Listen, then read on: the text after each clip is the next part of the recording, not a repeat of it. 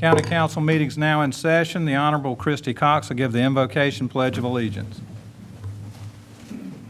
Let us pray. Dear Heavenly Father, I thank you for all of the many blessings that you've bestowed upon our county. I thank you especially for the men and women who serve in uniform and who serve us locally, nationally, and internationally. Dear Lord, I pray that you forgive us for all the many transgressions that we have. Each one of us falls short of your grace, but you give it to us anyway. I pray for comfort to the families and friends of those who were impacted by the terrorist and hateful acts that occurred in Orlando. I pray for justice. I pray for peace.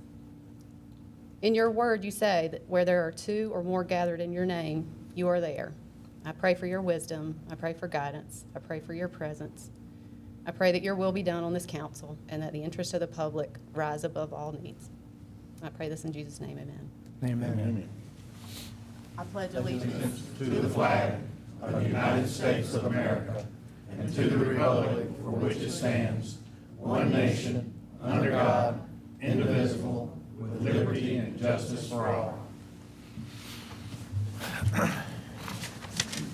First order of business is oath of office. When I call your name, if you'd come forward to be with Mr. Kendry, Mark Howie, David Williams, Omar Casso, I hopefully pronounced that correctly, Alex Hafley.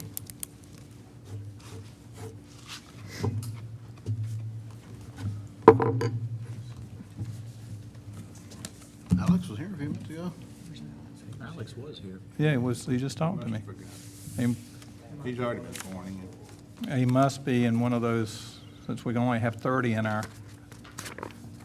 chambers, at least the air conditioning's working now, since it wasn't working all day.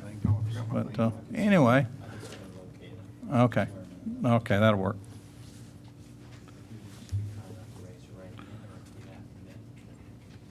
I do solemnly swear that I'm duly qualified according to the Constitution of this state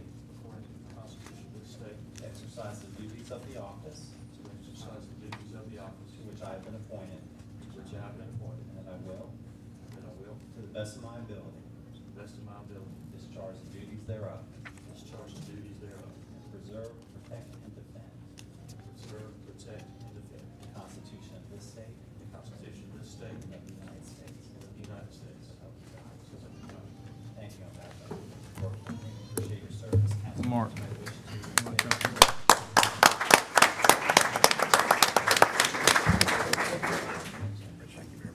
Thank you very much. Serving. That's okay. We don't need his. Thanks, Mark. Appreciate it. Yes, sir. Thank you for your service, sir. Oh, thank you, sir. I hope we had some people sign this. Okay, that's nice. Our first order or first appearance is Carrie Tilly. Oh, thank you, sir.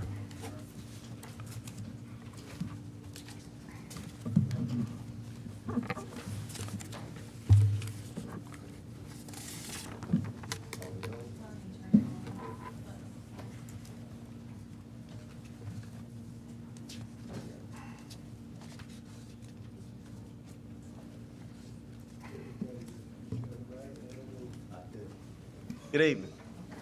Appreciate y'all giving me a chance to talk a little bit. Things are really going extremely well with the museums right now, and tonight I'm going to talk a little bit about Museum of York County and Main Street Children's Museum. I'll try to keep it brief. I know y'all have a long meeting tonight. Got a lot to say, but again, I want to remind you we do have some public meetings, community meetings coming up, and I would like for y'all to attend so you can hear in more detail about our plans for the future. But I'll touch on them briefly tonight. The mission at the Museum of York County is to enhance understanding of our world by collecting and preserving the art and natural history of the Carolina Piedmont, communicating regional themes and their broader global connections. And one of the key words there, natural history, Carolina Piedmont, we want to bring out and emphasize as we work on our planning. That's our award-winning Jeffersonian Sloth was in one state and regional award for the exhibit that he was created for, and he remains up in the Naturalist Center. At Main Street Children's Museum, our mission is to prepare young learners and their families for the future by providing positive learning through creative play in a unique environment inspired by the art of Vernon Grant. And some of the key words there are families and creative play. Mr. Rogers, Fred Rogers, said, "Play is often talked about as if it were a relief from serious learning. But for children, play is a serious learning. Play is really the work of childhood." And that's what we're trying to do, create an environment that captures imagination and allows kids to play, to interact with other kids and with their parents and with their families. And so the Children's Museum has been very successful at doing that. It's been growing very quickly. As you see, that's the growth since its first full year in 2011-12. It's grown by more than 10,000 people, visitors every year. And this year, it's growing faster than it ever has before. So we're 17% over last year. So the Children's Museum is remaining popular. It's been popular since its opening, and it's remaining popular. Same thing can be said for the Museum of York County, where we have growth is accelerating, and this year we have 17% growth over last year there. So both the Museum of York County and the Children's Museum are growing very rapidly, and we're excited about the response to our programs and things we're doing there. Just briefly to talk about strategic planning, I'll talk about the goal for the Museum of York County. We're trying to position the Museum of York County as the regional hub for Carolina Piedmont nature-based learning experiences and research opportunities. People that have lived in York County for a while still call it the Nature Museum. Well, we are focused on natural history there. It's been very popular with the opening of the planetarium and the science involved with that and tying it back, but also the Naturalist Center, some of the exhibits. We've had a very popular dinosaur revolution that's running now. So as we plan for the future, we're going to focus on that natural history aspect and work on how we could tie that to larger global themes. And we have some interesting things coming up, and I look forward to talking to y'all more about those. The main goal at the Main Street Children's Museum is to strengthen the position of the Main Street Children's Museum as a community leader in early childhood education and creative play. And there again, talking about the creative play or play is an important way that children learn, and it's been sort of recommended, the obvious that we've been saying for years, but the American Association for Pediatrics is saying kids need to play, to use their imagination, do creative things, and limit screen time. So this is a way to get away from it, and the families are really responding to that. Mentioned it before, we have the public meetings coming up, Museum of York County, community presentations on July 7th from 6 to 8, and that'll be at the Museum of York County, and I'll give more details of what we're planning and what we'll be working on at that time. And then at the Main Street Children's Museum on July 14th. So I encourage y'all to come. I think we circulated a handout that sort of has those dates on it. The first one will be at Brattonsville on the 30th, so that's here. So I appreciate y'all's time, and hope I can talk to you a little bit more about that in the near future. Thanks, Gary. Thanks, sir. Appreciate it. Next person is Brittany, is that Gills? Giles, I'm sorry. Hey, how are you? Be sure to give your address. Address? Yes, It's name and address. 239 Sheffield Drive, York, South Carolina. And I'm here on behalf of the residents of Sheffield Drive. They're actually all in the hall, if you see right there. And I just wanted to pass around some pictures so everybody could get a good idea of what we deal with on a daily basis. We're here, and I also have some petitions signed to have our road paved. I know that it's in process of being paved, but we're just concerned as if that's going to happen. Definitely pass these around and pass the pictures along. But I just wanted to start off by saying thank you for giving us the opportunity to express our concerns about Sheffield Drive. We bought our home in 2008 under the impression that the road would be paved and that it was already on the list to do so. Over the past 8 years, we've dealt with a lot of flooding, potholes, mud, and dust. Our road is in poor condition and is in desperate need of being paved. The condition of the road has taken a toll on our vehicles and keeps us from being able to keep our homes as clean as we would like. It also has a negative effect on our property values. Similar comps in the area appraise from $8,000 to $10,000 more than ours just by being on a paved street. Not having the proper culverts allows water to run off the road and either puddle in front of our driveways and porches or come underneath our house. We personally have had to install drainage systems at the top of our driveway and porch to keep the water flowing away from our home. Over the years, we've had many false promises. We were told that the funds needed to start the project were already in place, but it has taken years to see any of that. The people who have benefited from those funds live on the already paved section of the neighborhood, which is Nottingham Drive.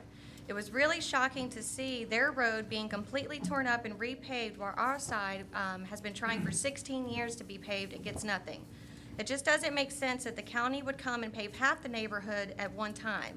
I just think making it one large project would have saved time and money, and don't understand why Nottingham got bumped to the top of the list and was chosen to be a priority over Sheffield.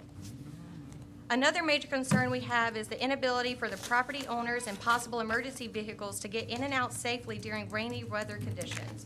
We've had several floods over the years that caused us to be trapped at home and kept police or fire from coming down our road. Since then, 2 large culverts have been placed under the road, and the issue of flooding now, I think, has dramatically decreased, but the creeks have not been cleaned out since then. The overgrown brush, trees, and debris in and around the 2 creeks could pose a problem in the near future, so I feel that needs to be addressed and taken care of as well.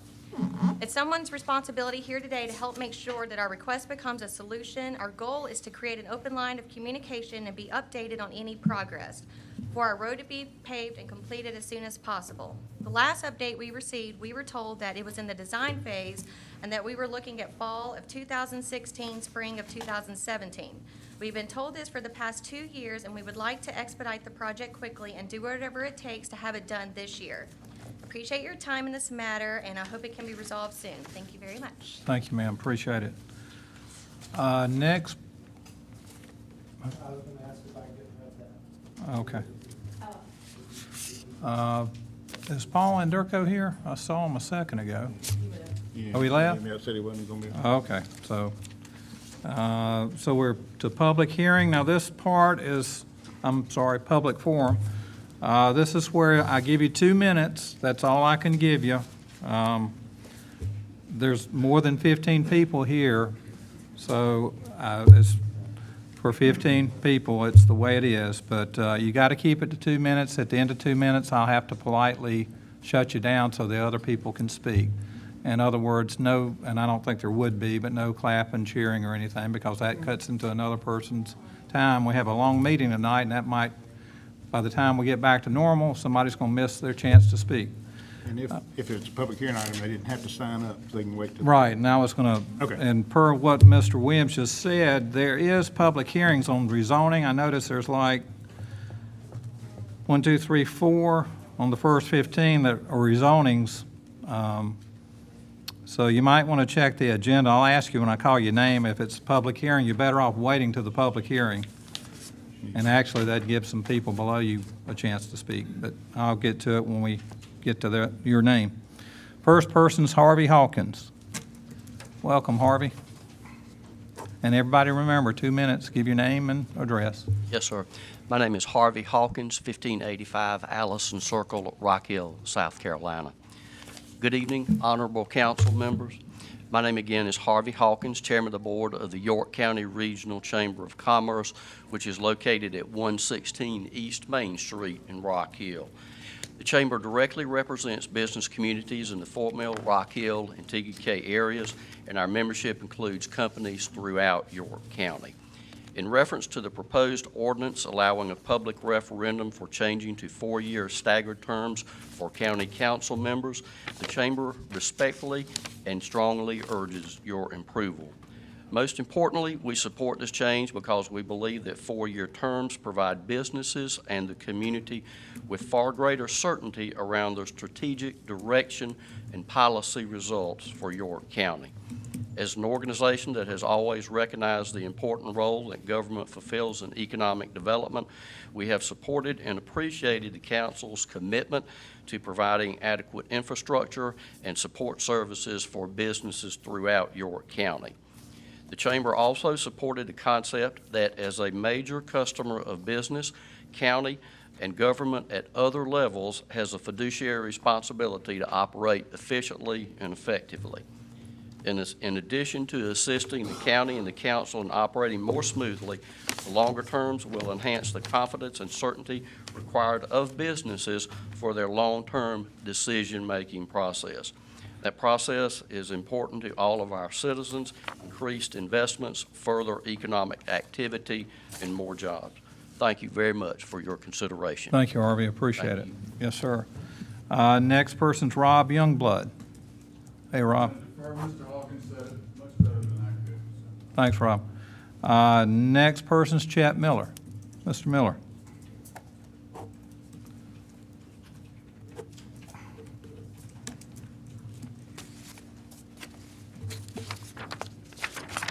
My name is Chet Miller, address 2056 Balmoral Drive, Rock Hill, South Carolina. Thank you for permitting me to use 2 minutes.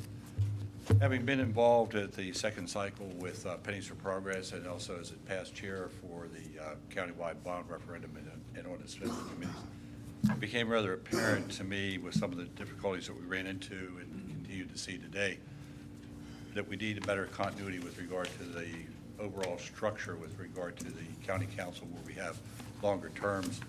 Do we have more continuity as we go from one project to another? Today, the county, whenever I look back over the years that I've been here, we've passed bond referendums that are right under $1 billion that the county is responsible for. This is no small government anymore. It's in the big league as far as the state's concerned. You have a budget right now of roughly $131 million a year. You also have over 1,000 employees.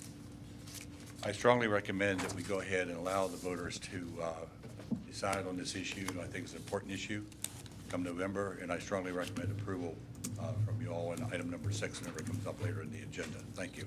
Thanks, Chet. Appreciate it. Next person's Reed Smith. And, I need to speak on the rezoning on 1606. okay, that's a public hearing, so you want to wait. And then Scott Childers.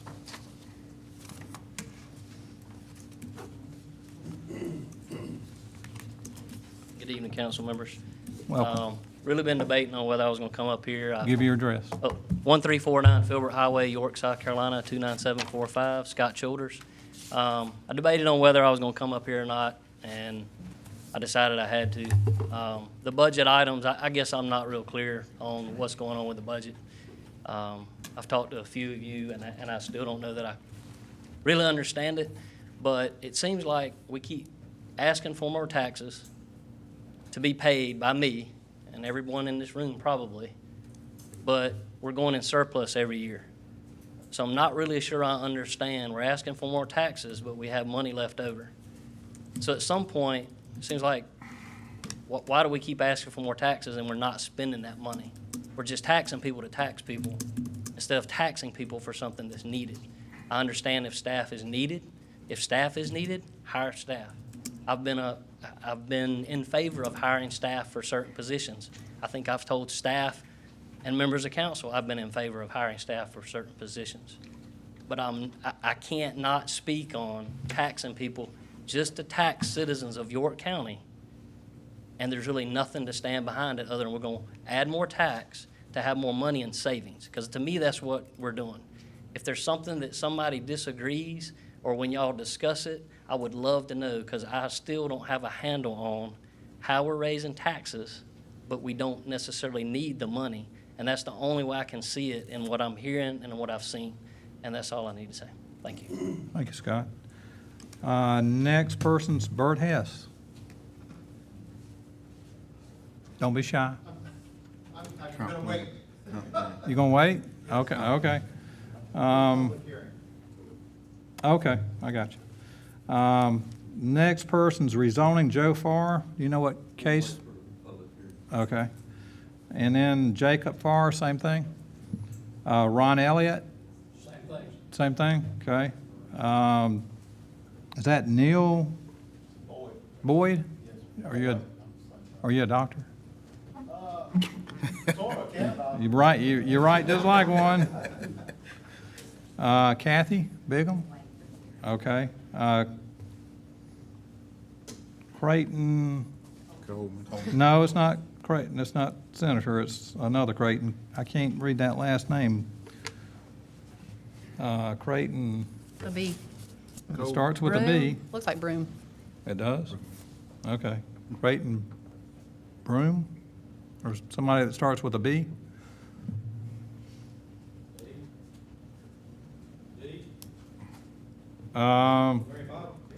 It's Creighton something, money for York. Oh, no, Yeah, Holmes Colton. Yeah. no, that's, you're down at, no, you're down at the bottom. You're down, yeah. Oh, that's you too? Because there's one here that's got you and Vets Memorial. That one and That's then, me. okay. That's B for my middle initial, Coleman. Oh, okay, well, You signed up whatever. twice, just like a. Okay, senator. Creighton. Honored to have the senator here. I And apologize for that. Representative King. Representative King, just wanted to tell y'all, got good news. As you all know, the budget starts in the House. It came over to the Senate, and Robert had called me. We worked tirelessly about this Vietnam memorial, not Vietnam, but the Veterans Monument. When it came over from the House, I put a lump sum of money to come into my district. As a result of that, Wes helped, Wes Hayes, Harvey Peeler, myself, and we got $90,000 for the Veterans Monument. We also got $100,000 for Great Falls. They got a wonderful project going on over there in Great Falls with the Duke relicensing. $75,000 for the South Carolina Railroad Museum in Winsboro. Another $75,000 for Collins Athletic Center in Chester, and $25,000 for fire suppression in southern York County. Just wanted to tell y'all that. When it came over in the Senate, we got it in. It went back to the House. John, Gary Semrel, Tommy Pope, all of us held on to it. Went to the governor. It was vetoed. We were able to override that last week. So this is not something that's just happened. It's something that we've been preparing since February to put in. So it's not just happening now because it's election time. It's been going on for quite some time. We just overrode the governor's veto last week, and just want to let y'all know of that. And thank you for your help in everything you that for you've your done. help. And thank y'all. Yes, sir, and just to let you know, we're, on one of these administrative sites, we're looking to, and I guess, Bill, you're working on that, to have the land to have the park. Well, that money is not earmarked for purchase or anything, so that money is coming to y'all to do Well, what you think is we were right hoping to for the donate, furtherance. we were gonna donate the land. Okay, but I'm saying that the money is not earmarked just for the purchase. You can use it for anything in furtherance of that project. Tomorrow at 10 o'clock. Oh, okay, good. Okay. Thank you, Creighton. Thank y'all so Thank you. much. Thank you. Appreciate it.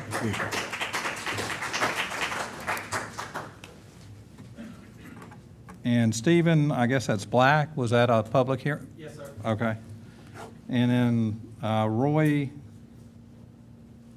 Emser? Yes, sir. I'm here for the hearing. Okay. And so that allows some people that signed at the bottom to get on here. David LeBoon? Is there a public hearing on the USB lines? Actually, yes, there is. I think it is. Okay. And then J.J. Mattingly about the Vet Memorial. Welcome, sir. Thank you. Honored to have you here. J.J. Mattingly, 1384 East Alexander Love Highway in York. And I'm not here to complain, I'm just here to say thank you to Robert Winkler, Creighton Coleman, Eddie Lee, everybody that pulled together, Tommy Pope, and made this grant possible for us to have our Veterans Park in York. And otherwise we might have had to cancel our Veterans Day or our Memorial Day ceremonies. And this is, everybody, every vet in York County is very grateful to everything you guys did, especially you. Thank you. Thank you, sir. It's an honor. Next person is Leanne Lowry. Hey. My name is Leanne Lowry. I live at 3060 Clover Circle, York, 29745. My name is Russ Burton. I'm at 1715 Mineral Springs Road, Lake Wylie. Okay.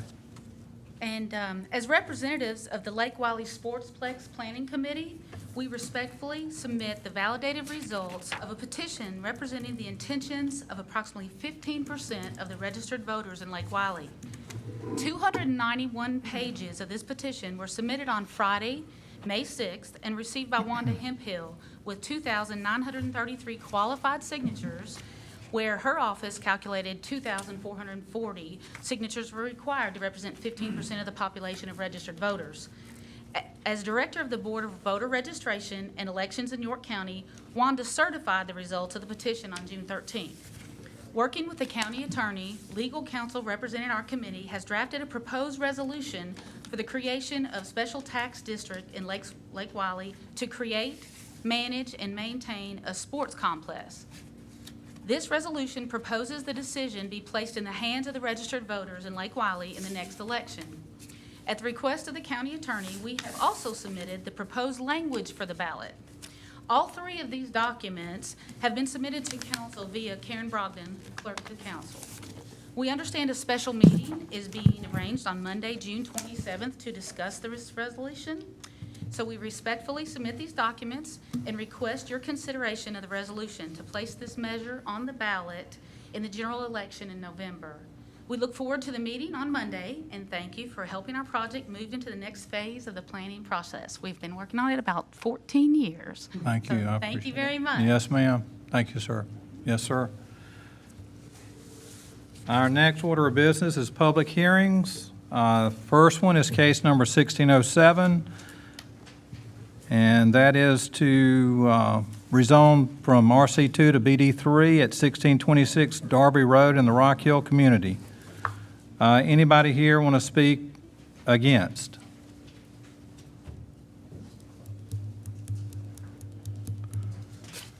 Anybody want to speak in favor? Got a motion to close the hearing? Motion to close. Have a second? Second. Discussion? All those in favor say aye. Aye. Opposed, no. Do we have a new motion? Motion to approve. Need a second? Second. Discussion? Is that with the conditions? Mr. Williams? I'm sorry, yes. Motion to approve with the conditions as listed. Okay. We got a second? Any, Mr. Henderson? Yes, is this the one that he deferred? Yes. Okay. So, okay, well, just first reading. First reading. I know Okay. that. Okay. Any other concerns? Question on the motion, all those in favor say aye. Aye. Opposed, no.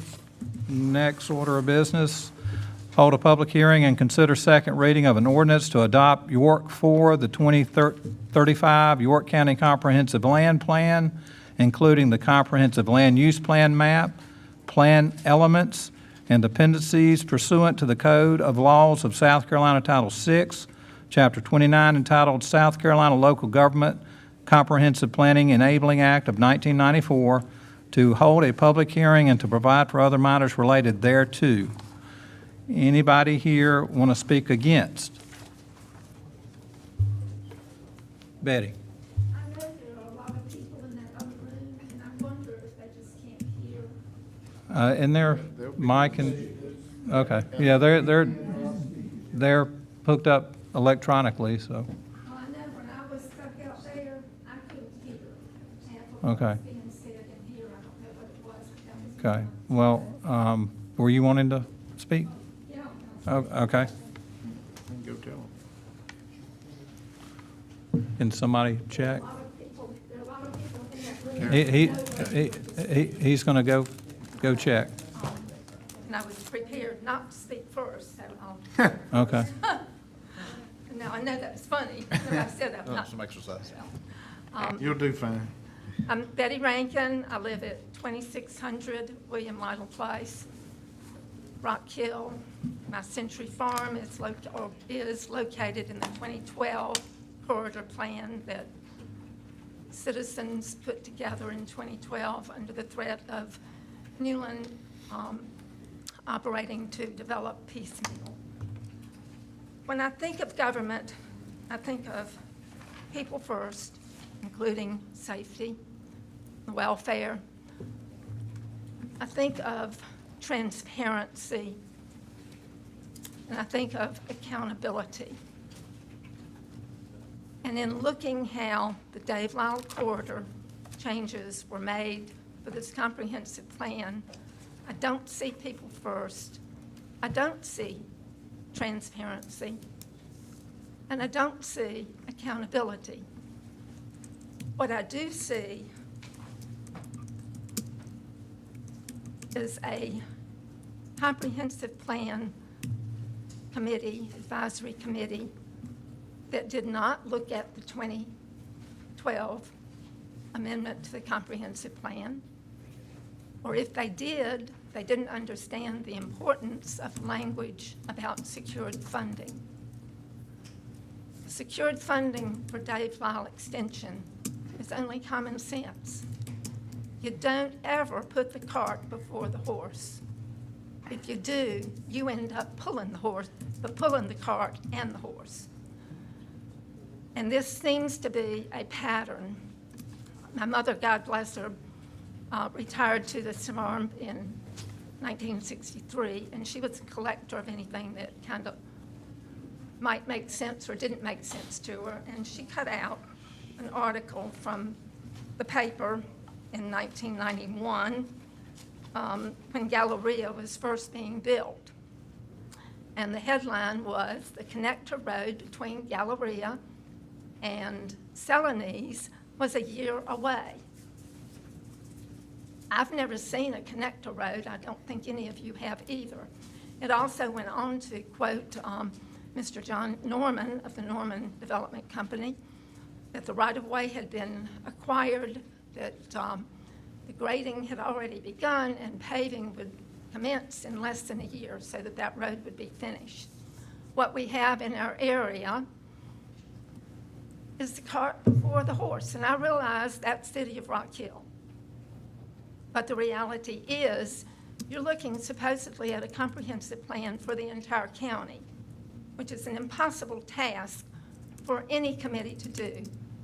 And it certainly left those of us in or near the Dave Lyle corridor vulnerable for the cart before the horse. When you remove that language, when you take away most of the corridor, which at the time it was, we were looking at it with the 2012 plan, I think it encompassed 8-point-something square miles, and Newland Communities owned a third of it.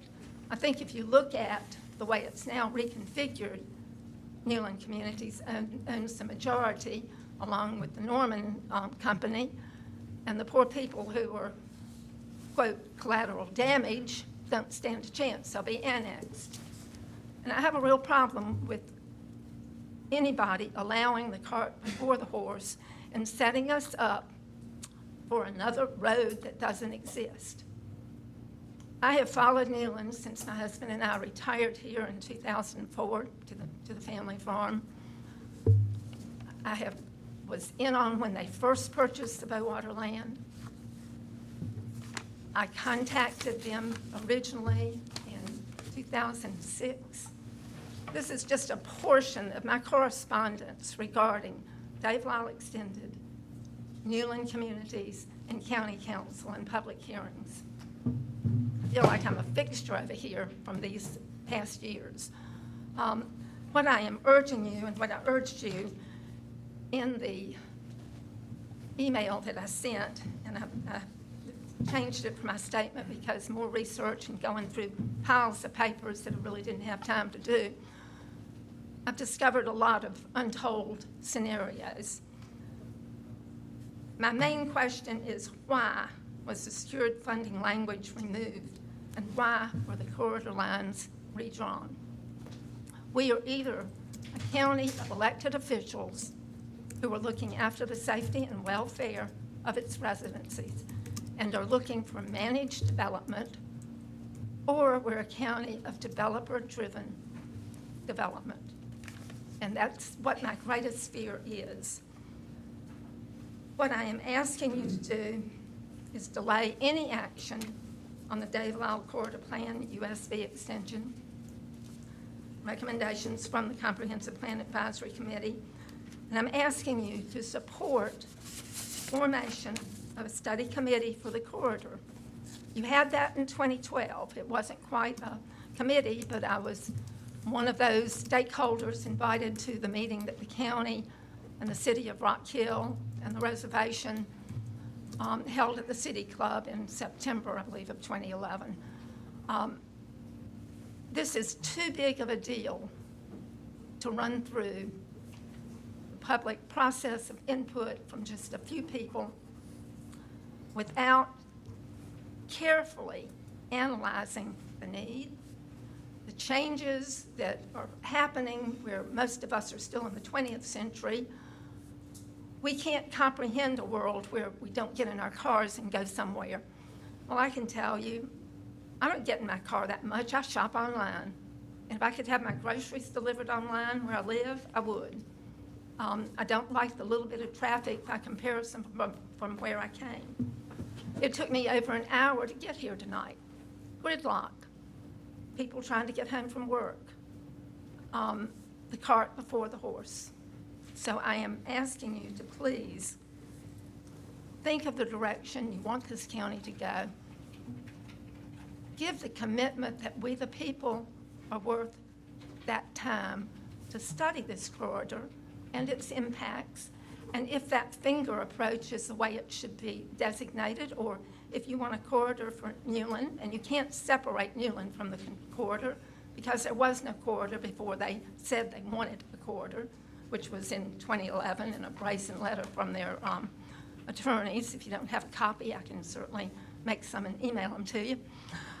It was telling because they said what they wanted, and in 2012, you all, in 2011, 2012, people were ready to give it to them until we, the people, showed up out here and said, please, don't do this. Give us time to analyze. If you have not been to my area of the county, I urge you to come out there. I urge you to see the roads that would be handling just the land clearing traffic. They're woefully inadequate for the vehicular trips they have today. I'll gladly give any of you a guided tour. Please consider the letter that I sent to you email. Also, if you would consider, do I get this to you? If you would consider what I've put there. And please, people first, safety first. No secured funding for Dave Lyle Extended means no development. Don't make a repeat of that phantom corridor connector from Galleria to Celanese, because I don't think I can take speed sitting on another Red River, and that's what it would be. Thank you very much. Thank you, Betty. Anybody? Dennis? Okay, we're still for those that oppose it, so Dennis, welcome. Thank you very much. And let me begin by thanking you, Chairman Blackwell, Cox, and gentlemen of the council for your service, for your work on the proposed comprehensive plan. Also want to thank the Planning Commission, the county staff, all the volunteers who participated, all the hours that they put into building the comprehensive plan. So I'm not here to be critical of every element of the comprehensive plan. I think by and large, it's a very, very good plan. But there's an element of it Dennis, that I do challenge. can I interrupt you? She needs to have you repeat your name and address. Dennis Merrill, 1011 White Horse Road, Rock Hill. Excuse me. I'm here specifically to speak to the question of whether there should be a proposed expansion of the urban service boundary east of Rock Hill all the way out to Road 31 from Springdale Road. Is this about economic development, as some have suggested, or is this just more urban sprawl? And I don't think I have to tell any member of the council what urban sprawl is about, because surely you've been to the Fort Mill district. Surely you've been north of the Catawba River. Surely you've seen what's happened and what's happening over there.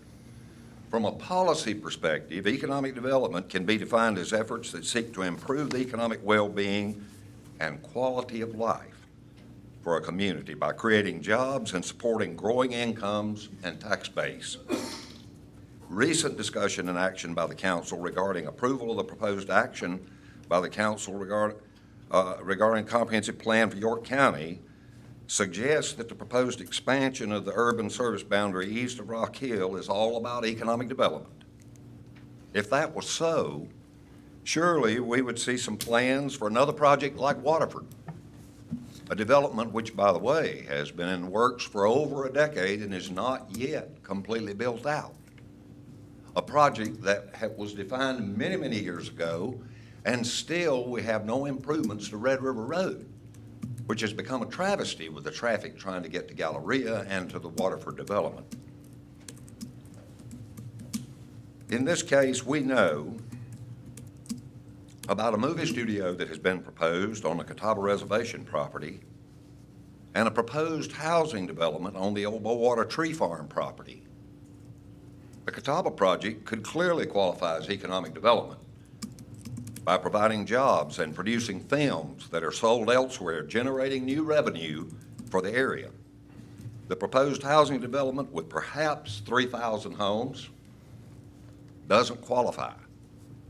Even if it did qualify, there are significant reasons to stop this urban sprawl. Infrastructure to support this expansion of homes doesn't exist. There's only one access road, and it clearly isn't sufficient to handle the traffic that would be generated by 3,000 additional homes, possibly 6,000 additional cars every day, making their way to work, making their way to school. There's no water and sewer service, limited fire protection in the area. At an average of only one child per home, we could expect 3,000 new students to serve, creating the need to build more schools. We have experienced all of this from the recent explosive growth north of the river. We know that tax revenue from these homes will not cover the cost of this infrastructure. The proposed comprehensive plan is full of information about the quality of life in York County. We're blessed to have rivers, streams, forests, open land. We have towns and cities for those who prefer an urban lifestyle. Census data from 2010 shows that we had 47,760 workers who commute out of the county every day, and 39,000 who live and work in the county.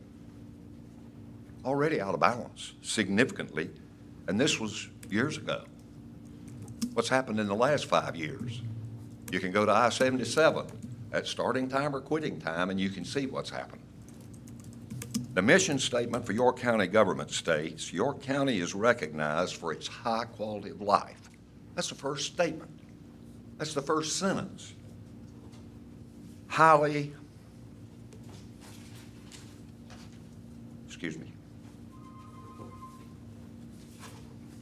skilled workforce and sustainable economy that provides balanced growth. And therein is the key, and complements a healthy environment. We need to focus on real economic development that creates good jobs and enhances the quality of life in our community. We don't have to rush to gobble up our rural communities for ill-conceived housing developments. I think all who take seriously our responsibility to manage the growth of our county. Manage is the key word. I'm not suggesting stop. I don't think we could if we wanted to. We will continue to grow, but we have an opportunity to manage that growth in a way that preserves and enhances our quality of life. It's what our mission says we're here to do. And something that will appreciate both our rural and our urban environment and will support real economic development efforts that create good jobs, significant capital investment to enhance the tax base, and good neighbors who are sensitive to the environment and supportive of the community. Let's stay true to the mission and work for balanced growth that enhances our quality of life. Thank you for this opportunity to speak. Thank you, Dennis. Yes, sir. This is speaking against.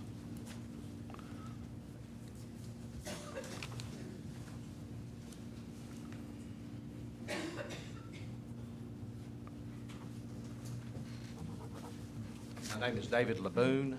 I live at 312 Chipwood Lane, Rock Hill, South Carolina. And again, I am speaking on behalf of a number of people about the USB lines.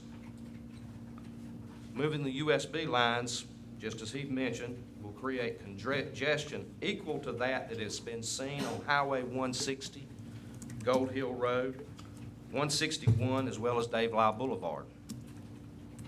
It took us as well over an hour to drive here, about 40 minutes just on 161.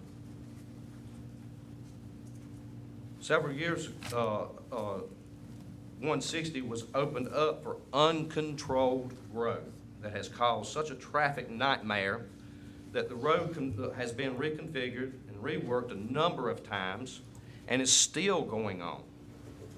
This has not solved the problem, but has only made the maneuvering more difficult and dangerous. I travel this route often. I see more and more wrecks with greater injury and total property loss. This was created by the council. That's one strike. Dave Lyle Boulevard congestion is absolutely ridiculous. When I first moved to this region, I lived outside the city, just as I do now in this area. And I worked in the Rock Hill Industrial Park.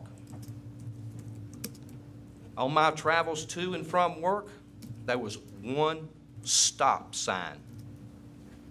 To this day, Dave Lyle Boulevard has been reconstructed because of the uncontrolled growth in the region. It has been rerouted.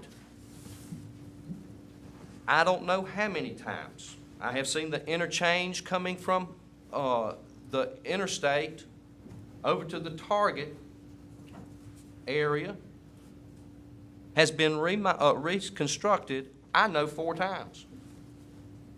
The interchange coming out from Springdale Road has been rerouted 3 times that I can count.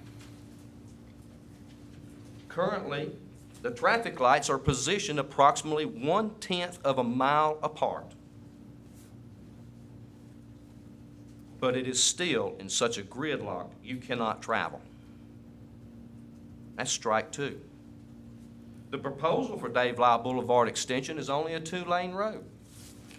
The number of houses that's been proposed to go in this area looks at 6,000 cars driving. The remedy was a Dave Lyle Boulevard extension, 2-lane road. You've already got gridlock on Dave Lyle. You can't handle any more cars. It won't work. The only other alternative is Neely Store Road, and heck fire, we can't even get that thing repaired. It's full of potholes. The bridge that everyone crosses to this day on Church Road, I don't know when the funds are gonna be released. I don't know who's gonna be killed before the funds gets released, but that bridge has dropped 4 inches since the last rain that we've had. 4 inches. It won't be long. Somebody's gonna get killed. You're not gonna be able to get your construction equipment over there for this good Newland group to come out here and run us off. Highway 160, Gold Hill Road in Fort Mill. Now that's just impossible. How many of you drive it? You can't get down it. After uncontrolled growth in this area was allowed and continues to go, growth has outpaced the traffic control 10-fold. One board member even mentioned in the previous meeting that opening up our area would relieve the problems that have been created in Fort Mill. That's ridiculous. It's not going to relieve the problems, it's just going to move the problems. This overpopulation in our area will create road hazards, higher crime rate, dangers to our children, overcrowded schools, the lack of emergency and fire protection, as it has in all of these examples. We in our area enjoy an urban life. A rural life, excuse me. By definition, the USB will change our rural life to urban. What you call underdeveloped, we call controlled growth. Many developers have come into our area and have developed lands in accordance to the county's ordinances and rules and regulations that currently see it. Lands have been sold and developed to the guidelines set by this board for this area. Such lands as Neely Store Road between Reservation Road and Church Road and Catawba Shores on Reservation Road are only two examples. We see that this is an outside invasion from a developer that wants to come to our area and destroy our way of life, then leave us with a mess that they, and you, if you approve it, have created. What you see as open land, we see as recreation and nature.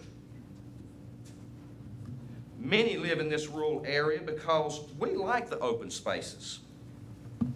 We hunt and fish. We horseback ride. We hike and canoe. Our area is also home to many animal species that will greatly be affected by this overdevelopment. Just a few of these are ducks and geese, turkey, eagles, hawks. We have owls, foxes, beaver. Overpopulating this area will destroy these elements that we enjoy. In our area, we currently have businesses on our properties, several which possibly could suffer, and many which have signed a petition against it.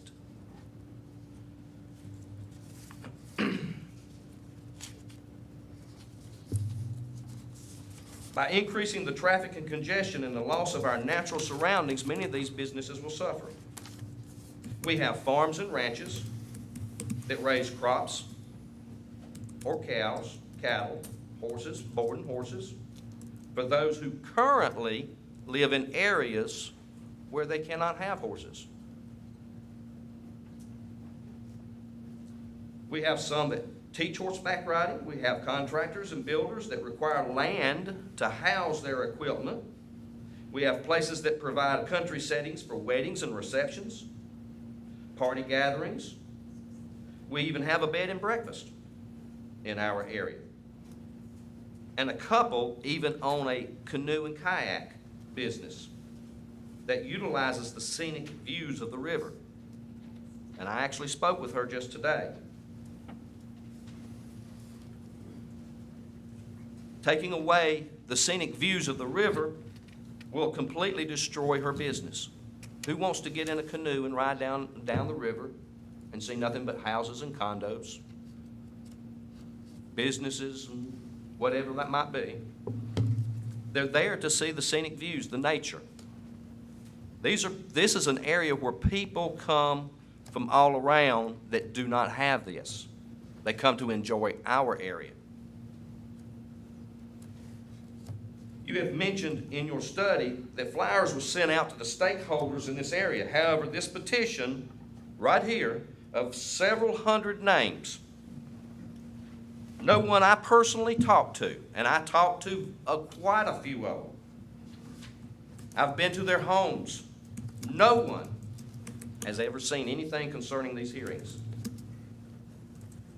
Several newer residents in this area stated to me that they had moved to our area to get out of the congested areas, out of the city limits, and this is what you're trying to force onto us. Part of the job of this council is to create development. Part of this job, the job of this council, is to control growth. Remaining rural in this is the way to control growth. Personally, I have no problems with Newland developing their properties in the way others have, in accordance to the way the area is currently ruled, which is rural. I see it as their right. I see it as our right to preserve our way of life, the rural way. So what you see as tax dollars, we see it as invasion of our way of life. To give you some numbers, the Catawba Regional Council study showed in last year, in October of last year, showed that the cost of running the Dave Lyle Boulevard alone, $221 million in cost. As most projects go, it will probably be 30 to 50% off.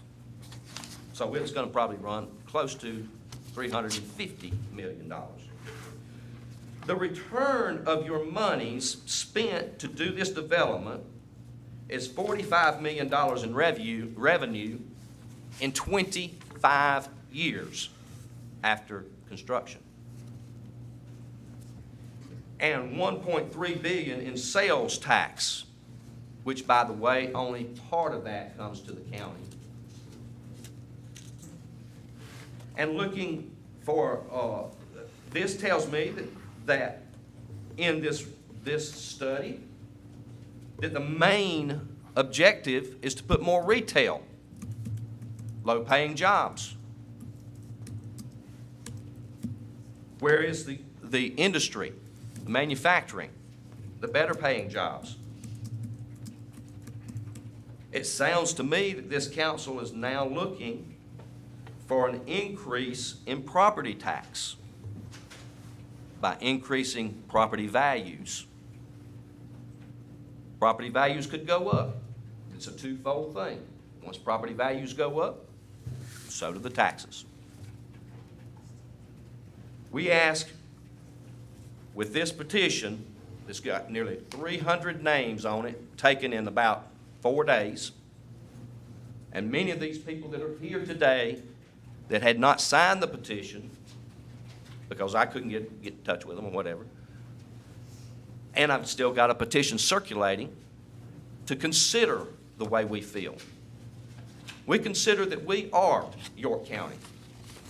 Newland is not York County. You serve our interests first and foremost, our concerns first and foremost, our needs first and foremost. Development, as early stated, will continue, but let's continue it in a rational way. Let's continue it in a rural way. We ask for you to consider what we have said, what I have mentioned. We'll ask you to consider the names that are on this list. Because our way of life is very important to us. I appreciate your time. Thank you very much. Thank you, sir. And I don't think I saw any more hands, but I see one back there. Reagan hadn't spoken yet. Thank you, speaking for us. Yes, ma'am. Be sure to give name and address. Good evening. I'm Nancy Craig, 1525 Dunlap Roddy Road, Rock Hill, South Carolina. Welcome, Nancy.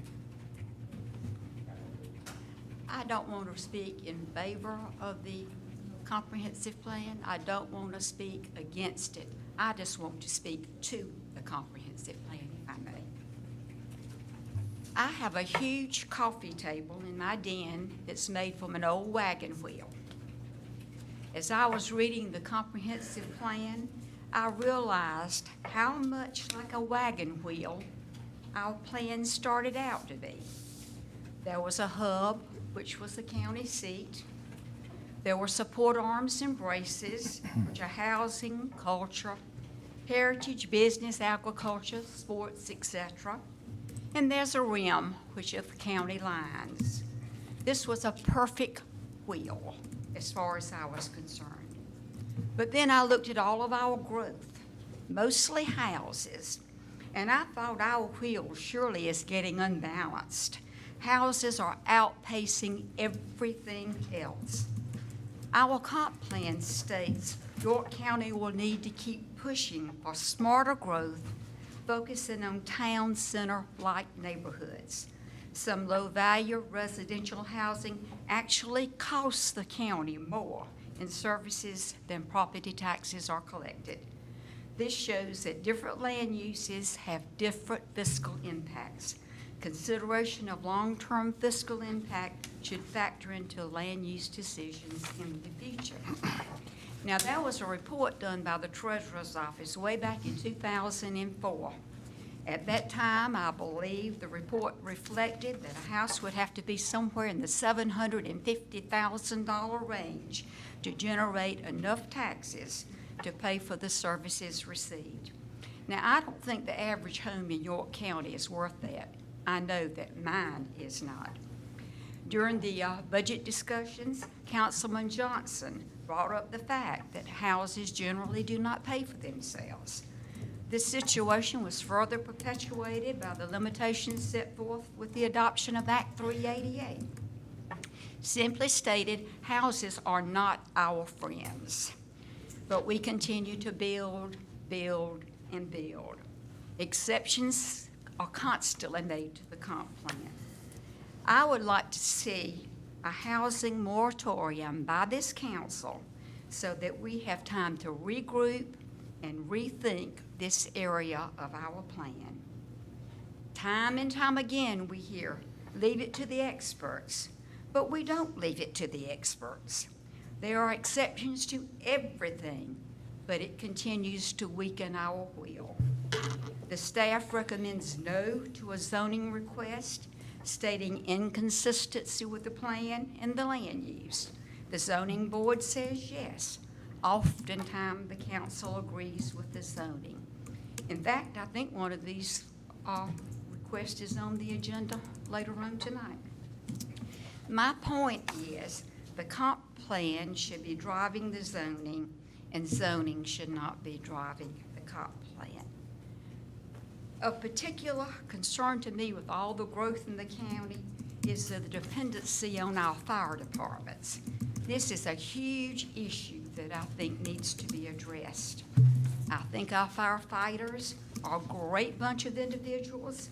They are dedicated. They are required to take the same training as paid firefighters. They often have to leave their jobs to respond to a call. They are very conscientious about reducing ISO ratings. Therein lies a problem, folks. There is a huge disparity in funding in these tax districts. The value of a meal in one district is $14,400. The value of another is $269,300. Yet these districts are expected to provide the same level of service, purchase land, build facilities, just like the larger departments. As our county grows, available land is being gobbled up. Suitable sites for the fire departments are becoming more and more difficult to find. Crowded roads make it difficult to get to the scene of a fire or an accident. I want to know, has any consideration been given to requiring developers to build fire stations within their subdivisions? Have we even considered requiring developers to build access roads? It would still cost the county money because we have to pay for the operating cost, but it would place some of the load on those who stand to profit the most. Under the Culture and Heritage, in Strategy NR3, it states that we need to examine the feasibility of reorganizing York County forever and the Culture and Heritage Museums of York County. Consider the cost benefits, efficiencies, and inefficiencies. Evaluate potential improvement and reduction in funding sources. I want this council to know that I am on the commission. I am 100% in favor of this strategy. Every effort should be made to protect our historic sites and open places. I was extremely disturbed to find that York County Forever received no funding in the budget this year. The Culture and Heritage Museums should aggressively be seeking every grant opportunity, actively engaging in every fundraising opportunity, seeking corporate donations, every single avenue available to us should be explored to reduce dependency on the county funding. And I truly believe this. However, if the funding for the museum is to be reduced as suggested in the plan, or maybe, and combined with the York County Forever, I would hope this would be phased in and the museums not be broadsided with huge decreases in a fiscal year. We are extremely proud of the progress that has been made since reorganization several years ago. At Brattonsville, we have a huge eyesore as well as a pretty hefty county liability issue. There's a 21st century road right smack dab through the middle of an 18th and a 19th century site. Was any thought at all given to a bypass section in the comprehensive plan? There are beautiful pictures in the plan. There's a great narrative on what a wonderful asset Brattonsville is to our county. What a great visitor draw. The potential of a southeastern tourism destination. Yet our visitors have to deal on a daily basis with traffic issues through the site. I think the comp plan should address this road because it will benefit the entire county for years to come. We need to do everything possible to enhance our historic properties. Our wheel will be strengthened if we do so. Last, I would like to comment on the Dave Lyle Boulevard extension. For years, there's been a whiff of smoke over this area, like something might be on fire. Now this has become a dense cloud of smoke. I would like to know where this road project is in the comprehensive plan. I couldn't find it or even the slightest hint of its existence. Now I realize that all roads can't be listed. However, something of this magnitude, something that is going to take so much of our resources, certainly deserves some kind of mention. What is the funding source? I don't know. It's not transparent. Are we being asked to commit IC funds to this project? I don't know. It's not transparent. Are we being asked to commit some other source of funding? Don't know. It's not transparent. Can we offer Penny's Road as a soft match? Don't know. That's not transparent either. What is transparent to me is there is no way this council should even considering committing any funds whatsoever when there are massive road needs all over the county in every area. Where is the logic in spending our resources on a road that serves only a small segment of the county and literally dead ends into the river? Does this mean that the bridge over the River Choir is going to resurface? I don't know.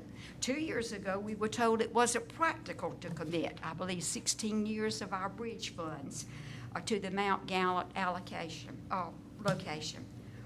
Now are all of those arguments going to float down the river? The rim of our wheel is cracking. Thank you for your attention. Thank you, ma'am. Got a long meeting tonight. Yes, sir. If I have somebody else against, because I thought we were moving to the 4, or were you against or for? Against? I'll go ahead and allow one more because this is getting kind of. There's plenty more. Okay, well, if there's more, if y'all could kind of keep it down to a. We can't come in, so what do you do? Right. That's why I'm. Yes, sir. My name is Carl Quamble. I live on 2380 Neely Store Road. I live on a parcel of land that's been in the family since 1840s. I don't have anything to say other than I agree with what Dennis said, what Betty said, and what David said. And there are other people here, of course, too. And I just hope you'll consider that. Thank you. Thank you, sir. Yes, ma'am. Reagan? Yeah, y'all, whoever else is out there, so I can see you. Stand. Reagan. They're in the other room. Can you go get them? Yes, ma'am. Chairman, I'm Chris Frazier, 6575 Baker Lane, Lake Wiley Community. I appreciate all the time and money that the advisory committees, planning commission, staff, the council, and the public has dedicated to this effort. Essentially, I'm in favor of the comprehensive plan as a whole, with the exception of the proposed urban services boundaries. I think personally they're too aggressive in the Rock Hill area that we've been talking about, and also up in the Lake Wiley Clover area. You know, this is, I would recommend that we keep it more in line to what the current plan is right now. The comprehensive plan is a living, dynamic document. It is not static.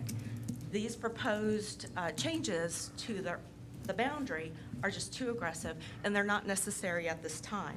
These things can be addressed later on as circumstances dictate. There are lots of examples that have already been heard that can be applied to the District 2 area. I will not elaborate on those. We've heard enough of that, but I do appreciate staff's efforts on this and your time. Thank you. Thank you, ma'am. That felt like the other points were covered. Three other people they signed, they said the other points were covered. Okay, so you're the last one? Yeah, I don't know if I'm getting up at the right time. I think I'll echo the confusion of a lot of the people in the back room and everywhere else around as far as this is concerned. I'm Reagan Craig, 1804 Craig Road, Rock Hill, South Carolina. And I also served on the Comp Plan Advisory Committee. I'm not speaking for the committee, but I want to clear up something. I'm just speaking as a member of the committee, so I don't want to misrepresent that. We did not issue any guidance from anyone to come up here and speak for the committee if others happen to follow. Got it. Okay, just in case. Got it. I want to clear up some things. First of all, the first time I served on a comp plan committee was in 2004. And when we were on that committee back then, one thing happened about 3 months into the game, and I want y'all to tell me if this sounds familiar. All of a sudden, Mr. Vipperman, David Vipperman, was the chairman. One big difference between then and today was they had a large contingent of property owners on there, mostly in agriculture. Myself, Dickie Harper, Richard Rhodes, Dean Boyd, Rusty Thompson, Arthur Black. There was a whole contingent of us who are the most affected by these plans. Because what the developers don't own, the farmers do, as far as any tracks and timber and what all else. And after about 3 months into the game, the consultant had brought a cookie cutter plan. It didn't fit anything we wanted to do. We wound up having to change the staff around and start over again, so we wasted 3 months. Y'all remember meeting up in, where was it, Clover? And Chad, you said, I don't want to book this thick again. And we don't want another cookie cutter plan. And we don't want it, we want it to be driven by the citizens. Because one thing you got to keep in mind when you do these comp plans are two key facts I think people forget.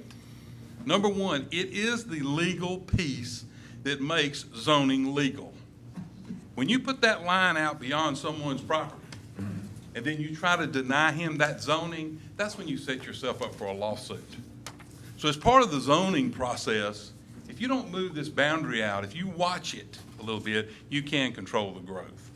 If you move the line around willy-nilly, you get yourself sued. Isn't that a good way to describe it there, Mike? Like playing in traffic. And that's something, and that's one thing people never think about when they think about these plans. I want to move it out there for future growth. It also means you lose control of the growth when you do that. So you don't want to just jump that line. The other thing you got to keep in mind too, and you heard a little bit of it tonight from the people against, I guess I'll be the in-between melding guy, but is that you're not building a new community with these subdivisions. You ever heard of Bethesda, Bethel, Fishing Creek, Ogden, Catawba, Leslie? You're not building anything, you're replacing an existing community when you move out there. You are changing people's way of life.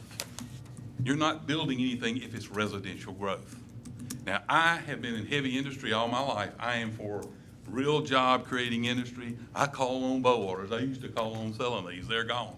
Those are my kind of places. I, like everybody else, and a lot of people that live out in those areas, work in those kind of plants and that sort of thing. We know we have to have that to pay our tax bill. We can beat that to death.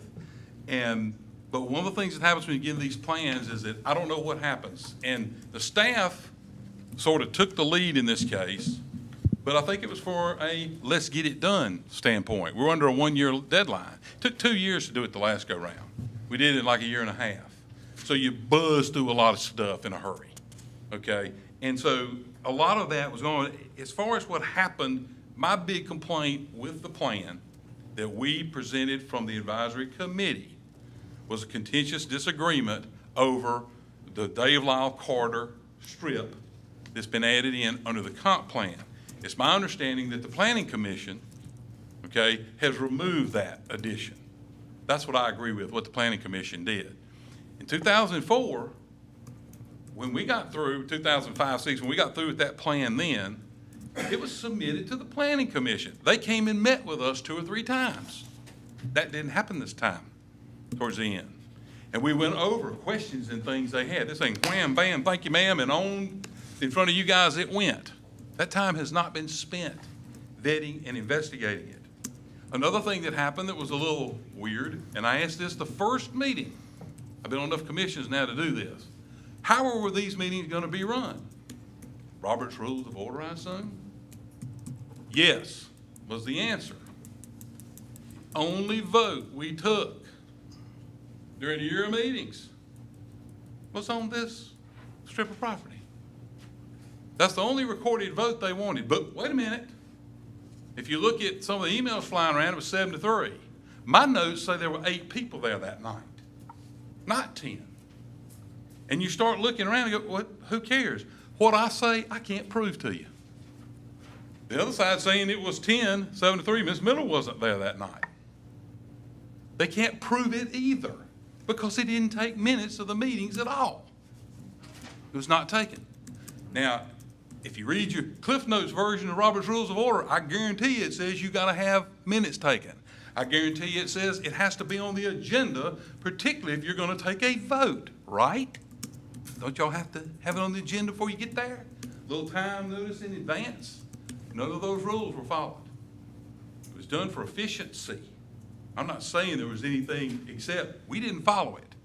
So as far as I'm concerned, that vote that was taken that night, there was contention that started. It was basically me and Gary from the district that's being affected by this saying no, and a couple other members pushing, saying, yeah, we want this Dave Lyle extension, and then holding up this Winthrop study, this thing, the economic impact thing, that was written by Development Planning and Financing Group Incorporated. I think, Bill, you found it. Who's one of their #1 clients? This economic impact. I believe it's the outfit starts with an N that did this report.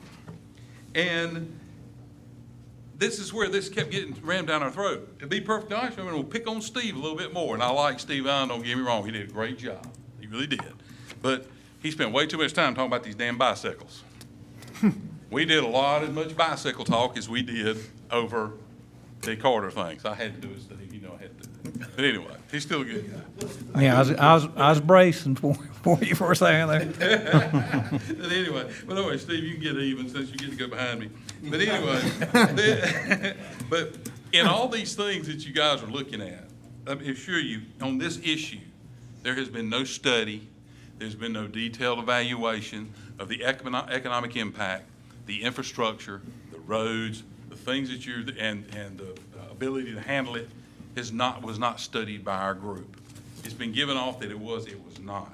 The most complicated discussion we had was at the Baxter Hood Center, and Christie was there, and you were there, and Mr. Swenson, is it Swenson or Swanson? I can't remember. David. Swenson. Anyway, Swenson. And the economic development people, and we talked about this plan, and you asked, Mike, who did that? You wanted an answer.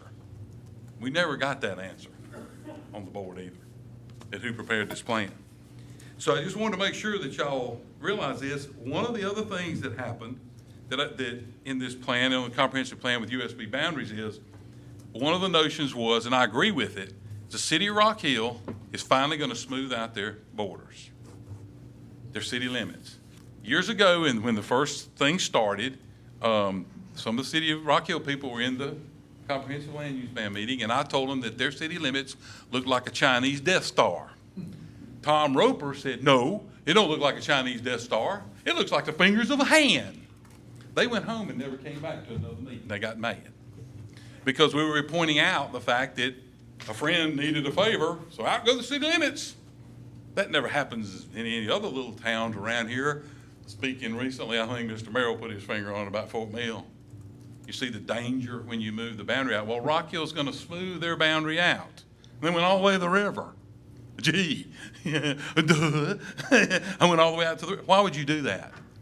Because I think you're going to understand one of the elements that's missing from this is the planning commission portion where the infrastructure is supposed to be there first. To make it worse, one last little thing, and then I'm going to point out one document I think everybody's forgotten about, is that back when we were fussing over the TIF, and I was up here grumbling and whining about that, you brought up an example, and I told y'all you need to go check them out.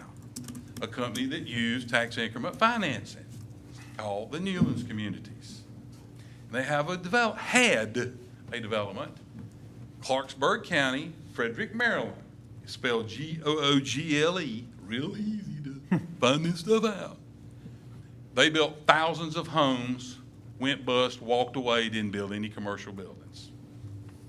There was a lady on our comp plan committee from Fort Mill whose sister lives up there in that place and said it was horrible. They're finally getting stores to go to and everything else. But they built thousands of homes and they walked away because they were given a special ability to go out there. When you move this line, you're giving up control. It's a key point. And at one time, this county council agreed with keeping control to manage the growth. So memory lane, not for you, Robert, but for Bump and Britt and Bruce and Chad. 2012. This is the plan that land use recommendations and strategies for the Dave Lyle Boulevard extension. Y'all remember this one? You remember meeting at Baxter Hood? Remember all the sticky notes, Michael, with all the points? Remember being made? Let me read you something that wound up in y'all's decision at that time. Now, there was the potential promise of a bridge coming in. Okay, remember that? We'll build a bridge across the river. That's why we need to extend it. Get on over there again. Under your regulatory strategies, this is what the county council decided to do in 2012. Not that long ago. Until funding for the complete roadway extension is accessible, land use recommendations will adhere to the future land use plan. Is that what's going on here? If you move the USB? And here's the, yeah. Since similarly, the urban services boundary will remain at its current location and future extension will be contingent upon demonstrated assurance of adequate public water and sewer utilities without undergoing any further amendment processes. Which basically said, we get the facilities, the infrastructure out there, go. I don't disagree with that. And I don't think the people out in that area, community, disagree with that. Demonstrated assurance may include letters of service provision from utilities companies, water, sewage agreements, etc. Goes on down to where it kind of wraps up a little bit. It says, as stated previously, the Dave Lyle Boulevard Corridor Extension Plan is a contingency plan. Its implementation is entirely dependent on the allocation, demonstration of accessible funding for the complete extension of Dave Lyle Boulevard. Now, y'all decided just 4 years ago, and some of you weren't on council yet, but some of you were, that we ain't gonna do nothing out there until the bridge goes in. And I'll take you down memory lane. What happened with the Catawbas? Y'all remember? Here comes the casino, and then everybody did a backup. Now, I'm not politically correct. I tell it like it is. That's what really happened at the time. And everybody's like, we don't want a casino. I think West A is even in the paper briefly. Oh, we don't want that. We don't want that. That's what happens to get the cart in front of the horse. If you look at what's going on down in Fort Mill, God knows I'm so glad we're going to close our Matthews, North Carolina office this year coming up, because my other one's in Florence, and I won't have to go to Charlotte no more, because I ain't going to be able to get there in the morning. Forget about it. If the apartment complexes come in down around Fort Mill. That's the importance of this line. When you get your recommendations from the staff, it says, we agree with this rezoning, because it does match up with the comprehensive land use plan. A big part of that's where that line, where that border is. I'm not trying to deceive you or anything. Prove me wrong. But that's, so in that regard, the Planning Commission plan that came out that eliminated this. Do it in phases, guys, come on. Don't set us up for another lawsuit. You should put this thing all the way out at the river, and you give every developer the right to sue you if you don't give him that zone. This line is what keeps you the ability to tell me what to do with my land so you can tell him what he can do with his land. That's called being fair. That's what the line's about. Okay, thank y'all for your time. Thank you, Reagan. Yes, sir. I think that's it. So now we move to the people in favor of the comprehensive land plan discussion. Yes, sir.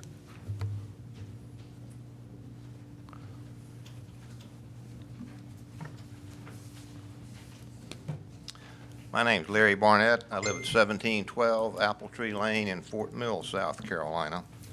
I'm a little bit confused about whether I should be speaking for or against, because I basically agree with those who spoke against the USB extension along eastward of Dave Lyle Boulevard. As a member of the York County Planning Commission, I recently voted to approve the 2025 York County Comprehensive Plan update on the condition that this USB extension not be done at this time. USB extensions in the Clover area and along I-75 on the south end were included in the updated plan and approved by the Planning Commission, but not the extension along Dave Lyle Boulevard. When I became a member of the Planning Commission, I was given a large binder, the front section of which is the 2014 Comprehensive Planning Guide for Local Governments, followed by the York County 2025 Comprehensive Plan. The Planning Guide for Local Governments says that the Planning Commission is responsible for developing the comprehensive plan, and clearly states in paragraph 5 on page 10 that planning must consider the impact on roads, schools, fire protection, police protection, water, sewer, and additional government facilities. It was interesting to me that we were not included in working with the advisory committee. Everything that I've read says that we should have been running that advisory committee, and we were not involved. I attended one meeting on my own and had to sit in the back and couldn't hear what was being said. Common sense says that we ought to consider these things before we open up an area for development. Additionally, on page 12 of the same document, there was an amendment to the Comprehensive Planning Act in 2007 called the South Carolina Priority Investment Act. One of the elements included in that was a transportation element, and it says, this element must be developed in coordination with the land use element to assure transportation efficiency for existing and planned development. In regards to the proposed extension eastward along Dave Lyle, I have seen no plans or any thought given as to how the area might be zoned in the future, how development might proceed, much less thought as to the impact on roads, schools, and other infrastructure, and how this stuff will be funded. We're not doing any real planning. What I hear is that a large developer has purchased property from Bowater with plans to proceed with a very large housing development with up to 3,000 homes. The past and current approach to planning in this county appears to be, let's open the area up and turn the developers loose and see what we need to do later. That makes no sense. The Fort Mill and Lake Wiley areas are prime examples of a lack of poor planning up front and poor management on a day-to-day basis. The South Carolina DOT has stated repeatedly recently that maintaining existing roads and building new roads, funding for doing those things is woefully inadequate and will be for the foreseeable future. In short, we should not expect any money for any major roads, bridges, or other improvements from the South Carolina DOT or from Pennies for Progress for that matter, anytime in the near future. We must plan accordingly. We can't get roads out there. We don't need to be doing this. This is crazy. While the state regulations regarding zoning and land development clearly allow the use of tools such as increased permitting fees, impact fees, overlays, reduced density, moratoriums, and traffic impact analysis and so forth, the county council and the planning staff have showed very little willingness to use any of these tools in the unincorporated areas north of the river and around the lake where growth is out of control. I am told that the planning staff and county council plan to place more emphasis on these things in the future, but the plan by the county council to expand the subject area all the way to the river in order to accommodate proposed development is directly contrary to this statement. Ultimately, the USB probably will be extended to the river with a bridge over the river to connect Rock Hill and York County to Lancaster County and the Catawba Indian Reservation. I, for one, will not support that major expansion at this time. Thank you. Thanks, Larry. Now, people in favor? Any? Yes, sir.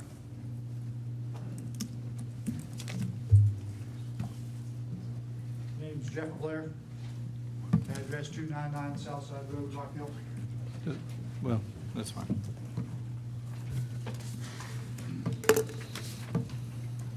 I just want to make 2 points real quick because some of you look like you're getting rather bored. So I won't be any longer than I have to. I was chairman of the County Planning Commission when the last plan, the one that is now in effect, was debated, enacted, and I've followed the process this time. And I want to point out a very significant flaw in the process. I hope you've already seen it tonight. You should have seen it by the people that have come up and how they've spoken.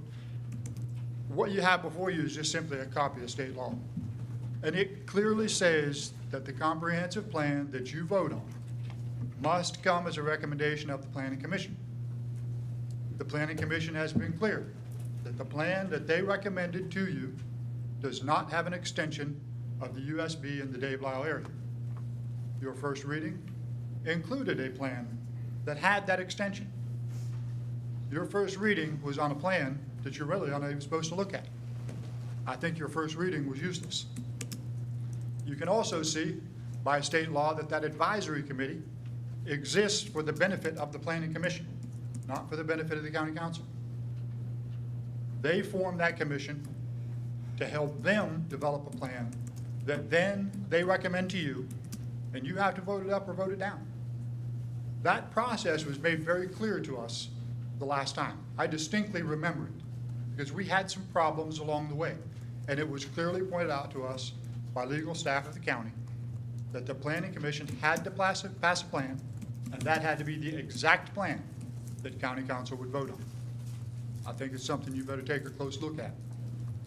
There's also been some recent criticism by some members of the council of the Planning Commission. That possibly the Planning Commission doesn't have enough professionals. You'll also see that membership on that Planning Commission, according to state law, is supposed to be a broad cross-section of the community. It is not supposed to be composed of developers and those who stand a financial interest to gain by being on that commission. So I don't think that criticism is very well warranted. The obvious big issue, and you've heard it again and again, and been brought up by every person that's come up here, is the extension of that USB in the Dave Lyle area. There simply is no reason to do it. I just did a quick check. There's not a single industrial request in that area. There's not a single commercial request in that area. We all know that if that line is extended, it's going to be a residential area. It's going to be just polluted with houses. I checked, and within 5 miles of that area, there are 6 industrial parks within 5 miles. In fact, the 3 newest industrial parks are within 5 miles of there, and there's another that's been proposed and is going to be built that will be the 7th industrial park within 5 miles of that area. Within 10 miles, there are 11 industrial or business parks that still have space available. There isn't an industrial need there. There may one day be, and I would encourage you to preserve it so that one day it could be. But if you extend that line now, it's going to do nothing but become residential. It is going to become nothing but a tax burden on this county. There has been a lot of discussion about the roads. Obviously, there's a lot of discussion whenever you build that many homes about the cost of schools, not only building the schools, but operating the schools. But think about what happens to other things, like fire service. What happens to law enforcement? What happens with emergency services? All of those things have to be paid for, and residential development doesn't pay for them. Honestly, and I don't mean to offend you, because I know that over time it includes a lot more than you, but this council has done a perfectly terrible job in managing growth in this county. So why would we open that area up to continue to do a terrible job? You haven't gotten better. Honestly, you've kind of got worse. As time goes on, you get worse. So there is no reason to extend that boundary when the only thing it's going to become is a huge tax burden on the residents, on all the residents of York County. I want to bring up one more point that is kind of, I mean, some people have actually kind of hinted at it tonight. But there is this 700-pound gorilla that is in the room every time the subject of this extension comes up, and that is Newland Homes. It is, some people don't mention it, but it's always there. It is important to keep the appearance of good governance. Confidence in government, not only just in federal level and state level, but at the local level, has never been lower than it is now. People are just frustrated with their government. You can see it. The overwhelming opinion of the people that I talk to from that area, and I think the overwhelming opinion of the people in all areas that are aware of this subject, of this extension of Dave Lyle Boulevard and the USB area extension also, is that it is being done for one purpose, and this crony capitalism. It is the worst form of crony capitalism. It is being done to enrich a very wealthy and influential housing corporation and very few other people that have a big stake and a big profit to gain in extending that services boundary. That's the reason why it exists. That is at least the perception of people, why this subject even exists. The taxpayers of York County will get stuck with the bill while Newland Homes walks away with a profit. If you just objectively examine the subject of extending that USB, you will see that the policy is bad, you will see that the cost is bad, you will see that the image is bad. There's absolutely no reason to do it. You should vote on the plan that the Planning Commission brought to you, and that plan does not have an extension of that urban services boundary in the Dave Lyle area. Thank you. Anybody else for? I think I'm right when I say for. Well, the problem we have is I hear we're for the USB, but we're against the Dave Lyle Boulevard USB extension, so I'm assuming that's the logic there. Ms. Scott.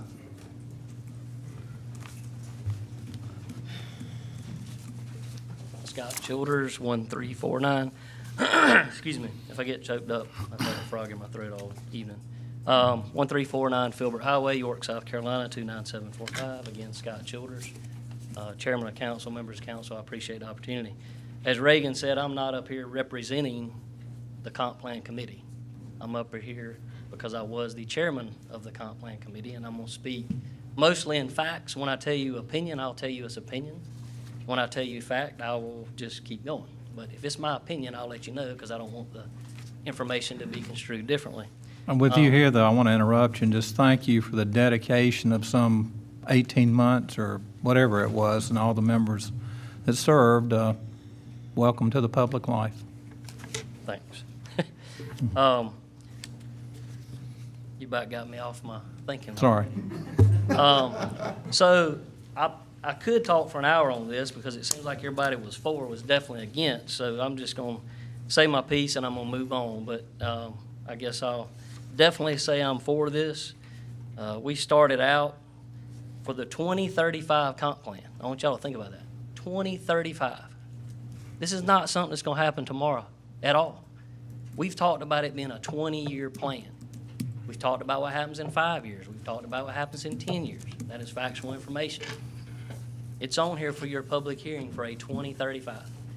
So I want to be clear on that first of all, for anybody that doesn't understand it. This is not a zoning. This is not rezoning. This is not zoning of property. This is a comprehensive land use plan. We started out, and I want to make a statement of fact on how I became chairman because I thought it was odd. They said they couldn't get anybody to be chairman, so 3 of us decided we would send Steve Allen a little email and say, well, here's why we might be chairman.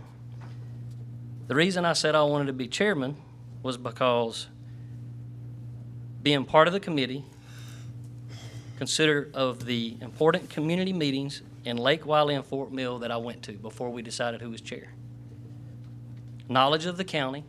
I've lived here a long time. I lived in apartments, which I think a lot of you have probably, in York County, over by the Galleria Mall. I lived in Springsteen Plantation, over by the Galleria Mall, Dave Law Boulevard.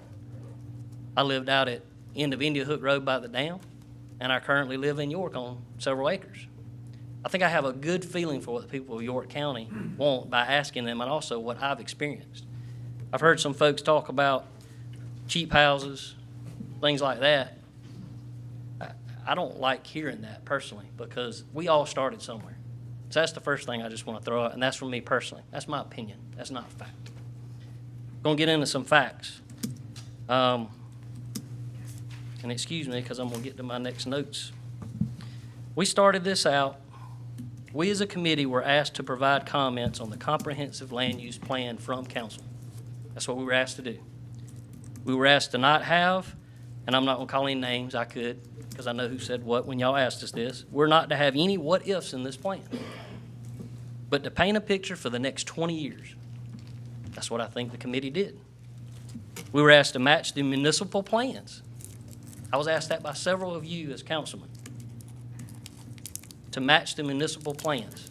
We did that. We pretty much did that in each scenario. We were asked to look at the county as a whole.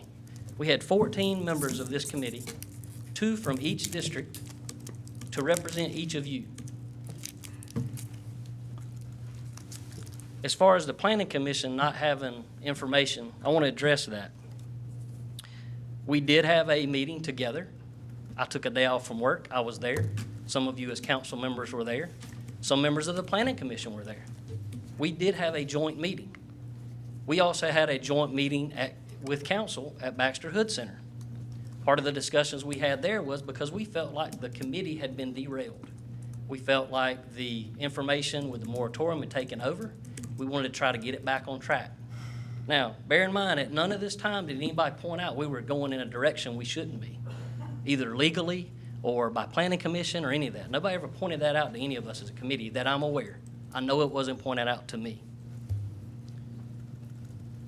When it went to planning, well, let me back up a second. We had 15 meetings. I was at every one of them. There were 5 public meetings. I missed the one in York because my 2 daughters had something that night, more important than being there. But other than that, I was at every meeting. I was at every planning commission meeting that was held about this, which were 2. 1, it didn't get voted on, it got deferred. I think deferred is the right word. That's right, Steve. And I've been at the council meetings. I've talked to most of you about this. I have been very passionate about this. I served on the UDO committee back when it was going on years ago. Council at the time threw it in the trash. One of the things that was said by one of the speakers tonight was they didn't want a 4-ring binder or a 3-ring binder that basically was just going to sit on the shelf. That's what each of y'all told us when we met at the joint meeting that was there. That is a true statement. And I feel like what has happened is I'm going to leave this meeting tonight and I'm going to feel like there's a 3-ring binder sitting on the shelf. I could probably ask each of you questions in that committee, in that document. You probably couldn't answer my question. So it's going to keep going from what happened in 2004, and I didn't know that, but somebody mentioned the information that happened in 2004, 2006, 2012. So this thing has been discussed to death on the USB. I'm going to go back a second on the voted items because I disagree with the voted item statement. We had 3 votes. 1 vote was who was chair or vice chair. I was elected chair by a secret ballot. Allison Love was elected vice chair. That was our first, or that was one of our votes. Was it our first vote? I don't recall. We also voted on, should the APFO be in the document? It was voted on, some were against, some were for. In that vote, the APFO was, majority said, leave it in the toolkit for the comprehensive plan. So that was a vote. We had a few members that were adamantly against that because of legal issues. It was explained by staff very well that the legal item, if it was illegal, it could change over time, so maybe one day it would be legal. You know, and that's an answer. That is an answer from staff that I think everybody felt okay with. But at the time, there were several that felt it was illegal. We also voted on the USB. This is how we voted on the USB. Everybody kind of agreed on the USB in Clover because that's where utilities can go. Lake Wiley area, I'm sorry, Lake Wiley, Clover. We looked at down by Tools Fork, Fishing Creek, and part of that was removed from a plan. Why was it removed from the plan? Because it wasn't felt by, as a committee, that that area could be served by utilities because it was on the other side of the basin. As y'all know, it's got to follow the basin. We also looked at areas down I-77. It was discussed along I-77 that that was a corridor that needed to be touched and also needed development, whether it be industrial, commercial, whatever it might be. Lastly, we looked at the USB for Dave Lyle. This thing was always last. I think it's the shiny object that everybody sees for some reason. Hundreds of pages we worked on and nobody's commented on one thing. I think that is unbelievable in a bad way. So for the USB, we talked about Dave Lyle. Here's what we voted on. And Steve, I'm not pointing you out, I'm just going through how we did this. Steve Allen held up a piece of paper because nobody could agree. That piece of paper, and I don't have it with me, I wish I did, it was the 2012, can I ask Steve to correct me if I'm wrong for information? Sure. If you could correct me if I am misstating this. It was the 2012 plan that came through council at the time that showed the planning area for the USB and the Dave Law area. Is that correct? Right. That is what we voted on.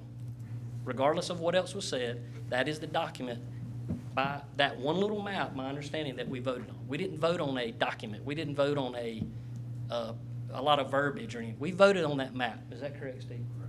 So that's what we voted on. I want to make sure that's clear.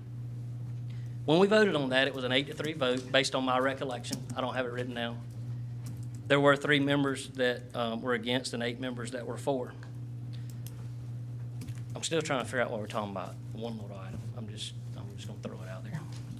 So on Dave Lyle, because that's what everybody's talking about apparently, I wish we were talking about more things. I really do. Everybody talks about public meetings. We had 5 major public meetings.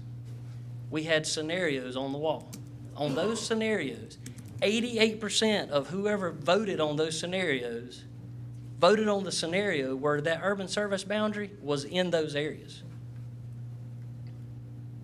That's what I calculated. Now, if staff wants to correct me and I'm wrong, that is fine, but that's the way I calculated it. And maybe that's a discussion item amongst yourselves later. 88%. We had public input. I went to every one of those meetings but one, and the public spoke. The public spoke. The public spoke from all over the county, not one section of the county.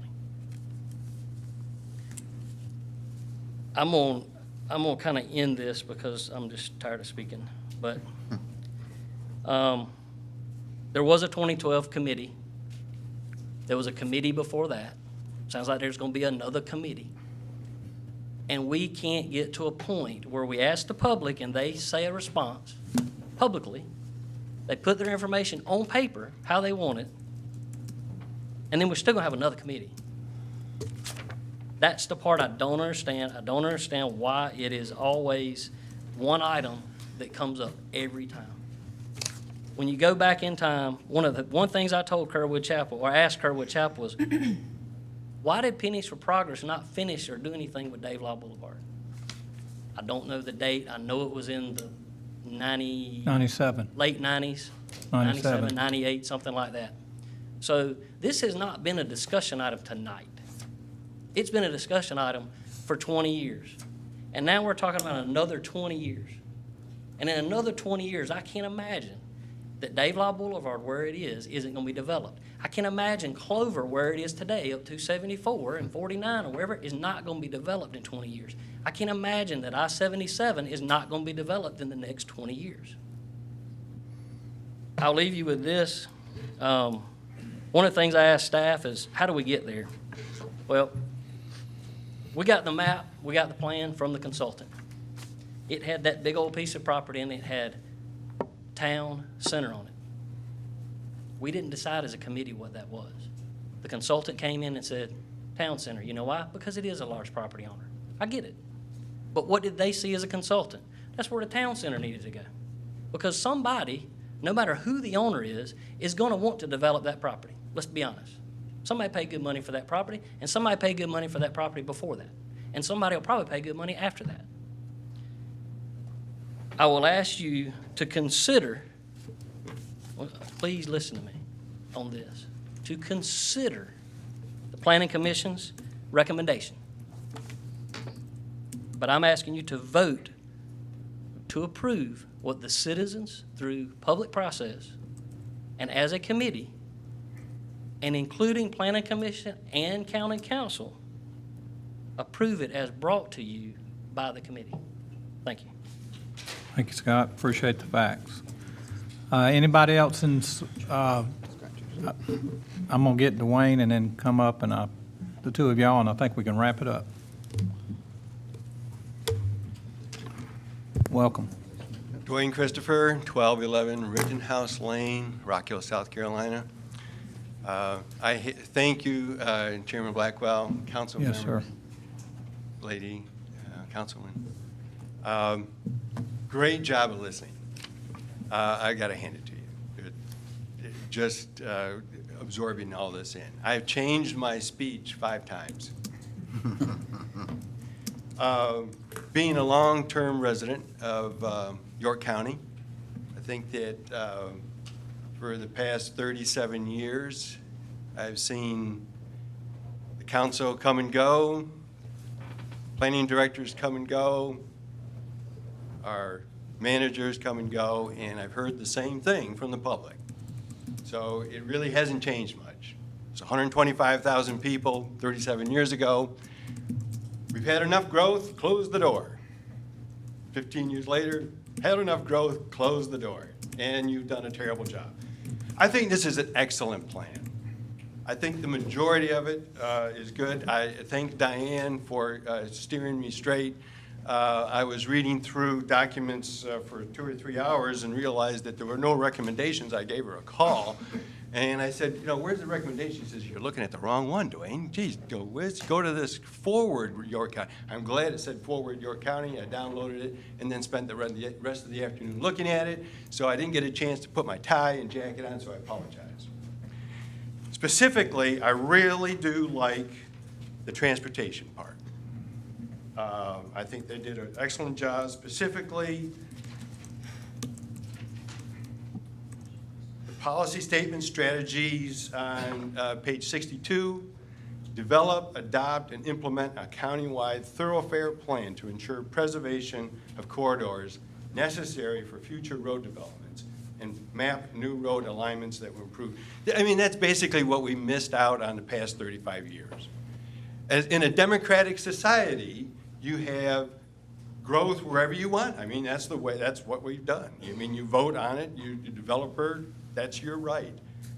We're not the Midwest, we're not Chicago, Illinois, Indiana, where you had all these roads going parallel and you follow those road right-of-ways. I wish we did. We actually still probably need that going north, south, east, and west because we're an hourglass when you look at transportation. Mecklenburg County, and then back down to York County. And in 1983, 88, when we had consultants and people come in from the Atlanta area, we knew that eventually we're going to have 600,000 people here. Well, we could say, well, we don't want any more people here. We're going to close the door. Well, we actually created a mechanism to control. I was on the committee. I was the committee chair. 1 year later, I was on the commission. It's called York County Forever. It's the opportunity to some of the people that came up and spoke to protect land, keep it from development. 5-acre lots don't help us. That's not open space. We need density in places and open space in between the density. 25 years ago, we had green space between York and Rock Hill. Now it's getting light green, pretty soon it'll be red, because we're just going along the same corridor. I won't promise you, I'm not gonna talk for an hour, because I have done that in the past, and other chairmen have cut me off. So I'm gonna be very quick. I think we need to really concentrate on the north-south ways of transportations, alternatives to cars, because we're not going to stop this growth unless you put a moratorium on, which is totally ridiculous. We can support, in the next 100 years, probably 600,000 people if it's done right. We have great, and some of the limiting factors would be water, fresh water. We probably will end up actually limiting the use on Lake Wylie, boats and things like that. So I'd really consider the overall plan, get a little bit more undemocratic and force roads, parallel roads, new parallel roads. And so when you have development, they will stick to it. Unfortunately, we may be beyond that. But we're going to have, we're at 280,000. Is that where we are now? Well, 250. 300. Yeah. The Well, we're going to be at 400 or 500. I mean, it's going to be inevitable unless the banking system collapses or something in Charlotte. I'm not going to talk about the UBS.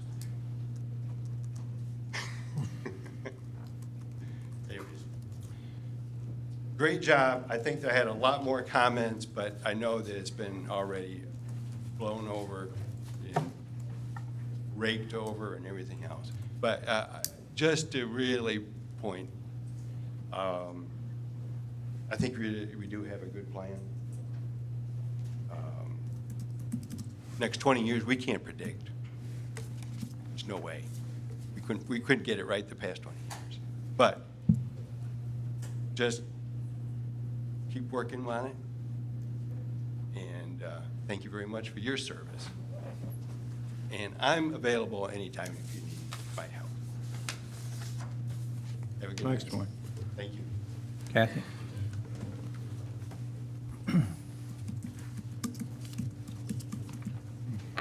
Thank you, Mr. Chairman, and I will be brief. It took a great deal of fortitude to be here tonight on my part, but I'm here because I believe that I need to speak on behalf of the work of the committee as an individual. I want to thank you for allowing me to serve with this group. I met new friends and made new friends, and I reconnected with old friends, and I certainly enjoyed getting to know our county staff. I do want you to know that we took the work that you charged us with very seriously. Kathy, may I interrupt you? Kathy Oh, I'm so Bigham, sorry. I'm and- Kathy Bigham, and I'm at 1528 Blanchard Bend in Rock Hill. Thank you. We took the job you asked us to do very seriously, and we all made personal sacrifices to be at not only our meetings, which were numerous, but we attended public meetings and sessions in the very beginning where people could come initially and give us and you their input on what they thought we needed in this plan. And then we had meetings as the plan was finalized. One and ended with a meeting in Fort Mill that had the maps, it had all the surrounding material that you needed. So it has mystified some of us on the committee how people think that they have not had time to know. And this committee could not have been more transparent. We did not do anything in secret. We were open. Mr. Craig was there at every meeting. He will have to tell you, we did not try to deny you information, the Planning Commission information, and certainly not our citizens' information. But I want you to know that this plan and the support for future growth in that area has tremendous support in this community. Back when the Catawba Indians were trying to get Tiger Grant funding, they had letters of support that went in with that application from South Carolina U.S. senators and House members, from state senators and state House members, from all of our major employers in the community, from the city of Rock Hill, from the Rock Hill School District, from Winthrop University, from York Technical College, all supporting their effort to extend Dave Lyle Boulevard, and it was because of economic development. So this is not a one-person idea or for the benefit of one person. This is for the benefit of our community. And there's been a lot of talk tonight about a property owner. Our committee never considered or discussed anything about that property owner. Nothing. So I've kind of listened to that a lot tonight.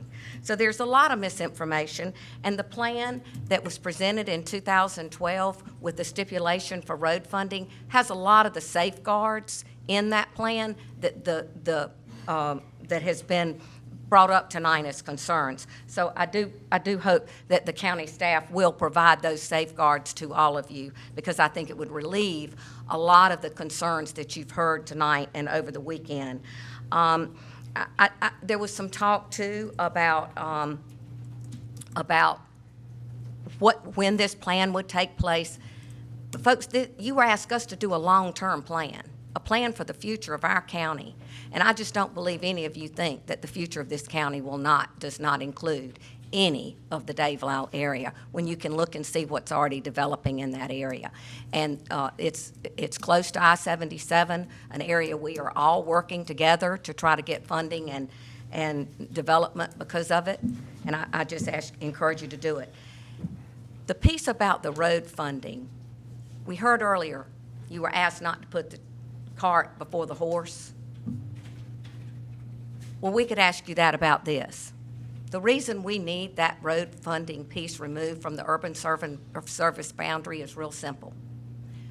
If you try to get funding from the state or the federal government, we need to have your support in that plan to do that.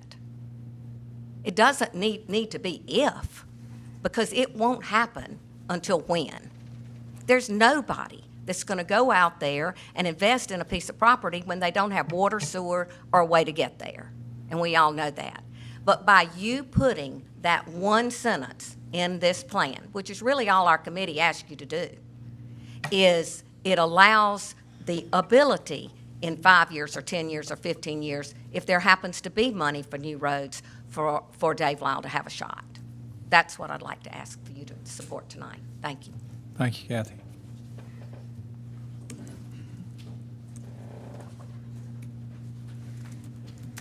Did you want to speak too? Yes. Okay, then you and then Allison, then we'll And I will move forward before midnight. Yes. My name is Bert Hess. I'm the CEO of Studio South Holdings. I'm here representing the Catawba Indian Nation and Catawba Studios. My home address is you don't need my home address? It's in North Carolina, so don't hold me against that, right? Okay. All right. It is our goal to announce the groundbreaking at the end of this year of a manufacturing facility on the Catawba Indian Nation. This facility will be called Catawba Studios. What will we be manufacturing? The second largest export out of the United States, film and entertainment content. For this manufacturing facility to reach its fullest capacity and economic impact will require the infrastructure and the Dave Lyle extension. Specifically, what kind of economic impact are we talking about? Here are some of the numbers from our studio complex in Albuquerque, New Mexico, which was done by an outside audit firm. This is last year alone. Economic impact or spend, $223 million. $86 million spent on resident crew That's local crew base. $11 million spent on housing and accommodations. $8 million spent on food and catering. $7 million spent on resident principal talent. That's local creative talent. This Friday, the largest budgeted movie of 2016 will be released, Independence Day 2. It was made on our Albuquerque studio lot for a budget of over $220 million. Catawba Studios is also supported by state leaders. These individuals are currently serving on my board called the South Carolina Film Advisory Board.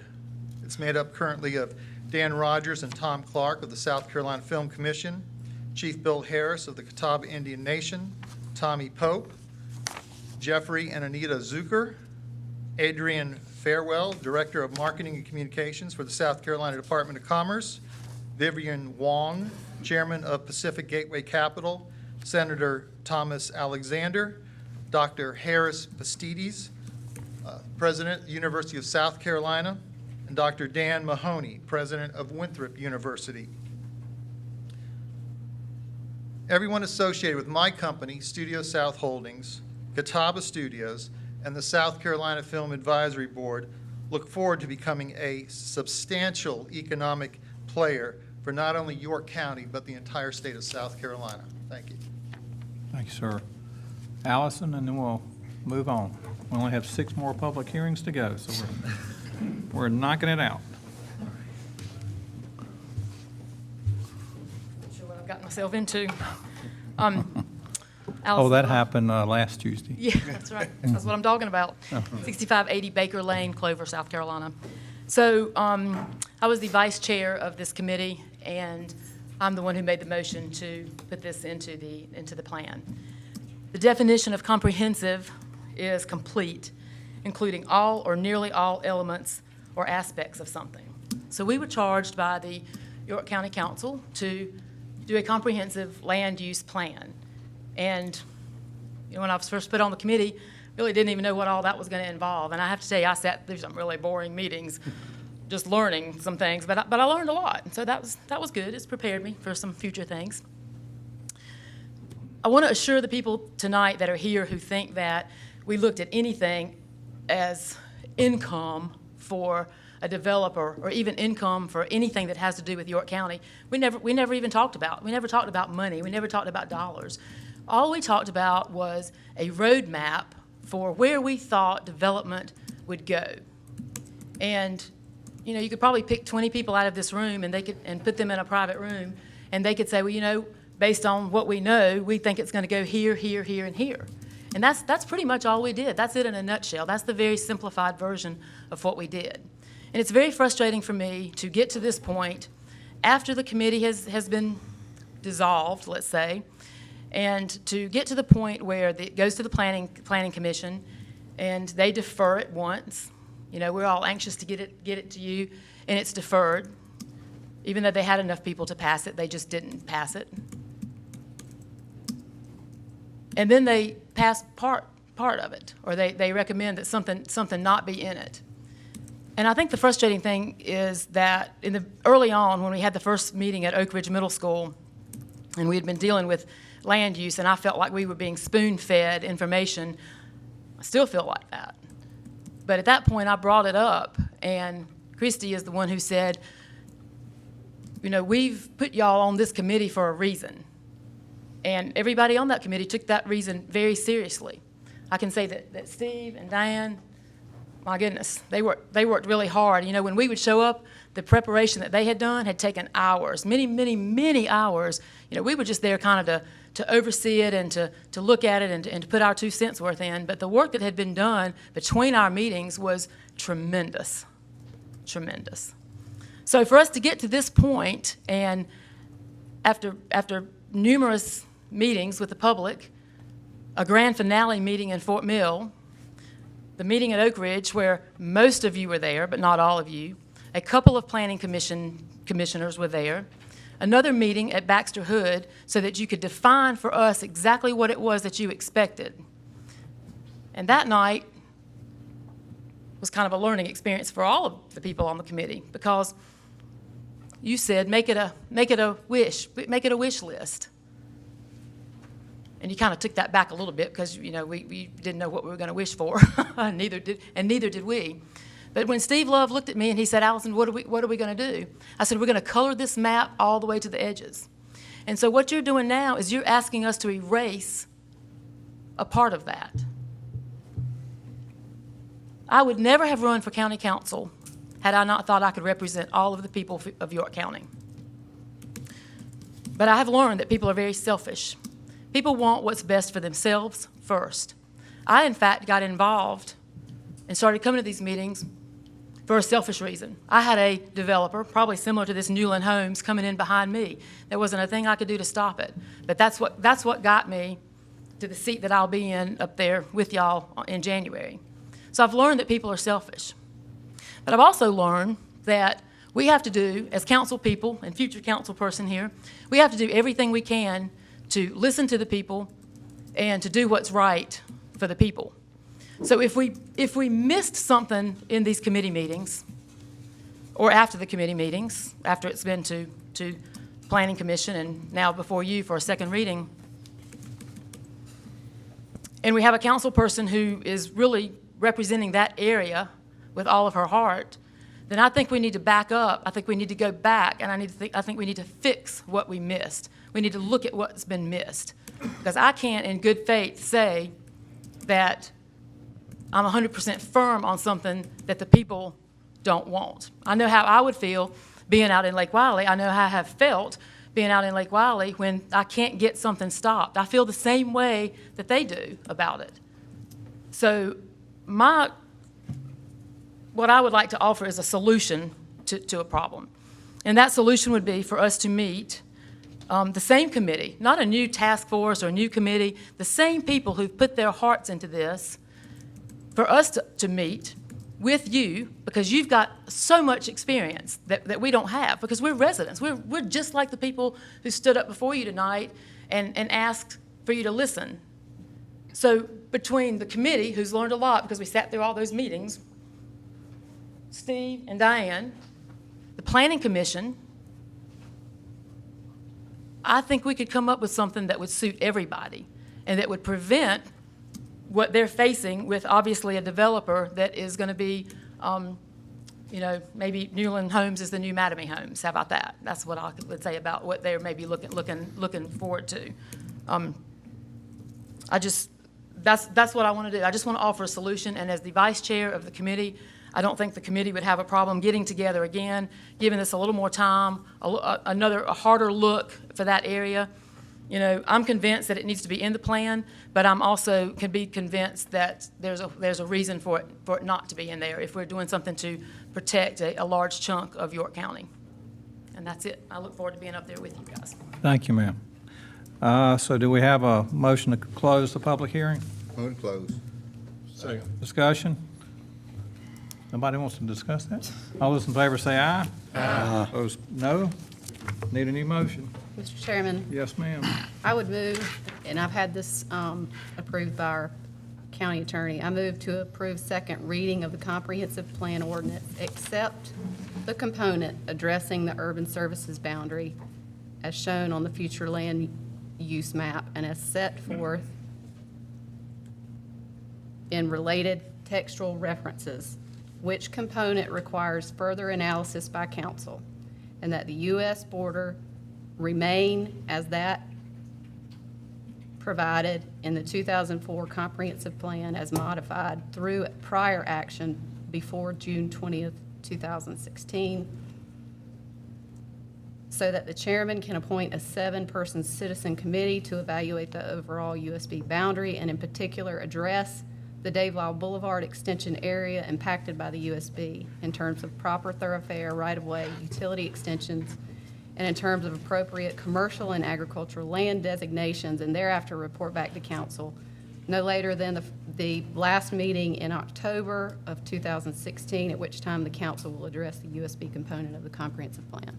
Need a second. Second. Discussion. Yes, sir, Ms. You can go first. I heard you first. I just was gonna say, I have spoken in the past in support of extension of this, but there have been some questions raised tonight, and I've spoke to our county attorney about possible questions about some ways that things were done in the first reading and that type of thing. So I have enough concerns about that to support the motion tonight to give a little more time to look at the USB. Pass the rest, but we'll look at that. Okay. Mr. Rodder. I almost ran out of space on my paper as all the speakers were coming up, addressing the different concerns. I initially supported the movement of the USB. I was here in 2012 when we dabbled a little bit with setting some parameters for if, when, if, then scenario based on some state funding from the State Infrastructure Bank. I thoroughly enjoyed Scott's presentation. He did an outstanding job. Allison come up and she did an outstanding job. You know, it's always humbling to hear people speak with logic, with reason. I was tremendously turned off by some of the earlier speakers that come up here and pretty much bashed us. We're just like everyone else. We're citizens here. We give our time, we give our effort, we're away from our families. We make a total commitment to not only this process, but the process that our committees go through.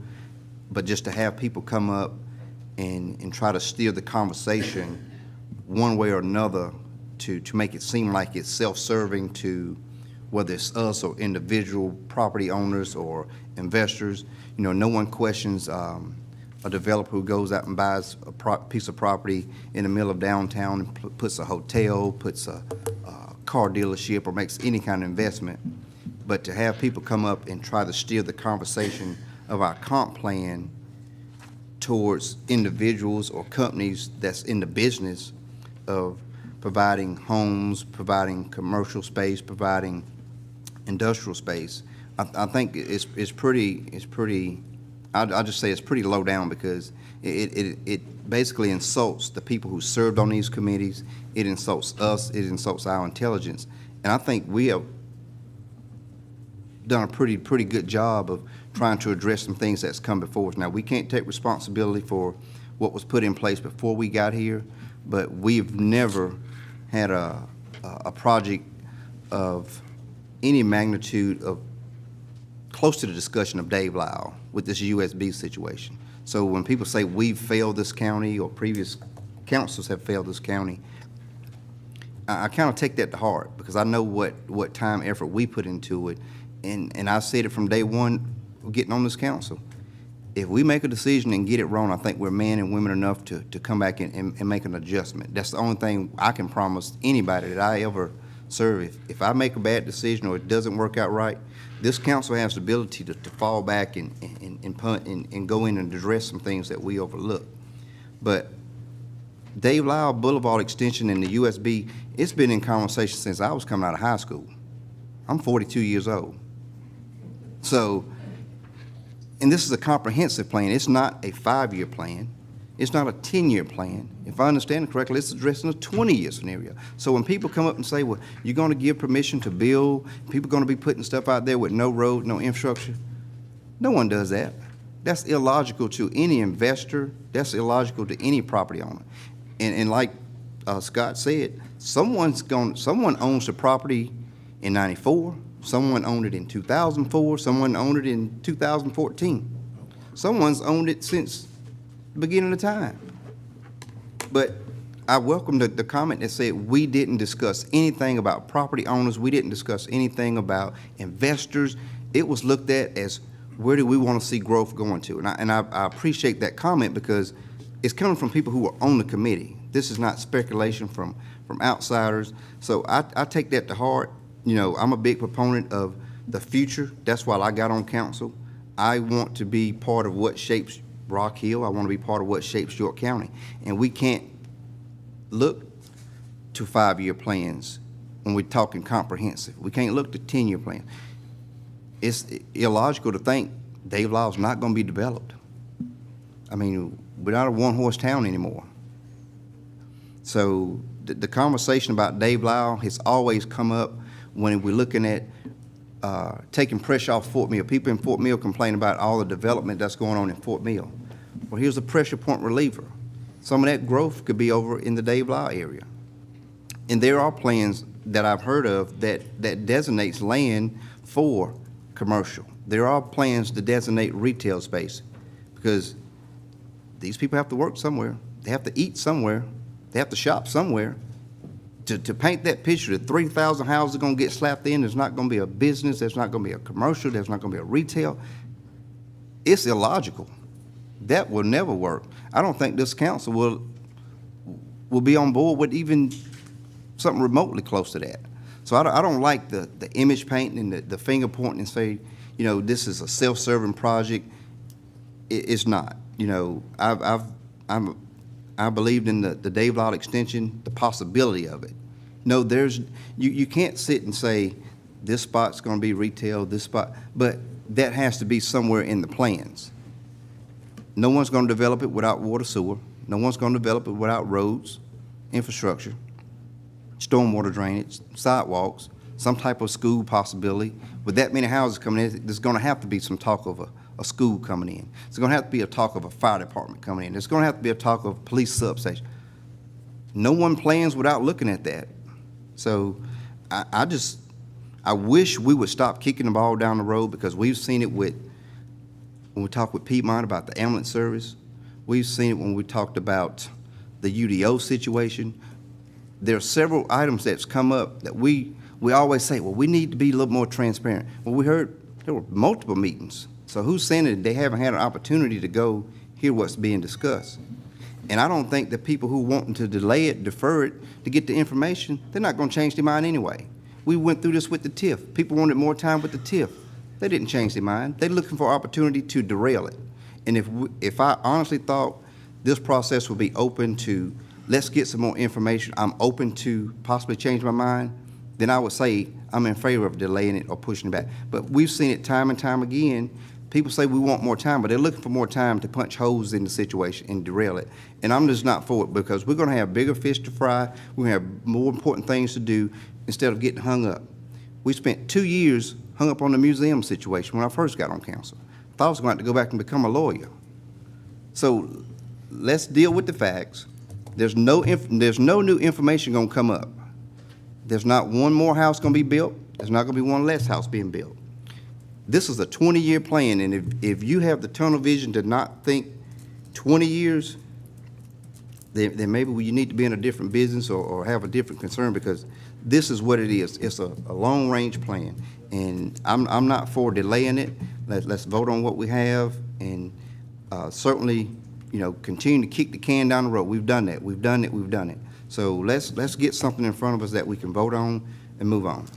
So I'm not in favor of delaying the process. Ms. Cox.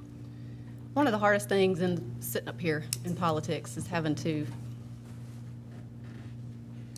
stop saying what you really want to say and try to do it in a political way that garners support, because there are a lot of things I'd like to say right now.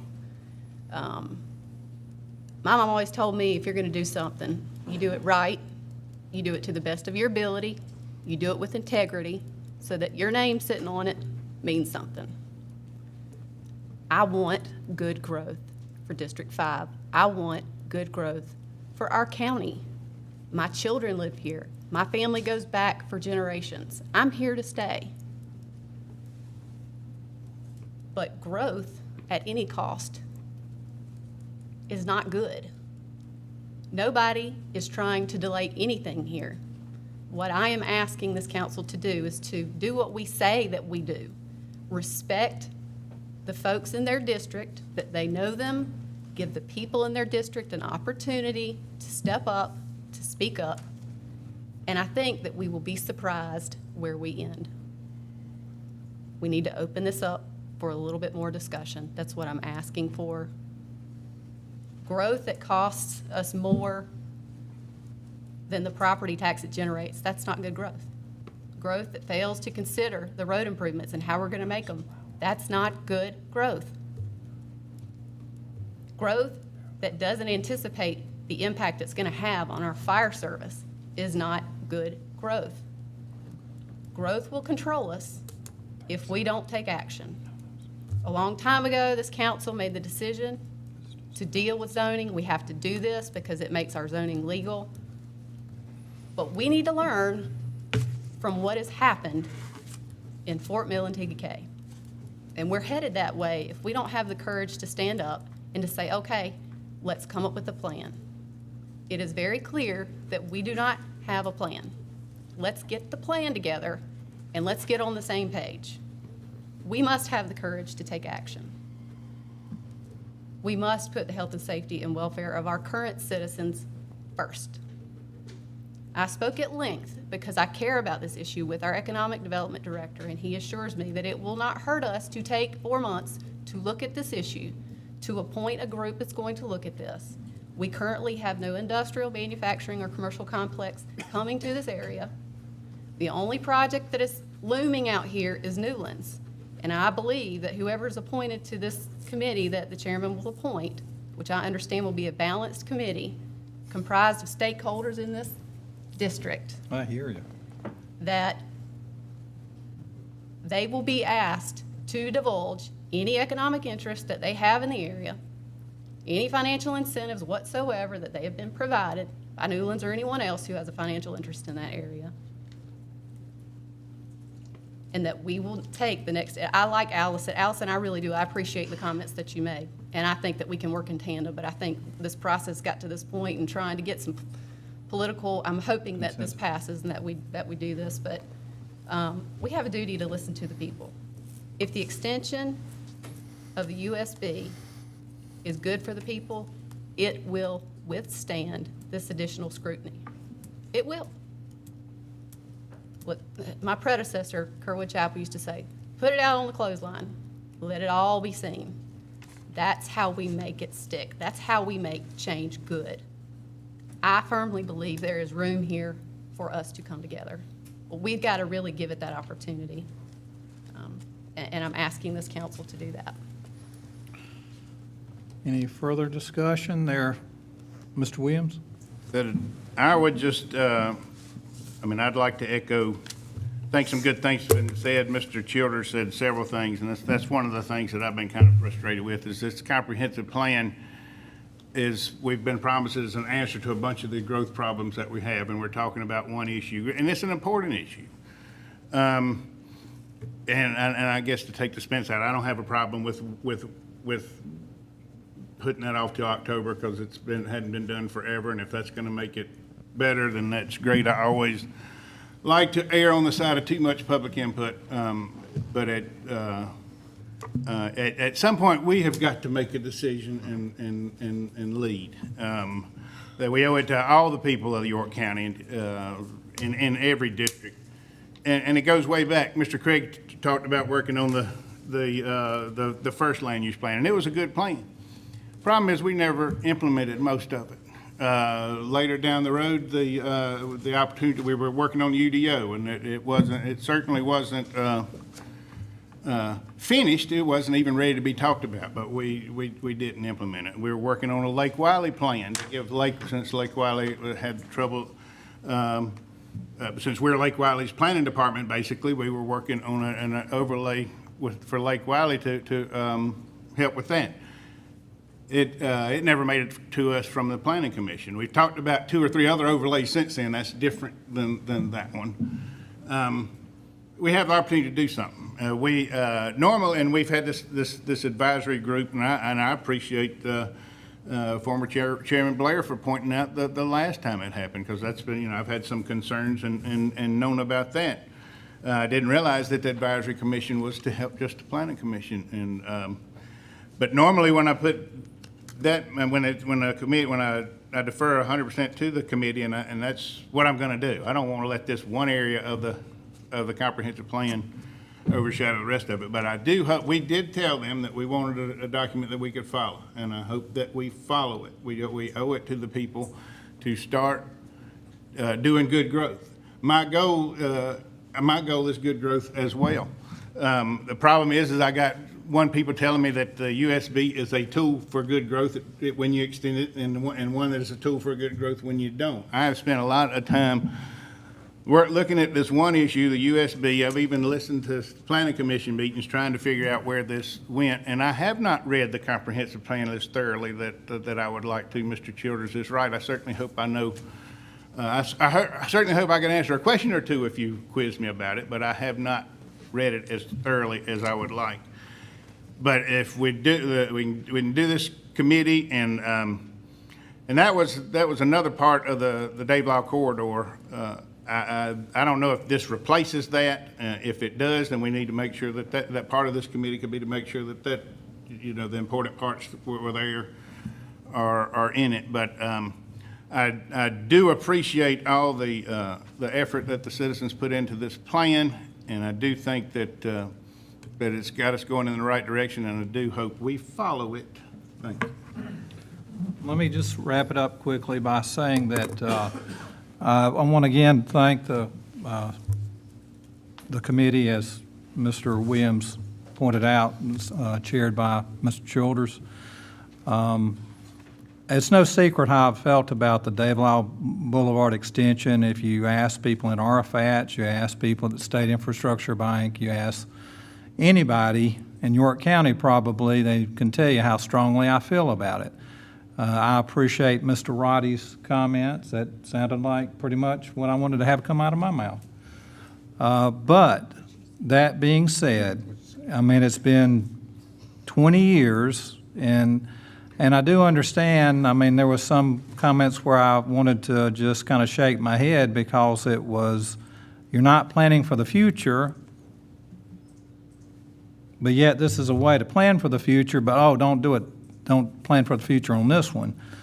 So it kind of was perplexing to me at times, but talking to our county attorney per one point made about the first reading and the legal concerns, talking to Ms. Cox about her need for her district to have more time for understanding the needs with that expansion, right-of-way issues, commercial delineation. I won't drag it out.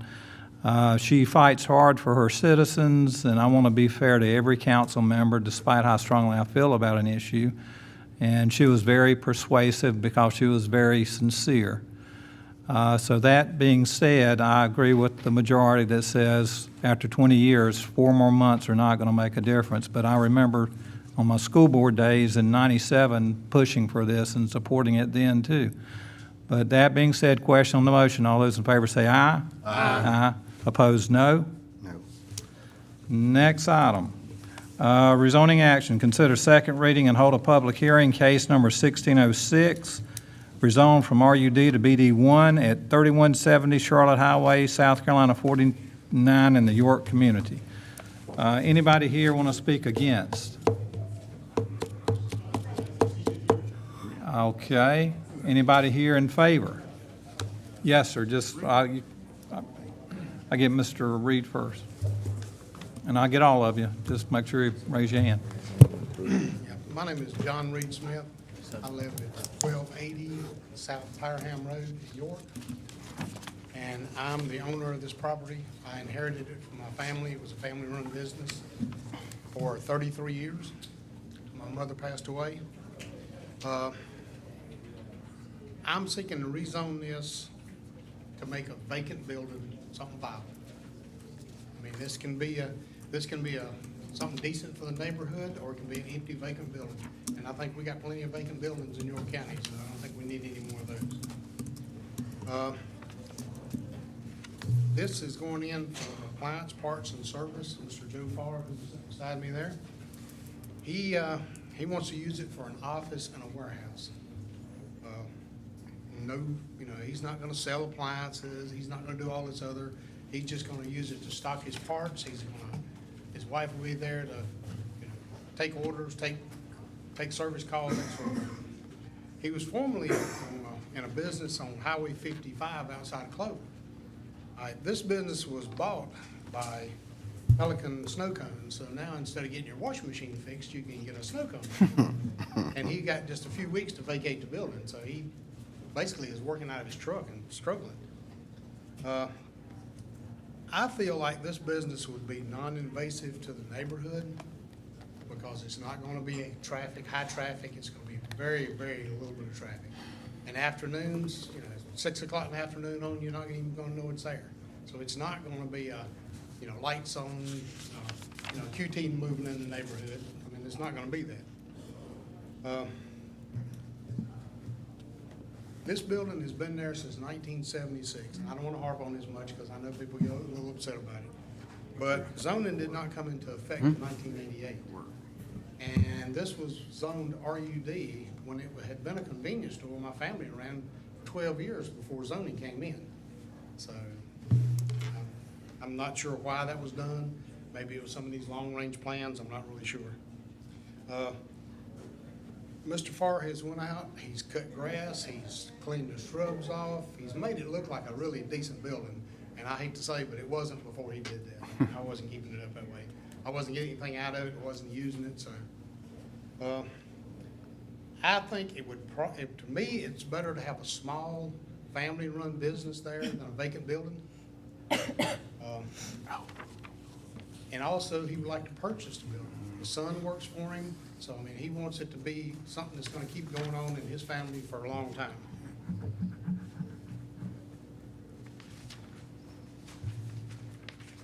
Okay, I know this doesn't tie together, but the tax assessor's office has been charging me on a commercial improvement rate.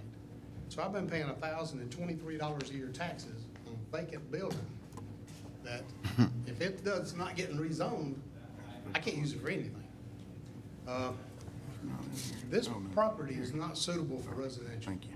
Okay, for one thing, it's got gas contamination from some gas pumps that was put in wrong by a company that's no longer in existence. When my dad built the place, the Shell dealer at the time put them in. He did not put the stuff on the threads going back to the tank, so as the gas was recirculating, it was leaking out. So, we've had DHEC involved in it. The tanks have been pulled out. All that was clean. The tanks never leaked. It was just a line going to the gas pumps and back. So what the DHEC did was under this mom and pop thing, they went in, did test wells, have done treatment. I don't really know, but it's really not doing very much good, to be honest with you. But, so anyway, it's not gonna be good for residential. I mean, you wouldn't want somebody building a house on it, living there on something that's got contaminated gas.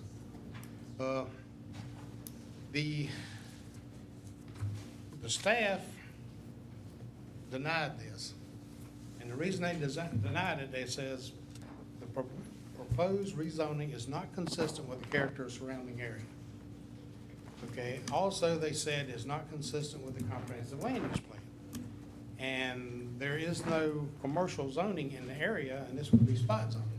It may not be zoned commercial, but within a half a mile of this is two businesses. Both of them are grandfathered in, they've been there a long time. One sells repossessed mobile homes and used cars. Another one is a nursery. So, I mean, there is actually businesses that you can see from this building. If I can't get this rezoned and use it for something, it's gonna be an eyesore for the community, and I don't think anybody wants that. I don't wanna do anything that's gonna run people's property values down.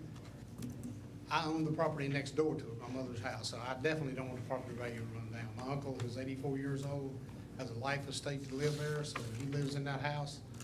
And, I don't want anything, I could have rented this building 10 times over, but they wasn't the type of people I wanted in there.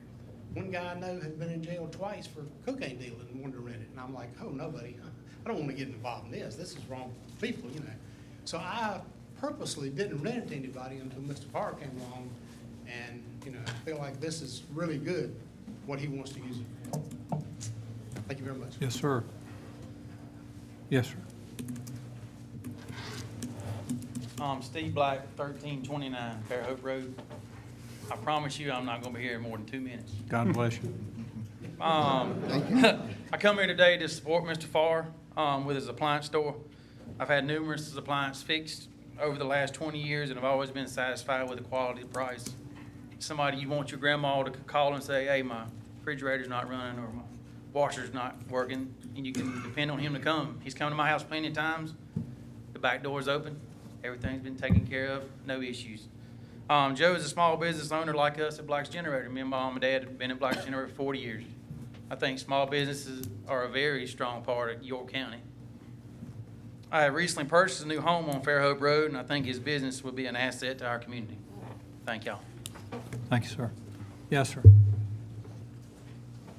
Is there somebody else after him, or is that it? Oh, okay. We're going to be here a while. I'm Joe Farr, 6347 Crosswinds Drive. Thank you for the service. I'm nervous, so bear with me. Oh, you're good. You'll be all right. You're fine. Okay. I'm the owner of Appliance Parts and Service. I've lived in York County for 30 years. My business has been in business for 20 years. We are a family-run business. My wife runs the office. I have my son and one other technician. For 12 years, I was at Highway 55. I was advised in January the building was sold, so I had to move. So I contacted Reed Smith. We come to an agreement. So I spent 4,125 man-hours just on cleaning the outside of the building. I pulled trees this big out from underneath the tree, underneath the foundation, everything. Vines growing out to the telephone poles. We spent a lot of time there. And presently today, I still cut the grass every day. I'll be there Thursday night if you want to come by. Cut every Thursday. My intentions for this building is to buy it and to stay in it till I retire, and then it goes to my son. Why? What is my business? Your refrigerator breaks, your washer breaks. You call. My wife answers the phone. She sends us out. We take care of your product. All right. I'm nervous. We are family. We do quality work, honorable work. It used to mean something in South Carolina. It still does to me. I plan to keep this building clean and neat for years to come. While we were cleaning the building, I had 15 families at least stop by, give me thumbs up. We like what you're doing, okay? Keep up the hard work. I had even a 16-year-old boy in a Jeep stop by. Good job. I like what you're doing, okay? So we're trying hard to make it look neat and clean. Our business is almost all service calls. This building is needed for office space for my wife and storage for my parts and tools, etc. I need this building to run and grow my business. I understand in the United States today, 75% of all jobs created are created by small businesses. Please allow me to continue to grow. Thank you. Thanks, sir. Was there, did I, oh, look, no, okay. Yeah, you're good. I'm Neil Boyd. I'm the one you said might be a doctor because of my handwriting. 1631 Paul Boyd Road in Clover. I own Boyd Tire and Appliance. Me and my brother do. We have two locations, one in Clover and one in York. We've been in business for over 60 years. I'm not but 58, so you can tell I didn't start it. But Joe has been doing our appliance repair work, contract work for 20 years. We used to have a guy to work for us. He retired. It's hard to get somebody to do that kind of work. It's not really glamorous, guys. Sort of like what I do. If you got a flat tire, we'll fix it for you. Same way with him. His work's not glamorous. But when your refrigerator's broke down, you get up in the morning, everything's thawed out. He's pretty important too. But he does a real good job. He's clean, he's neat. If you went by his other building, you wouldn't see like a lot. If you see a lot of appliance repair guys, they work out of their house. And they got junk stuff laying around, old washer dryer. You didn't see that at his other place. It was clean, it was neat, it was well taken care of.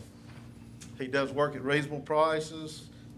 He's sort of a vital service to us because we do sell appliances. And we have to have somebody to fix them. We sell a lot of them.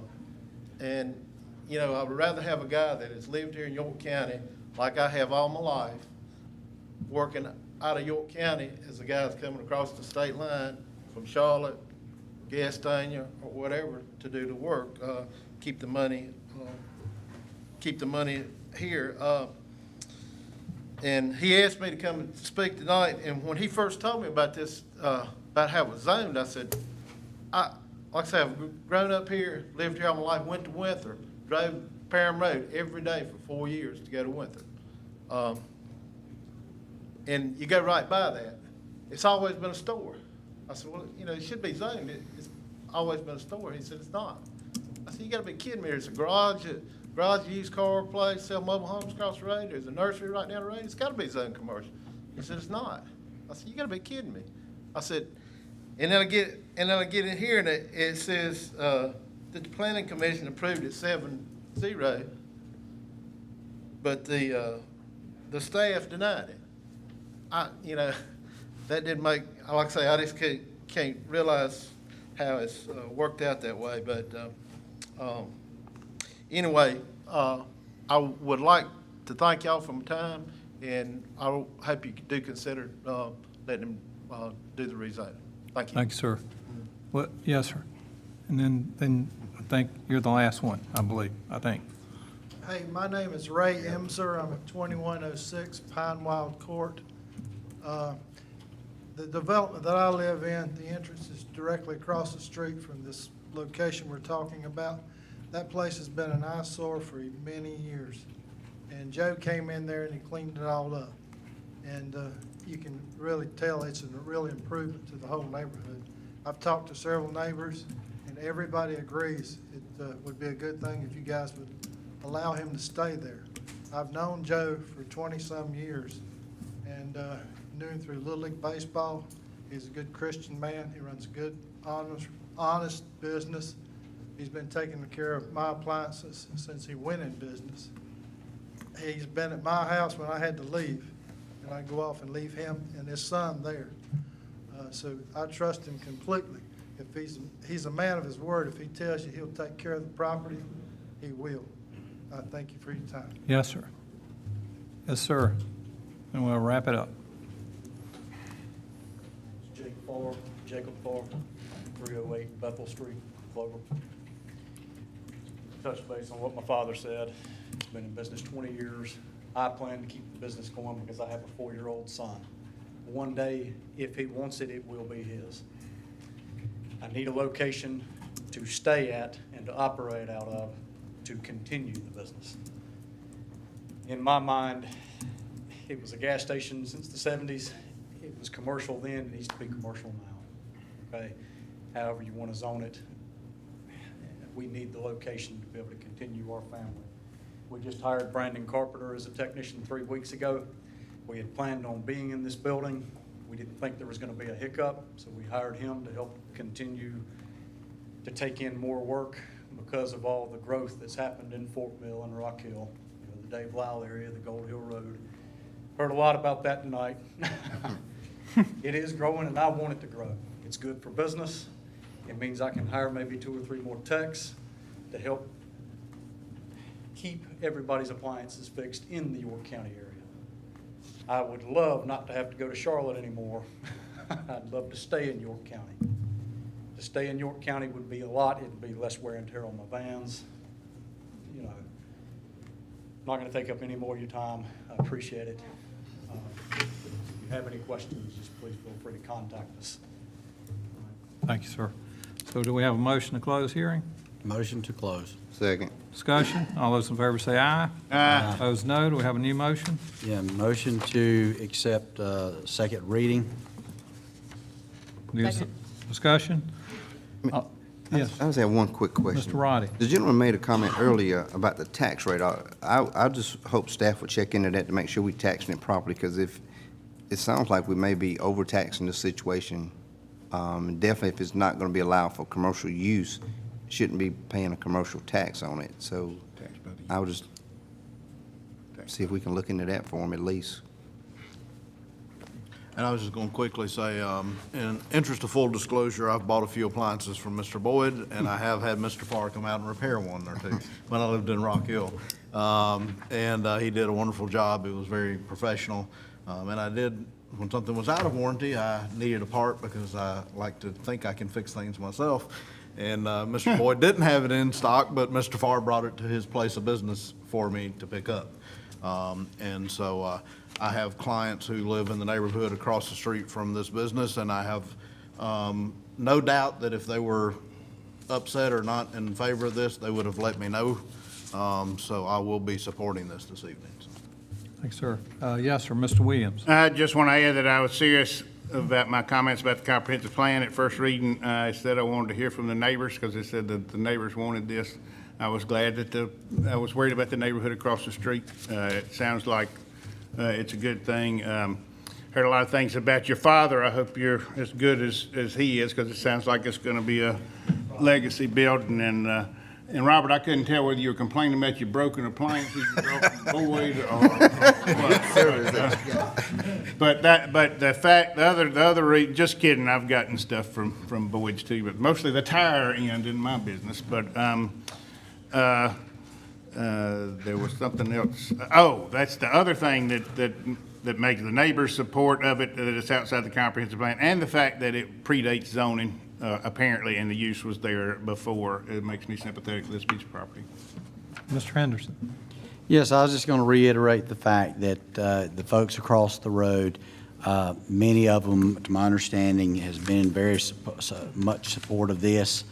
And I've known this guy. I don't know if he knows it or not, but I've dealt with him on several occasions. I may look a little different, a little less hair, but you know, he's of the highest integrity, and I appreciate the fact that something will be done with this building, because you know, talking about the comprehensive land use situation, folks. I mean, this is a perfect example where, in some cases, even with the new one, humans make mistakes, and humans sometimes choose the wrong zoning in some cases to begin with, or maybe it wasn't zoned correctly to begin with. So, and occasionally we may have to do some tweaking on the new that's coming about.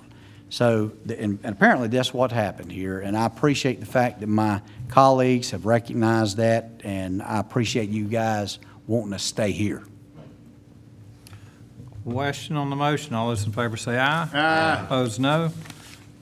Next item, consider third reading, hold a public hearing on case number 1613, rezone property from BD1 to RC1 at 2192 Hope Drive, excuse me. Anybody here want to speak against? Anybody want to speak in favor? Motion closed. Have a second? Discussion? All those in favor say aye. Aye. Opposed, no. Do we have a new motion? Move to approve. Second. Discussion?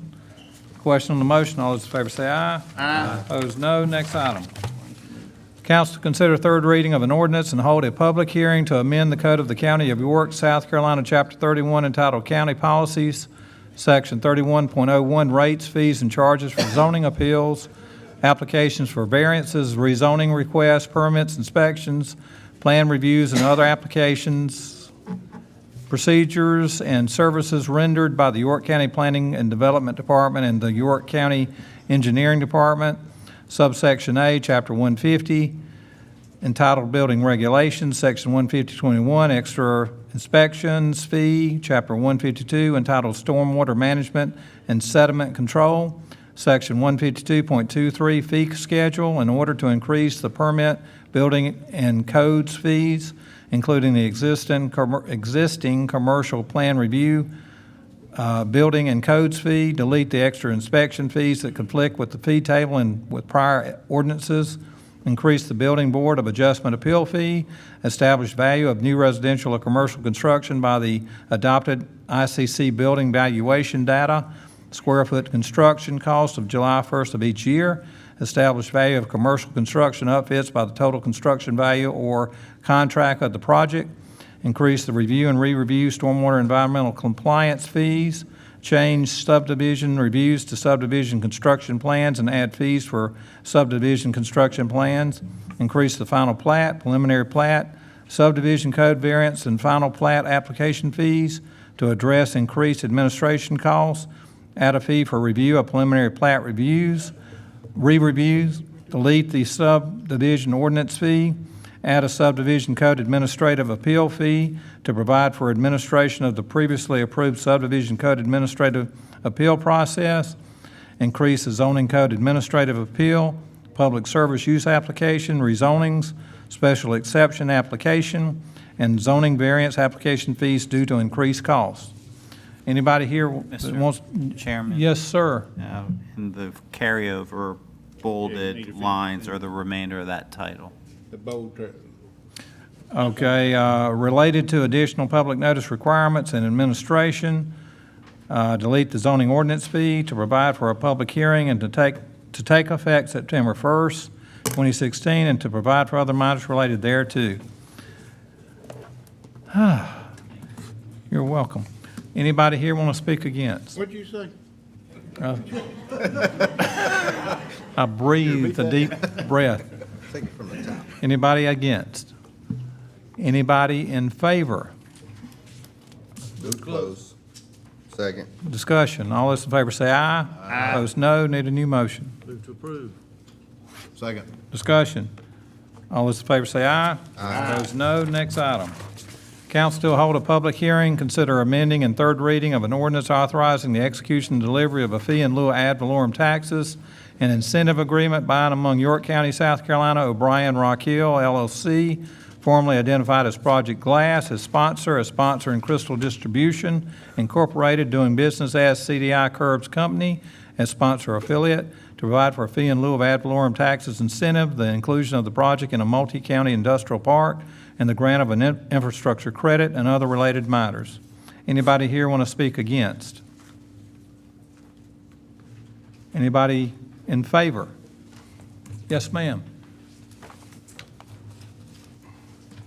Be sure to give your name and address. Good evening, Mr. Chairman, council members. My name is Rebecca Doolin. I'm with Parker Poe out of Columbia, South Carolina. We're at 1221 Main Street in Columbia. I'm here, I represent the company in this project, and I just wanted to take an opportunity to thank you for, it's been a pleasure for the company to work with the county. Thank you for the incentives that were offered to relocate this company's operations to York County, and we look forward to the company looks forward to being a member of this community and looks forward to working with you in the future. Your staff also has been a pleasure to work with, and we're just very excited to get this project going. Thank you. Thank you, ma'am. Anybody else in favor? Have a motion to close? Move to close. Do I have a second? Second. Discussion? All those in favor say aye. Aye. Opposed, no. Need a new motion. Move to approve. Second. Discussion. All those in favor say aye. Aye. Opposed, no. Next item, hold a public hearing and consider second reading of an ordinance to amend Chapter 35 of the York County Code relating to taxation and finance so as to add a new section 35150 entitled Economic Development Project Development Fund, to provide for the creation of the fund and its purposes and uses, and to provide for other matters related thereto. Anybody here want to speak against? Anybody in favor? Yes, ma'am. Chris Frazier, 6575 Baker Lane, Lake Wiley Community. I don't necessarily know if I have an opinion. I was just going over the minutes from last meeting. I believe Mr. Swinson was supposed to make a presentation on that, and he had a family emergency, and he had to leave the meeting. And so, and there's not a whole lot of information in the media package on this, so I just don't know what this project development fund is for. It sounds like 10% of something that was just approved in lieu of fees is going to go into this account, but there's no background in it, so I was just wondering what was going on with that. Thank you, ma'am. Anybody else in favor? Have a motion to close public hearing. Move to close. Second. Discussion. All those in favor say aye. Aye. Opposed, no. Need a new motion. Move to approve. Second. Discussion. All those in favor say aye. Oh, We're going to ignore this. Yeah, Get up and say something? I think somebody We needs to. deferred the vote just so he could. Oh, say something okay. to us. And, well, and I mean, I got more discussion with that, or either we can get the PowerPoint now or at third reading. I don't have of course, if it doesn't pass this reading, there's no reason to do the presentation at third reading. I actually, as part of this motion, wanted to actually defer that presentation to the July meeting, because of everything that was on this meeting. July will still be third reading. We could have the presentation then. I have some concerns. We're getting ready to talk about the budget, and that's one thing I don't want this to turn into, well, this, this is their money. We're getting ready to make some decisions about, economic development. We have historically funded them well anytime they need anything.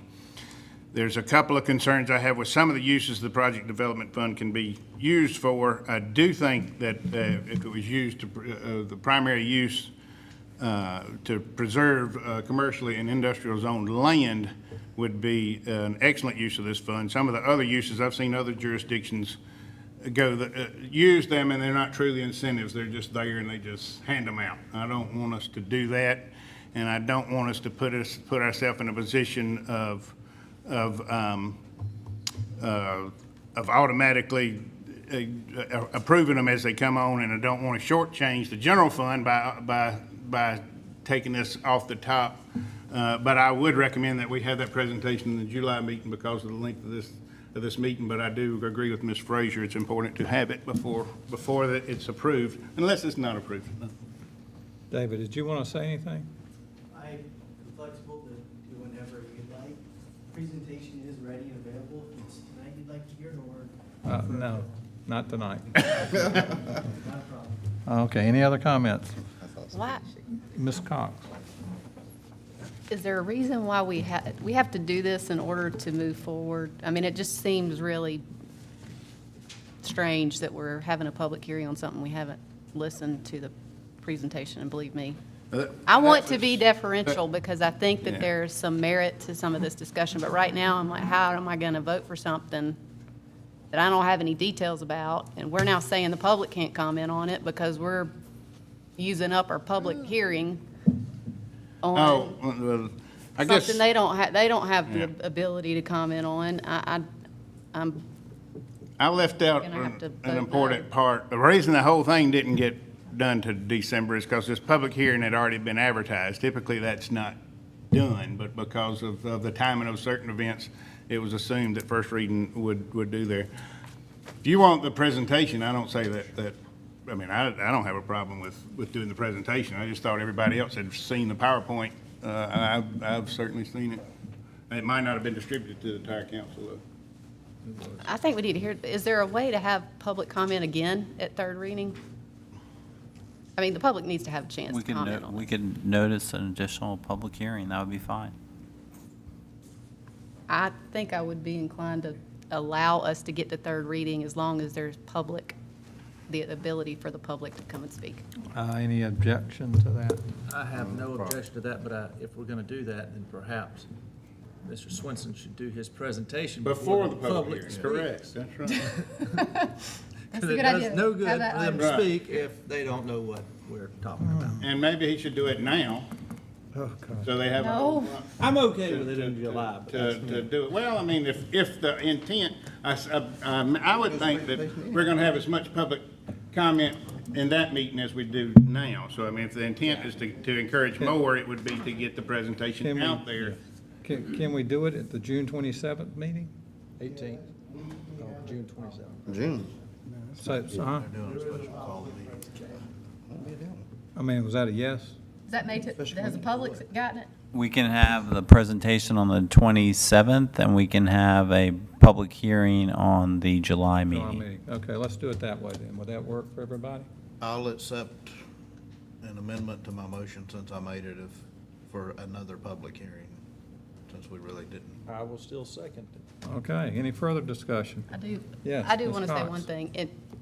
I have very strong reservations that I will support this, but one of the things that's really key to me in understanding this is what is our plan for using it, and how are we going to ensure that it is distributed equitably and not devoted to council members fighting over who's going to get money. I'm not interested in doing that. I'd like a good plan. I'd like to hear that. That's my vote.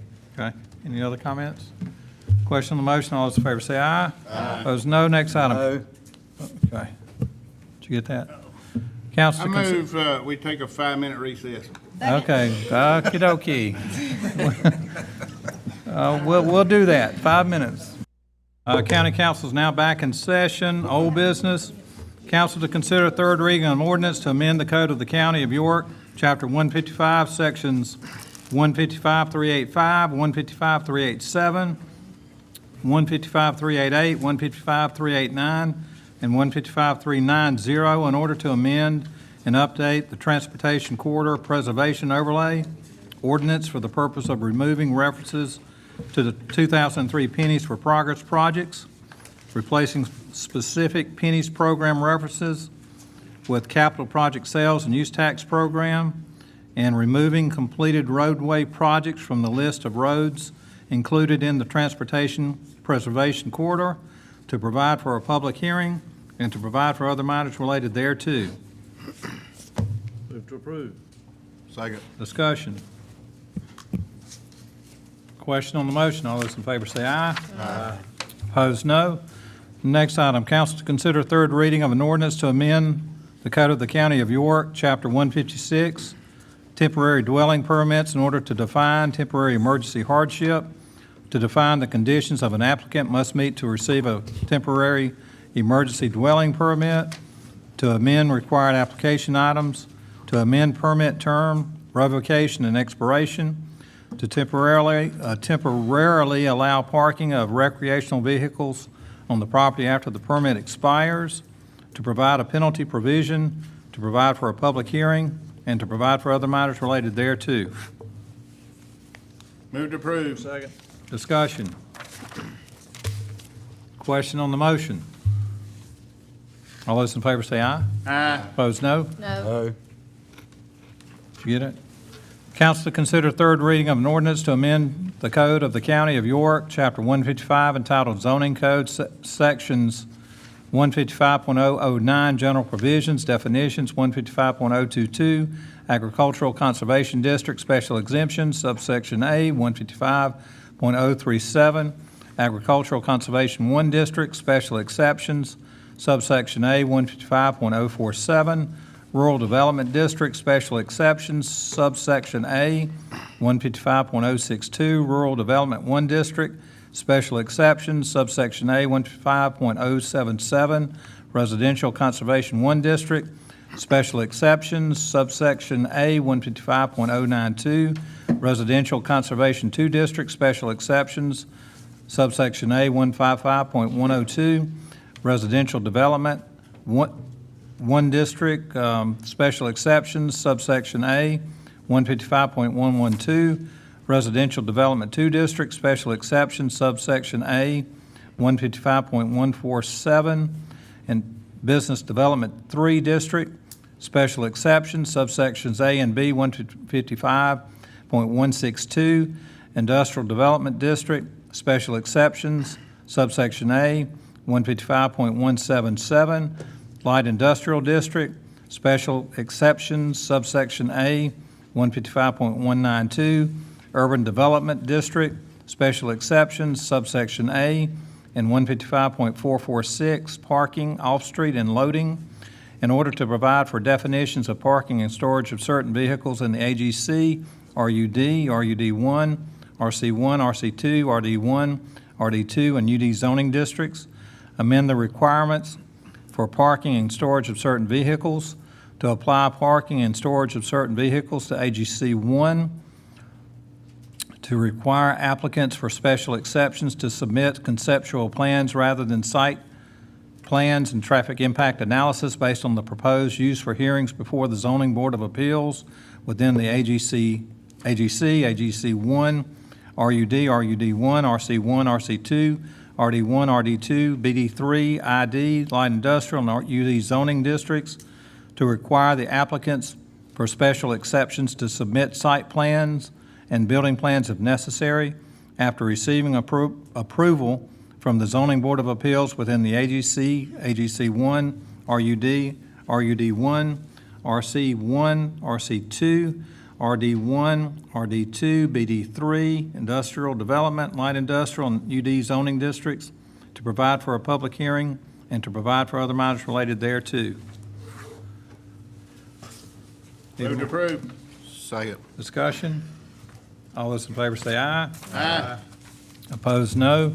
Next item, council to consider third reading of an ordinance to amend the code of the County of York, South Carolina, Chapter 155, entitled Zoning Code, Sections 155.009, General Provisions, Definitions, 155.010, General Provisions, Permitted Uses and Special Exceptions, 155.126, Business Development District, Permitted Uses, subsection E, 155.146, Business Development 3 District, General, Permitted Uses, subsection N, 155.161, Industrial Development District, Permitted Uses, 155.191, Urban Development District, Permitted Uses, in order to define brewery, brewpub, and tap room, add breweries and accessory tap rooms as permitted use within the ID and UD zoning districts, ensure that breweries with accessory tap rooms will not have an adverse impact on surrounding properties, replace the term microbreweries with brewpubs, pubs within the BD1, BD3, and UD zoning districts, to provide for a public hearing and to provide for other matters related thereto. Move to approve. Second. Discussion. Question on the motion. All those in favor say aye. Aye. Opposed, no. Michael read all this stuff last year. Boy, did Faster, too. staff write all these? Council to consider third reading of an ordinance to amend the code of the County of York, South Carolina, Chapter 154, entitled Subdivision Code, Section 154.030, Preliminary Plat Application and Supporting Data Requirements, subsections B2L, B2M, and B5H, Section 154.035, Final Plat Application and Supporting Data Requirements, subsections B13 and B23, Chapter 155, entitled Zoning Code, Section 155.255, Abandoned Cemeteries Overlay Purpose, Section 155.256B, Abandoned Cemeteries Overlay Administration, Section 155.594, Application for Zoning Compliance, subsections B45, B46, and B47, in order to require verification during the review and approval process of preliminary plats of subdivision, final plats of subdivision, and commercial site plans, that a property does not contain abandoned cemeteries on the official list developed by the York County Cultural and Heritage Commission through the Historic Survey of York County, establish a minimum 10-foot undisturbed buffer around the perimeter of any known abandoned cemeteries as part of preliminary plats of subdivision, final plats of subdivision, and commercial site plans review and approval, require public pedestrian access to known abandoned cemeteries, amend the requirements for the keeping of the official list of abandoned cemeteries, provide case numbers and conditions of approval of rezonings, special exceptions, and variances on preliminary plats of subdivision, final plats of subdivision, and commercial site plans, to provide for a public hearing and to provide for other matters related thereto. Move to approve final third reading. Second. Discussion. Question on the motion. All those in favor say aye. Aye. Opposed, no. Next item, council to consider third reading of an ordinance to amend the code of the County of York, South Carolina, Chapter 155, entitled Zoning Code, Sections 155.497, Public Services, Service Uses, 155.571, Initiation of Amendment, subsection F, Section 155.574, Public Hearing and Notice thereof, subsection C, Section 155.592, Appeals, Hearing, and Notice, subsections F, 1, and G, in order to add public notice requirements for public service uses, to allow for the Planning and Development Services Department to establish written policies related to additional public notice requirements for public service uses, rezonings, and variances, and special exceptions, to clarify the notice requirements for rezonings, variances, special exceptions, and administrative appeals, to require substantial compliance with notice requirements, to provide for a public hearing, and to provide for other matters related thereto. Move to approve. Second. Discussion. Question on the motion. All those in favor say aye. Aye. Opposed, no. There must be an error on the next one. It's only like 4 lines. You can read it twice. Okay. Council to consider second reading of an ordinance entitled to authorize the sale of a small undeveloped parcel located on South Carolina Highway 5, identified by tax map number 595-0401-050, to entertain an existing offer to purchase the parcel, to authorize the chairman to execute the contract of sale and deed, to provide for a public hearing, and to provide for other matters related thereto. Move to approve. Second. Discussion. Question on the motion. All those in favor say aye. Aye. Opposed, no. Next item, consider amending and third reading of ordinance entitled to establish operating and capital budgets for the operation of the county government of York County for the fiscal year commencing July 1st, 2016, to provide for the levy of taxes for York County for the fiscal year commencing July 1st, 2016, to provide for the expenditure of tax revenues and other county funds, to provide for other fiscal matters related to county government. I move to approve as presented on third reading with no increase in general funds millage rate. Second. Discussion. I have other Mr. Johnson. motions to make, to add to that. How do you want to do it so it actually doesn't take an hour? I mean, I've only got like 5 or 6, but it's not. You mean amendments to the motion? Yeah. We're going to just vote each amendment up and down real fast as opposed to. Well, we could do that, although I'm not going to support anything on this one because it doesn't include a millage increase. So we could do it that way, or we could discuss that part first. Why don't you go ahead and mention the 5 and see if he's willing to amend the motion? Would that work, or you got to explain them? No, I'm happy to do them right away. I mean, you can explain them, but It's easier for me. We're going Make to it- vote these up or down, these mini amendments, right? I would hope so. I'll tell you what I'm gonna make. I'm gonna make a motion to remove the Western Utility Study. Already removed. We didn't vote that last time, though, did we? There was a budget. it was a he's talking about recommendation. As presented, I figured he was. It's talking presented about- on this As reading. presented on this reading. So it's already removed as presented on this. reading. This is How going to can be we screwed remove up. something if we've never voted? It's to remove based it? on staff's recommendation. That's what I heard him say. why don't you just include it, and that way we don't Well, let me have to tell worry you what I'm about gonna make. That's what I heard him say. I'm gonna make sure that the Western Utility Study is removed, the Animal Control Supervisor truck, and the York County on the move. I'm also gonna make a motion to, that there would be to eliminate I wanna say it's the 3 employees currently slotted at the sheriff's office. And I'm asking a question, and the question is, there was a memo originally in our budget packet, and I left it on my desk today before I came here, and I'm asking, does this budget, there was a document that talked about funding the CVB for 2 straight years, and it was an agreement that the council had to sign. Is that a part of this budget? I don't remember that. Probably not. Okay, First because year. I'm curious, because that was stuck in my budget packet, and I'm curious, is that a piece of this budget that I don't know Yeah, we about? never. I, Make it contingent. mm-mm. Or whatever way you want to go. Well, I'm gonna make it contingent, this budget passing contingent on that not being a part of this, and that it actually has to be a totally separate matter that this council votes on, because I think it's something, you're gonna fund somebody, start funding them for 2-year periods, the council ought to look at it a little more than nobody up here even knows if we're gonna do it. Well, you're talking about if 1 year's approved, it's okay? Or are you Well, I'm talking about okay both with of them? whatever their budget is for this year, but that agreement had a Right, minimum they right, could that's take what I in, said. a cap, I mean, that was a Right. comprehensive agreement. Correct, but that wouldn't take their funding out for. No, it wouldn't right, take any whatever. funding out for this year, Correct. but we need to have a discussion if we're gonna approve. Right, exactly. Funding at that Do kind you of agree level. with all those amendments, or you questioning any? I'll agree with them. Okay, and you. All right, and I've seconded. All right, so now we're in discussion. Well, I'll tell you why I think all of these things. Okay. One, I said it probably 6-8 weeks ago, that I was upset with our budget because it ran a deficit.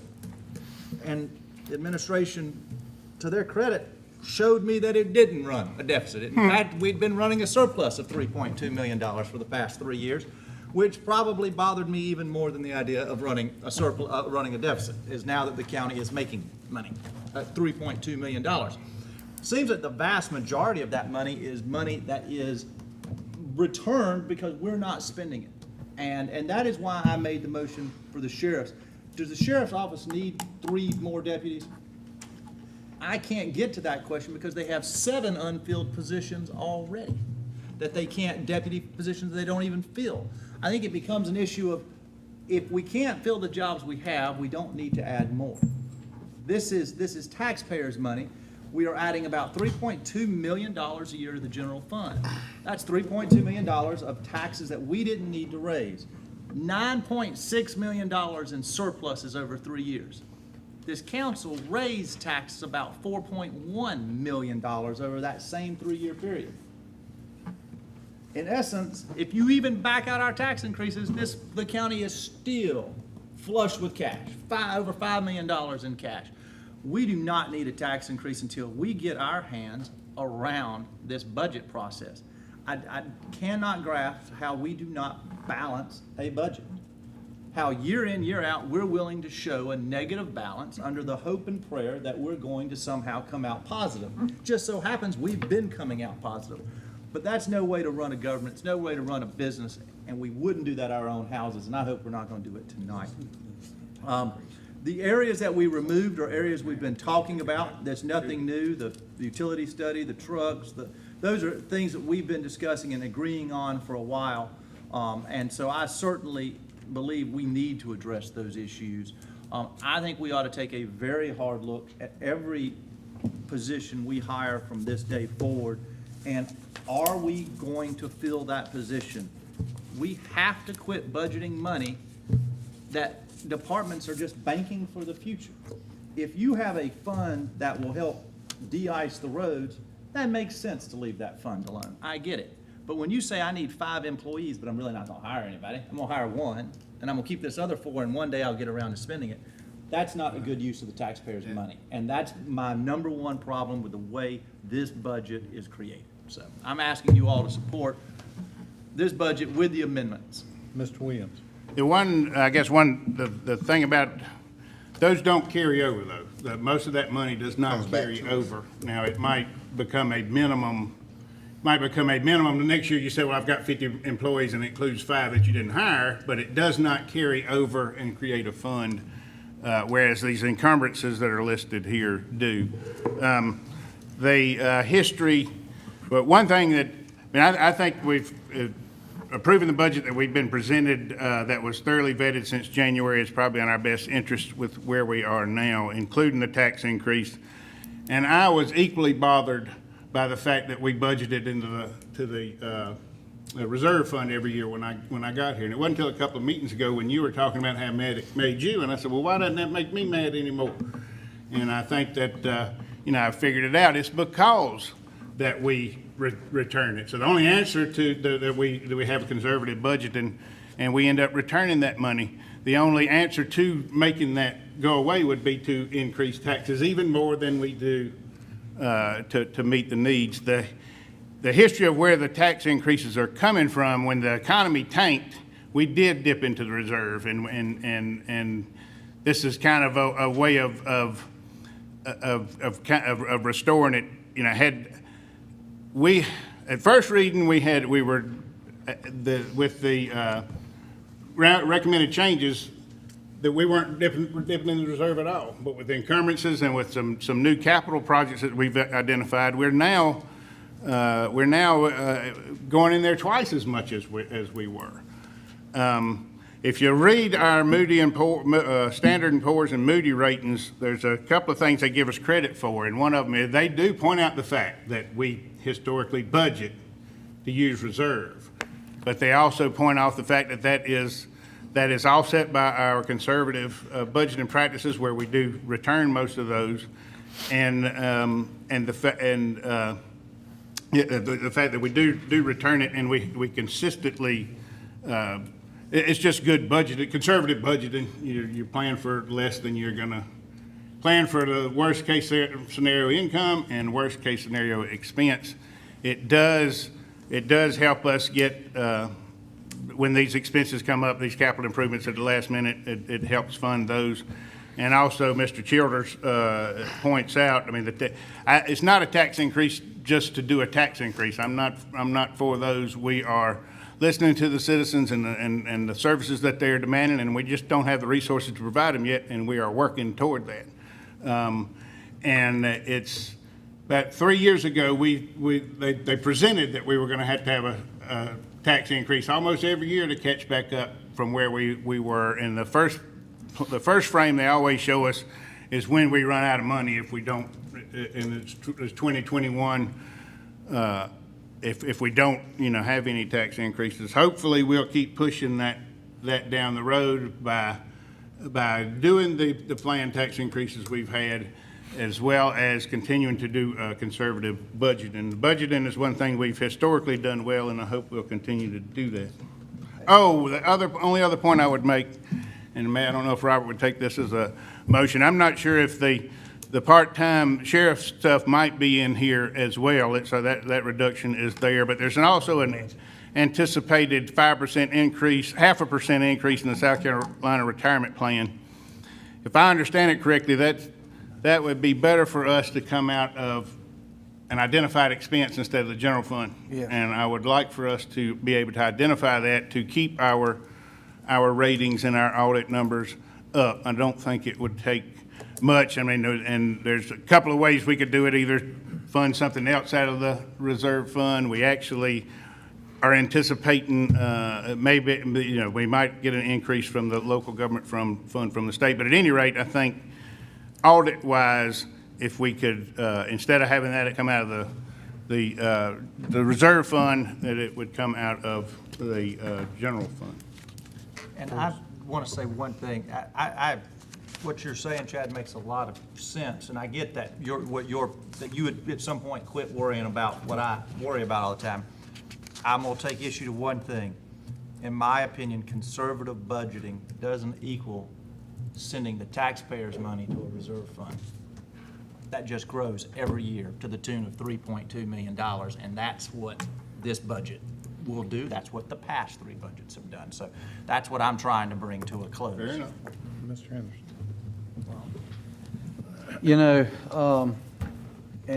And get me straight if I'm wrong, but I just want to make sure the total budget's around $96 million.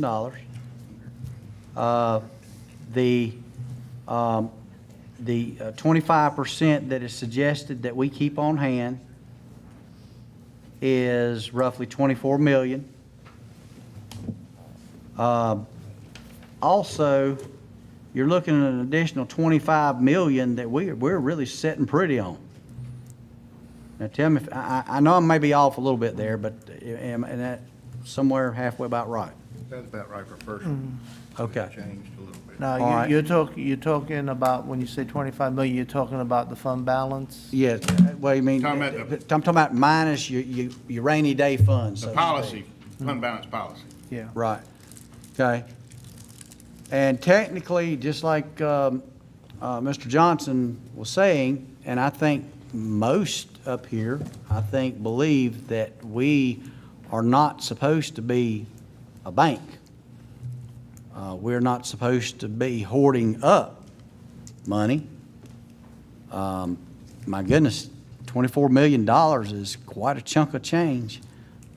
And my concern is, there was one year that we ended up using some of our money to be able to help catch up on some roads and help bring back some credibility to speeding up some of our Pennies for Progress program situations. I would like to, in other words, if we're going to balance this thing as far as in relation to this, and I would support what you guys were talking about, but I would like to consider us moving with some of this money to help with these road situations, because I see gloom and doom based upon some things that I've seen today concerning potential pennies for. And I would hope that we would reconsider possibility of using some of the money to be able to get our Pennies for Progress program back a lot healthier than it's showing. There's been a number of reasons that we've got the issues that we've got, and I don't want to take away from any thunder away from Ms. Cox, but I do believe that we should consider some of this money in order to gather some lost credibility when it comes to Pennies for Progress. And again, some of it, quite a bit of it was out of our control in a lot of different ways. But I feel like that if we don't get that thing healthier than we are setting on right now, we are in trouble with the folks out there. So if we would consider that as well, but I'm going to support what you guys have presented. I'll just keep going down the line, Ms. Cox. This has been a nightmare of a budget. I mean, we are going to hire us a finance director very soon, hopefully, and I can just say I'm very concerned about this process and how in the world we're looking at something that's different than what second reading was. I don't disagree with the changes for the most part that need to be made, but I think that right now we're just surviving, and I'm struggling to figure out how we as a council are going to pass a budget with the type of information that we've been looking at. I'm gonna make a motion that we amend the current motion to not hire any new employees in the fire service protection area until we have our study done. I certainly believe that if there's an emergency or a tanker issue that needs to come up, that we can take that issue up as council proceeds, but I don't think we need to fund any employees in that area until the study is completed. And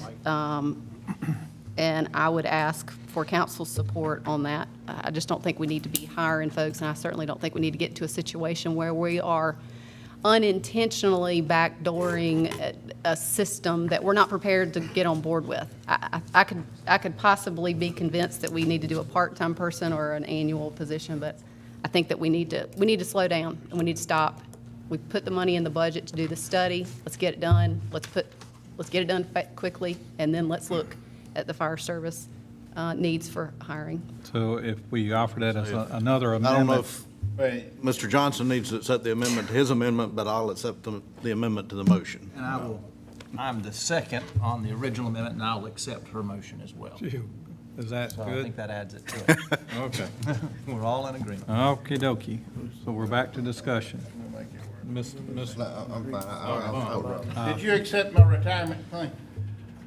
The retirement? Did you make a motion of it? You're in the, well, I suggested as a friendly motion. In a friendly amendment, you don't have to make a motion, but, yeah, I suggested as a friendly amendment.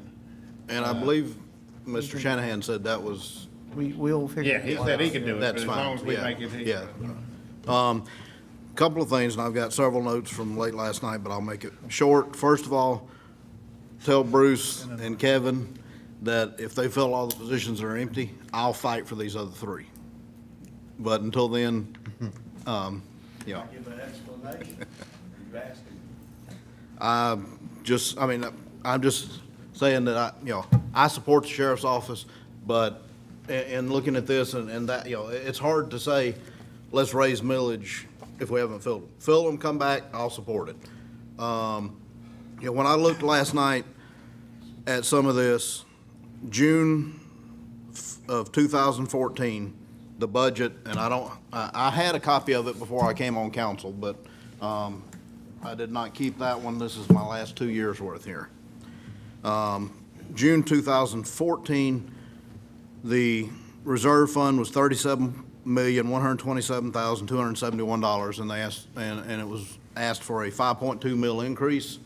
And the 5-year chart that went across said that if the millage was increased 5.2 mils and then increased for the CPI, after that we would be down to 31 million by 2019, which would put us down to our 25% target if we did 5.2 and then a CPI after that. Last year was my first year on council. Our reserve fund had gone from 37.1 million to 44.8 million. And it was presented that if we would increase 2.1 mils and then CPI after that, By 2019, we'd be down to 28 million, which is the same year the year before. We're going to be down to 31 million. So I'm not knocking staff or budget. We have a very conservative staff, and I'm thankful for that. That's why I did not make the motion to cut the budget at all. I think we need to keep funding, and y'all need to fill those positions, and we don't want to penalize staff for not spending the money by cutting their budget at this point. What I'm saying is, I can't find reason to raise the millage. 1.4. For the general fund, yes. The new general fund estimate in this year's budget is that it will be $48 million on June 30th of this year. And we're saying we need to raise it 1.4 mils with CPI after that, and we'll be down to 30% of operating by 2021. So a couple more years out, but we'll still be at 30%. As a council, years ago, somebody set a target of 25%. So we're way over that. Now, a couple of reasons for this also. 1 year of taking a breather on this. We'll look at it next year. I agree with all the expenditures other than what we've amended here tonight.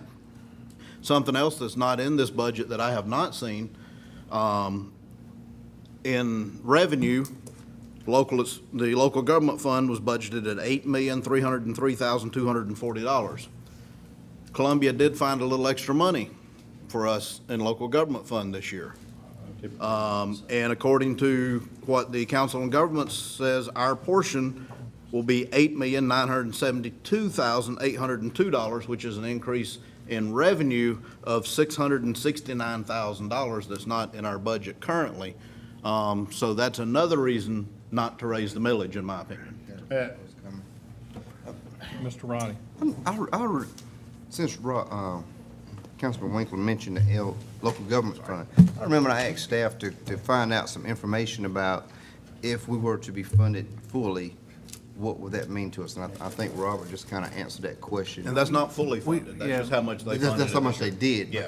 Oh, so That email was sent. Fully funding was much more than. Yeah, we sent the whole package, so. I'll have to look back through it because I don't remember seeing it, but. And that, All right. that information came from the email that Mr. Shanahan sent. Gotcha. Yeah. Gotcha. For what? Any, Well, I mean, I had some more comments, but it's not gonna matter. Can I get- One, I guess typically we don't include the increase in local government fund. I don't know if you remember back in January, we had to amend the budget because the revenues were a little bit off. That's usually, those mid-year changes take care of that, and we don't have to do it. So we had to do that. The only other thing I wanted to point out, some of the disparities that you had in fund balance at the end were actually carryovers of expense that we haven't done the year before, which is what we have. We have a lot of that in this budget, but I don't know why I felt compelled to point that out. We can go ahead and vote. thank you, sir. Can I ask Mr. Winkler a question? Yes, sir. Mr. Winkler, when you were talking a minute ago, you said that in 2014, we had 37 million in our reserve fund, and in 2015, we had 44.8, yet the projections for each year called it to be 23 and 20.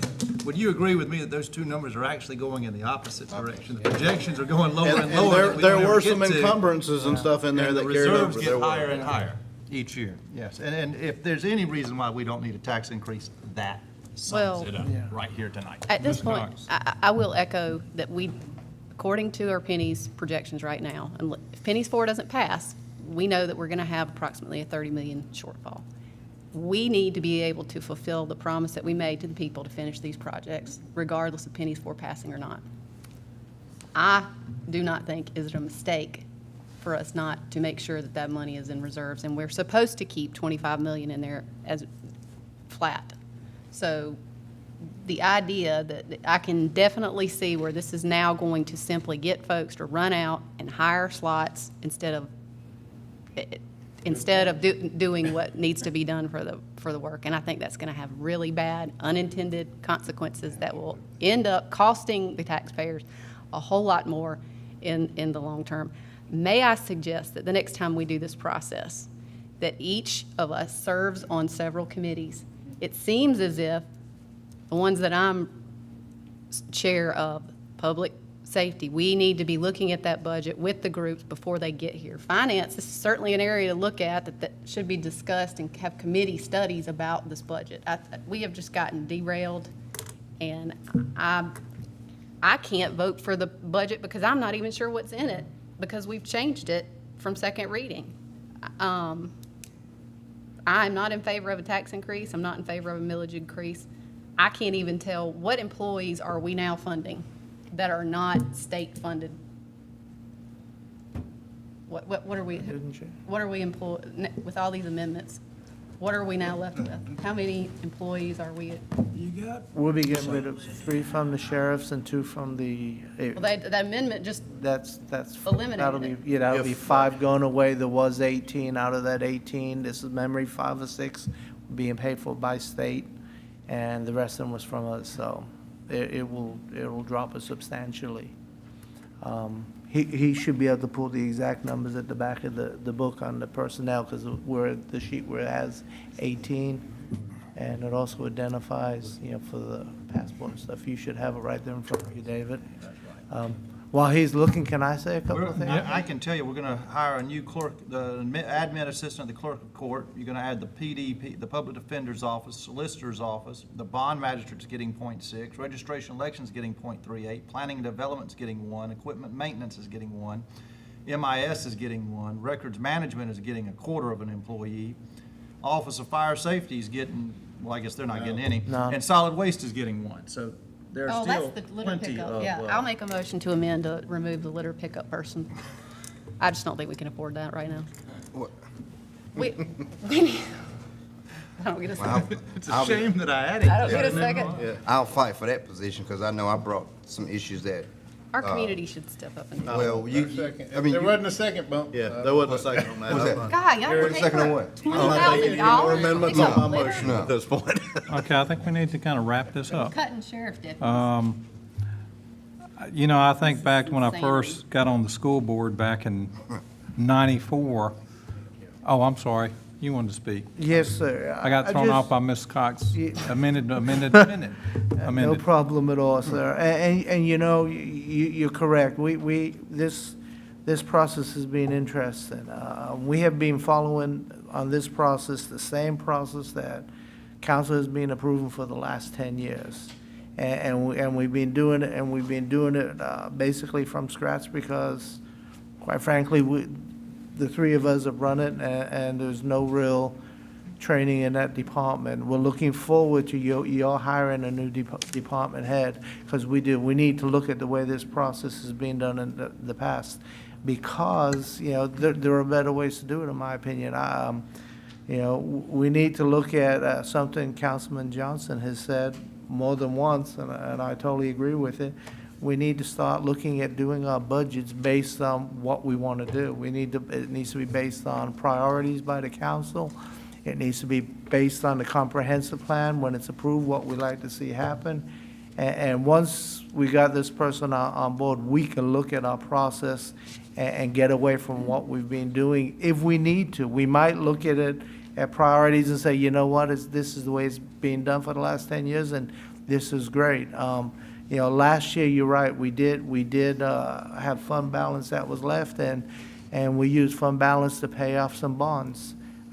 We have the opportunity over the next 2 years to do the same thing. There's a 2017 bond that we can pay off, and there's one after that we can pay off. What does that do? That lowers the tax amount. There's a lot of stuff we can do with it, but we need to get this person on board with it, and we need to see what we're going to come up with at the end of it. So that's basically what I wanted to say. I'd like to clarify one thing. 1.2 mil, or $1.2 million is the value of a mill right now. Yes, sir. We're talking a 1.4 mil increase, so we're squabbling up here over $1.7 million in this budget. Definitely less Yeah, than 1%. that's what I'm saying. Let's don't Real minute. raise that 1.7 million on our citizens Got this it. year. Okay, so let me. That's all we're talking about. Let me wrap it up. The fact that you build up general funds is a good thing. I remember when I first got on the school board in '94, a few years earlier, they almost went bankrupt.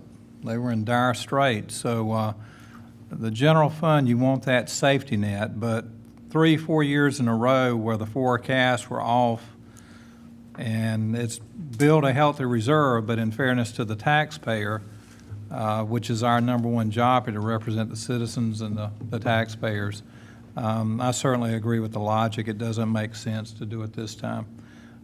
So that being said, question on the motion, all those in favor of the motions as amended, say aye. Aye. Aye. Opposed, no? No. Okay, next order, new business. Council Chairman Brett Blackwell to introduce the Agricultural Tourism State Task Force Committee headed by Tommy Pope. This is to... No, okay, no. But this is a flyer that one of the 4-H shows or whatever that occurred, and Mr. Pope talked to kids from Nations Ford High School. And he was saying, why don't you do a lot of this in York County? And they were making the point, well, there's nowhere in York County we can go. They don't do it in York County. So he got really charged about the agricultural tourism discussions we've had in the past, and he volunteered to form a state committee, which I took him up on. So that state committee, I pretty much allowed him to appoint the members. He's got a couple that he's got left to appoint, but it's going to be Mr. Pope as the chairman, Christy Cox, Robert Winkler from council, Bobby Walker, Dennis Moss, also a State House representative, Adam Shoemate, Faith Israel, Shoemate's from Ducks Unlimited, Faith Israel from York County Clemson Co-op Extension 4-H Youth Development Agent. He's also going to pick a representative from the York County Convention and Visitors Bureau. York County Sportsman's Committee, he picked Alan Abernathy, and he's also going to pick a representative from the FFA. And so it should be finished in the next week or so, and they'll get started. What'd you say the shoemaker fellow? Alan Shoemaker, Adam Shoemate Okay, it's spelled. from Ducks Unlimited, Yeah. York County Natural Gas, Spell corrected on me, all right. Shumate. Yeah, that's what that's Okay. what it thought. That's all I spelled it from. Well, I was just making sure. Yeah. Okay, next item, receive petition concerning the creation of a special tax district to be known as the Lake Wiley Parks and Recreation District, and considering authorizing the drafting of a resolution as described in South Carolina Code Section 4930, certifying the petition meets the statutory requirements, and ordering an election to be held within the area of the proposed special tax district in the November general election for the consideration by the county council at the next called meeting of council. Move to approve, please. Second. Have we got the petition? We have to. Oh, yeah. Petition? It's in our packet. What do we receive it? Oh, that's right, they presented at the beginning. Okay. Any other questions, concerns, comments? Do we have to Mr. go through Roddy? any kind of certification process with registration election to make sure that those signatures are valid? It's in our packet. Was it- It's in our packet, but I'll confirm with the commission that the assertions are accurate and check the original document that's on record with the election commission to verify that before bringing the resolution before council. Sorry, you were somewhere between resolute and here. Mr. Henderson? Yes, I was just wanting to ask everyone if you would please reconsider as far as, I know we had a lot of questions a while back about who would take a lot of responsibility in regard to the park and so forth. You talking about legal responsibility or Legal. maintenance responsibility? Legal responsibility and maintenance as far as, I know we talked about a lot of things about it, but I hope that we'll all consider the fact that as far as the insurance business goes, and I'm very familiar with it, from property and casualty to life insurance and everything, and even commercial. Whether it be someone out here walking up and down the courthouse step, or whether the steps, or someone out at Ebenezer Park, we have liability coverage, and it's almost so rare that something would happen that it's borderline non-existent as far as ending up having a tremendous amount of lawsuits or whatever it may. I just don't see a lot of it happening, especially when you look at other cities, counties around us and other places that, engage like this. So I would hope that you would allow Mr. Manager there and Mr. Attorney to take a look at maybe what some other cities and counties do as far as what are the probabilities of something happening, and take into consideration, hopefully revisit common sense, because we already have several things where things can happen all the time, and probably maybe even at a higher risk as far as that goes, drownings and whatnot. So I would ask that you can reconsider this about the potential park, because if we can't move forward, I just do not want to take the chances of any kind of having to forfeit this money when we're so close to getting this thing done. So if you would, please consider that as we move forward about the insurance issues. I hope I've made myself clear, and if any questions, ask me afterward. Chairman Blackwell, I'd like clarification from legal. Do we, I believe we require all of our special tax districts in the volunteer, or in the fire service area to have insurance, correct? They have to buy their own insurance as well, like the fire board, I believe that's the Riverview, case. that type They're thing? running the property. Yeah. So, But if it's county-owned, then the question is, it'll apply automatically. There may be a question of liability coverage that we want to have them bring independently, but that can be fleshed out in the details if the vote passes and how we want that department to be run. And certainly can be a matter of continued discussion, as Mr. Henderson is suggesting, so we can get that detail clarified. Tonight's purpose is to authorize the resolution so that can be put on the ballot, the vote can be put on the ballot. Any other comments, question on the motion? All those in favor say aye. Aye. Opposed, no. Next item, consider authorizing the Sheriff's Department to apply for and accept, if awarded, for the 2016 Justice Assistance Grant in the amount of $35,547 with no matching funds required. Move to approve. Second. Discussion? Question on the motion. All those in favor say aye. Aye. Opposed, no. Next item, request council to approve the Hospitality Tax Advisory Committee's recommendation for financial year 2017 marketing grant funding. Move to approve. Hello? Second. Discussion? Question on the motion. All those in favor? Question on the motion. All those in favor say aye. Aye. Opposed, no. Next item, council to consider an access agreement allowing the United States Marine Corps to conduct training exercises at What's your motions for? Ebenezer Park. Sir? So I bet you get a bunch of motions for this one. Oh, well, Move to approve. Second. discussion. Pepper pie. Question on the motion. All those in favor say aye. Aye. Next item. Consider first reading of an ordinance to provide for 4-year staggered terms for members of the York County Council, subject to approval in a public referendum, to provide for a public referendum on changing the terms of office of members of the York County Council from 2-year terms to 4-year staggered terms, and to provide for other matters related thereto.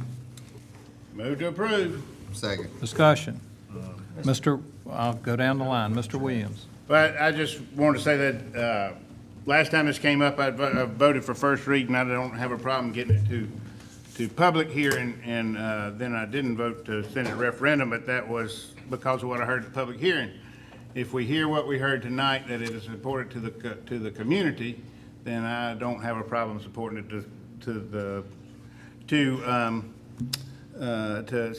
spending the money to vote on it. And I think it's something, this is not how I personally feel about it, and I might not even vote for it, but I've had several people say that it needs to be considered and voted upon. I mean, that's what I'm basing my decision on, whether to support it at first reading, or certainly we'll be open-minded at the public hearing, and if it's overwhelmingly, like it was last time, apparent that it just seems like a bunch of elected officials trying to stay in office, and it doesn't have any valid point, I probably won't support it down the road, but I have heard since we had the last time that it is, that it makes important, that the continuity arguments that were brought up tonight, as well as economic development, I was surprised. No, I bet we hear from them in public hearing too. Mr. Anderson.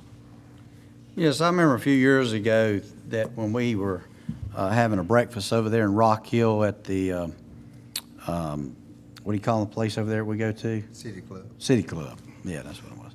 But anyway, the question came up, and we were asked about this very thing at one of those meetings one morning, and I was the crazy one that jumped up there and went ahead and tried to address this, but not gleefully by any means, but I went ahead and just told the fact of how on a 2-year term, it is so tempting, and I'm just going to be very plain. Matter of fact, December 31st is going to be my last day, and so I have nothing to gain from this. I have nothing to gain whatsoever. Nobody's paid me. Nobody's in any way. I just want to make it clear that when you're about halfway through when you're through with your first year and starting to make a turn into your second year, I don't care who you are tempted, and some people give into it. But you are so tempted to calculate every move you make in order to being that you're so concerned about your next election. And it is easy to do if you're not a very principled person. So my whole point is this, that I've had a lot of mixed feelings about this since, tossing it back and forth in my thinking and with other people and whatnot. But I think, if I'm not mistaken, we are only one of 2 counties? Three. Three? 3 counties. Out of 3 counties that, okay, well, 2 or 3, whichever. 3. But, okay, all right, whatever. All right, well, all I can say is that it will help if you have them staggered. It will help it's not a matter of just trying to gain additional time, power, influence, and so forth. It's a matter of continuity, like they've said before. Again, for whatever it's worth, I'm on my way out in 6 months, 5.5 months, something like that. So therefore, I'm supporting this. I hope that the public, depending on how the public reacts and so forth, and I know it would be a lot easier for a lot of these folks remaining here that will be serving you. I think it would be a lot easier overall for the public. I'm also saying this, that I would hope that the folks, now where I may differ, the folks that made this motion, I would ask you to reconsider, if you will, whether it be now or whether it be going into the second time or the second reading. Please consider having it set up to where there's term limits. 2, 3 times max. I hope you will reconsider having it, because 12 years on here, my gosh. You're going to end up being, folks, let's face it. If you would, please reconsider that. And what am I doing so wrong, sir? Nothing, just the state law doesn't let us consider anything but 4-year staggered terms, and that's what I was going to, before everybody talked about term limits. In order to do term limits, we'd have to go down and change the state law, which they might let us do, but the fact that there's only 3 counties that this applies to, they may not. But the term limit portion, the enabling legislation is very limited. I did learn that from last time we considered. It's very limited by what you can do. It's going to 2-year staggered terms, and it even tells you how those terms are decided. So term limits at this point is not something that we can put in it according to the enabling legislation, is my understanding. And since you've already answered that, I was going to say the same thing. Okay. Well, in that case, if that be the case, I don't know, going into the second reading, if I would support it, because I think there needs to be some form of in order to protect against long, lifetime politicians, I just feel like that there needs to be some checks and balances on this. Mr. Johnson. I thought that Reagan Craig said it best tonight. He said we should put it on the clothesline, let everybody look at it and everybody make the decision and have a vote. Chrissy said that. Well, I apologize. Reagan's sister. I felt Chrissy did it. She was voting Kerwood, so Reagan might have said That I even like it better now that I know Christie said it. It's not as if this council is going to pass 4-year terms. The people.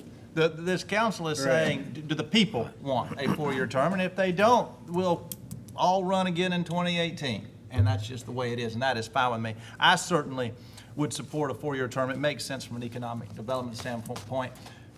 And I think the people in each of our district, the citizens I've talked to in my district have told me that this is something they support. I've gotten the sense from talking from some of you all that you have people in your district who don't support this. Well, the whole point is to let the people decide this. And if the people, if more oppose it than support it, it is what it is. I have no problem with that. I understand what the enabling legislation says about we can't address term limits, but I'm going to say this.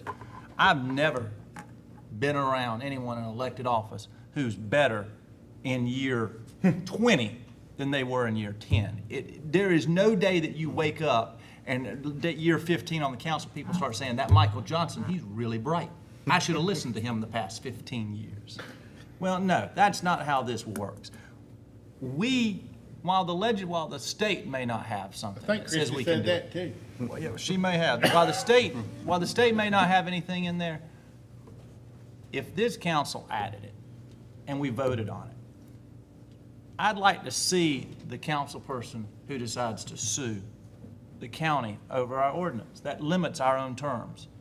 I'd like them to have to go to their own voters and explain how they think they deserve to be here forever. We don't deserve to be here forever. 12 years is a long time, especially if you're on 4-year terms. If you can't get accomplished what you want in 12 years, you don't need to be here. It doesn't make sense, in my opinion. So I certainly support going to a 4-year term, but I'd like to see us come up with a plan to tie it somehow to some sort of term limit. Ms. Cox. I agree that the people need to make this decision, but I honestly have had no one at all come up to me and suggest that we need to extend that. From the District 5 perspective, we've had great representation for the past 22 years. So I think 2-year terms, that's what the U.S. House goes by, that's what our state House goes by. I think this gives our people the best, highest opportunity. I would love for everything to go to 2-year terms and the people vote them out if they want them out, put them in if they want them in. You rest on what you do for them day in and day out. I understand, and would it make it easier to get things done? Yeah, but I'm not sure that's the best thing to do. I'm not sure making it easier to get things done in government is what needs to happen. So I just philosophically do not have anyone in my community who has come to me saying that we need to do this, and I can't support it. Mr. Roddy. Wow, I'm shocked by some of the rhetoric, because I know even prior to me getting on council, it had been discussed and kicked around.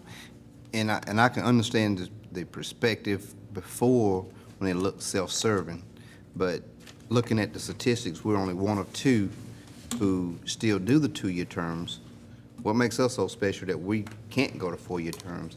And I would think it would be a whirlwind or a tailspin that we go from having one of two with 2-year terms to go into 4-year terms to be the first in the state to do term limits.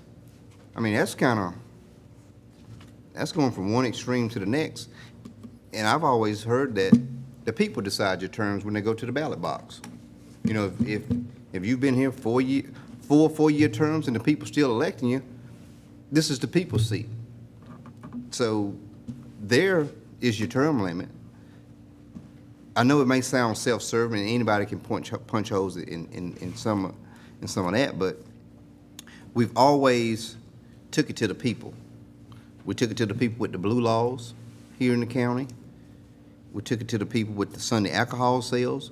We took it to the people with pennies 1, 2, and 3. We just took it to the people with the bond referendum. What's wrong with taking this to the people? You know, they ultimately decide what we do, how we serve, and I think it's over and over rhetoric when you say it any different, because we voted to take everything else to the people, from pennies to Sunday alcohol sales, but we kind of pull back when we say, let's discuss some real things that can make a difference on how we govern, how we plan, how we budget over a 4-year, maybe a 4-year situation on how we're gonna collect taxes versus putting ourselves in a box with 2-year terms. And we came close when we first got on council to having 7 new members up here. I don't think we ever come as close as we did in 2011, 2010 with 5 new members. That still is a possibility that 7 new members can be up here the next go round. And wouldn't that be a nightmare for a county manager, to a county attorney, to a county staff with 7 new members trying to work with a budget that when you get these Bibles times 3 and then you, in 3 months, you working with a budget. You scratching and clawing. 9 months later, it's the first of the year. All right, here come the competition, maybe getting ready to load up and campaign against you. You're still struggling with the budget. You're trying to balance everything out. So the real facts are the learning curve is steep in year 1. The learning curve is steep in year 2. And we all, let's face the realities of it. When you have opposition in kicking off in March, a year and 3 months after you've been up here, you are less hesitant to make the trigger call on certain things because you're trying to think about a campaign. You're trying to think about doing what's best for the county.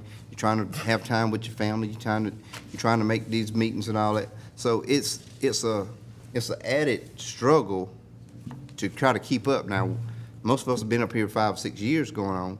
We kind of got a little routine going. We can balance it. But think about every new council member that comes up here, that 2-year learning curve for their district. And we've seen it up here with some of our new members. It's still a learning curve. What are you trying to say? I know. The learning curve. You know, you guys. I've seen it with all of them. Huh? I've seen it with all of them. I mean, because it's a real situation, and it's not just the rhetoric of what we have to go through when you first get on council. So, having said that, I don't have a problem with passing whatever we have to pass and let the people decide. If your county don't want us on 4-year terms, they'll punch no on November to whatever. Again, for the third time. Very quickly, just a little bit to say. First of all, almost every council member sitting up here has talked about listening to the public. Almost everybody that came up for a public hearing tonight talked about telling us to listen to the public. So it's very hypocritical to sit up here and say we're not going to listen to the public and let them vote. Now, I'm kind of like Councilmember Williams. I'm not sure in November that I will vote for 4 years worth of meetings like this for myself. You know, I don't know how I'll vote in November, but I think we should put it before, and I'm joking with that, but I think we should put it before the people. I mean, we've talked about that. And as far as term limits, you know, if we want to put in term limits, we can do that on 2-year terms. We don't have to let the people decide on a 4-year term to put in term limits. We can say 4 2-year terms is the limit. If we want to put it in term limits and do that, we can do that whether the people say 4 years or 2 years. It doesn't matter. Okay, Can I respond to that since Sure. he's talking about what I was talking about? Well, anyway, the 4-year deal, it does help to be able to implement what you want to do. It gives you you're more at ease about being able to focusing on what you came to do, what you promised the people in your campaign. And again, I want to reiterate, I'm gone December 31st. So this is no game to me. I just know what I've dealt with. I know early on what I was dealing with, and I know what a lot of these folks sitting up here, how they were dealing with these things. So I think the citizens, in my opinion, will be better served. There will not be that temptation to calculate every move you make going every year and a half or year and 2 or 3 months. You're already, there's a major temptation to calculate every move you're making. Is that a disservice to the people? It's very, very possible it can be, in my opinion. And yes, ultimately they would make that decision. But term limits, like you say, if it don't make any difference, overall, I just think with term limits of maybe 12, 3-4-year terms, and then, letting that be it. And we can be the leader as far as this goes. And I don't know of anybody that's going to step up and say, no, y'all can't do that. Matter of fact, most of the general public will appreciate that fact that we actually put a check and balance on ourselves. So, but again, I am convinced it will better serve the people. It will make a lot less high blood pressure up here, a lot less acid reflux, and maybe some ulcers. So it's not a matter of trying to, in my opinion, it's not a matter of trying to grab power or any of that kind of thing. It's just a matter of trying to serve the people that have voted us in. And again, we can put a damper and check and balance on our own self, whether anybody else does it or not. Let me just wrap it up by saying, it is the people's seat, and I'm not going to prevent the people from deciding how they want to do it. I do believe in term limits. I served 2 terms on the school board and didn't run a 3rd term. I certainly see 3-4-year terms would probably be what I would agree with, but I don't necessarily want us to go down a road right now that the state would have an issue with us. But certainly I understand the logic after hearing from all the mayors and the chambers, and I can hear Bruce Bryant right now saying those dadgum 2-year terms, and they're always thinking about running for office. So especially after our budget discussion today. But that being said, question on the motion, all those in favor say aye. Aye. Opposed, no. And remember, our next meeting is June 27th to address this. Next item, request authorization to apply to accept, if awarded, a Duke Energy Advanced South Carolina grant in the amount of up to $100,000 for Project Cotton Candy. No local matches required. Move to approve. Second. Discussion. Question on the motion. All those in favor say aye. Aye. Opposed, no. Next item, council to consider adopting a resolution identifying a project to satisfy the requirements of Title 12, Chapter 44 of the South Carolina Code, so as to allow investment expenditures incurred by a company known to the county as Project Rudolph, its affiliates and related entities, to qualify as expenditures eligible for a fee in lieu of taxes, arrangement with York County, South Carolina, and other matters related thereto. Move to approve. Second. Discussion.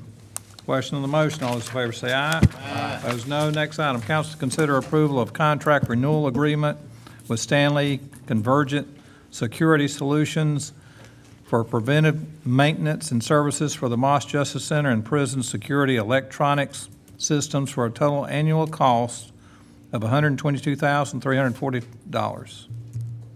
Move to approve. Second. Discussion. Keep all the people in jail.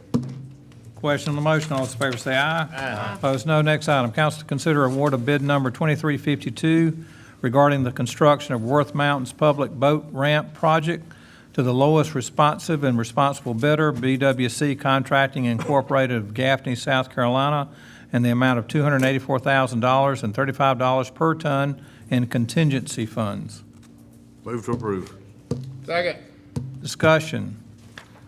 Question on the motion. All those in favor say aye. Aye. Opposed, no. Next item, council to consider award of bid number 2354 regarding application services of calcium chloride to qualifying unpaved roads to the lowest responsive and responsible bidder, southeastern road treatment of Evans, Georgia, for a total cost of $1.022 per gallon. Move to approve.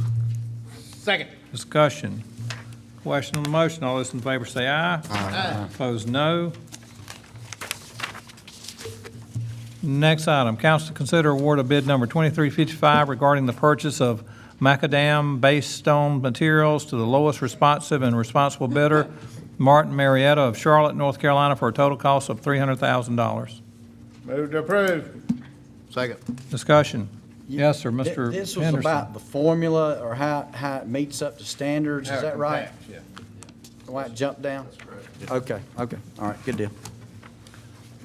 Question on the motion, all those in favor say aye. Aye. Opposed, no. Next item, council to consider award of bid number 2357 for the purchase of 5 MSA thermal imaging cameras for use by the Leslie Volunteer Fire Department to the lowest responsive and responsible bidder, Newton's Fire and Safety Equipment Incorporated of Graham, North Carolina, for a total cost of $39,536.50. Move to approve. Second. Discussion. Question on the motion, all those in favor say aye. Aye. Opposed, no. Next item. Council to consider award of bid number 2359 regarding York County's 2015-2016 Critical Needs Road Resurfacing Project to the lowest responsive and responsible bidder, Granite Contracting LLC of Cornelius, North Carolina, in the amount of $1,641,635.49. Move to approve. Second. Discussion.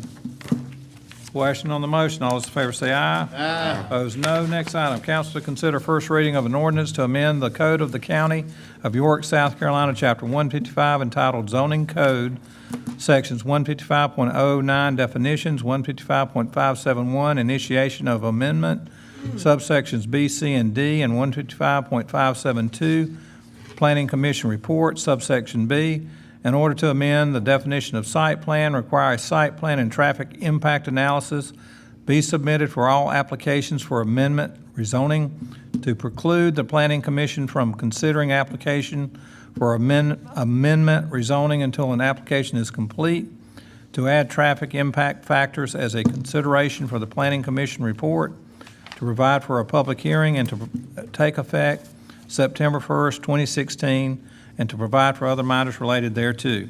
Move to approve. Second. Discussion.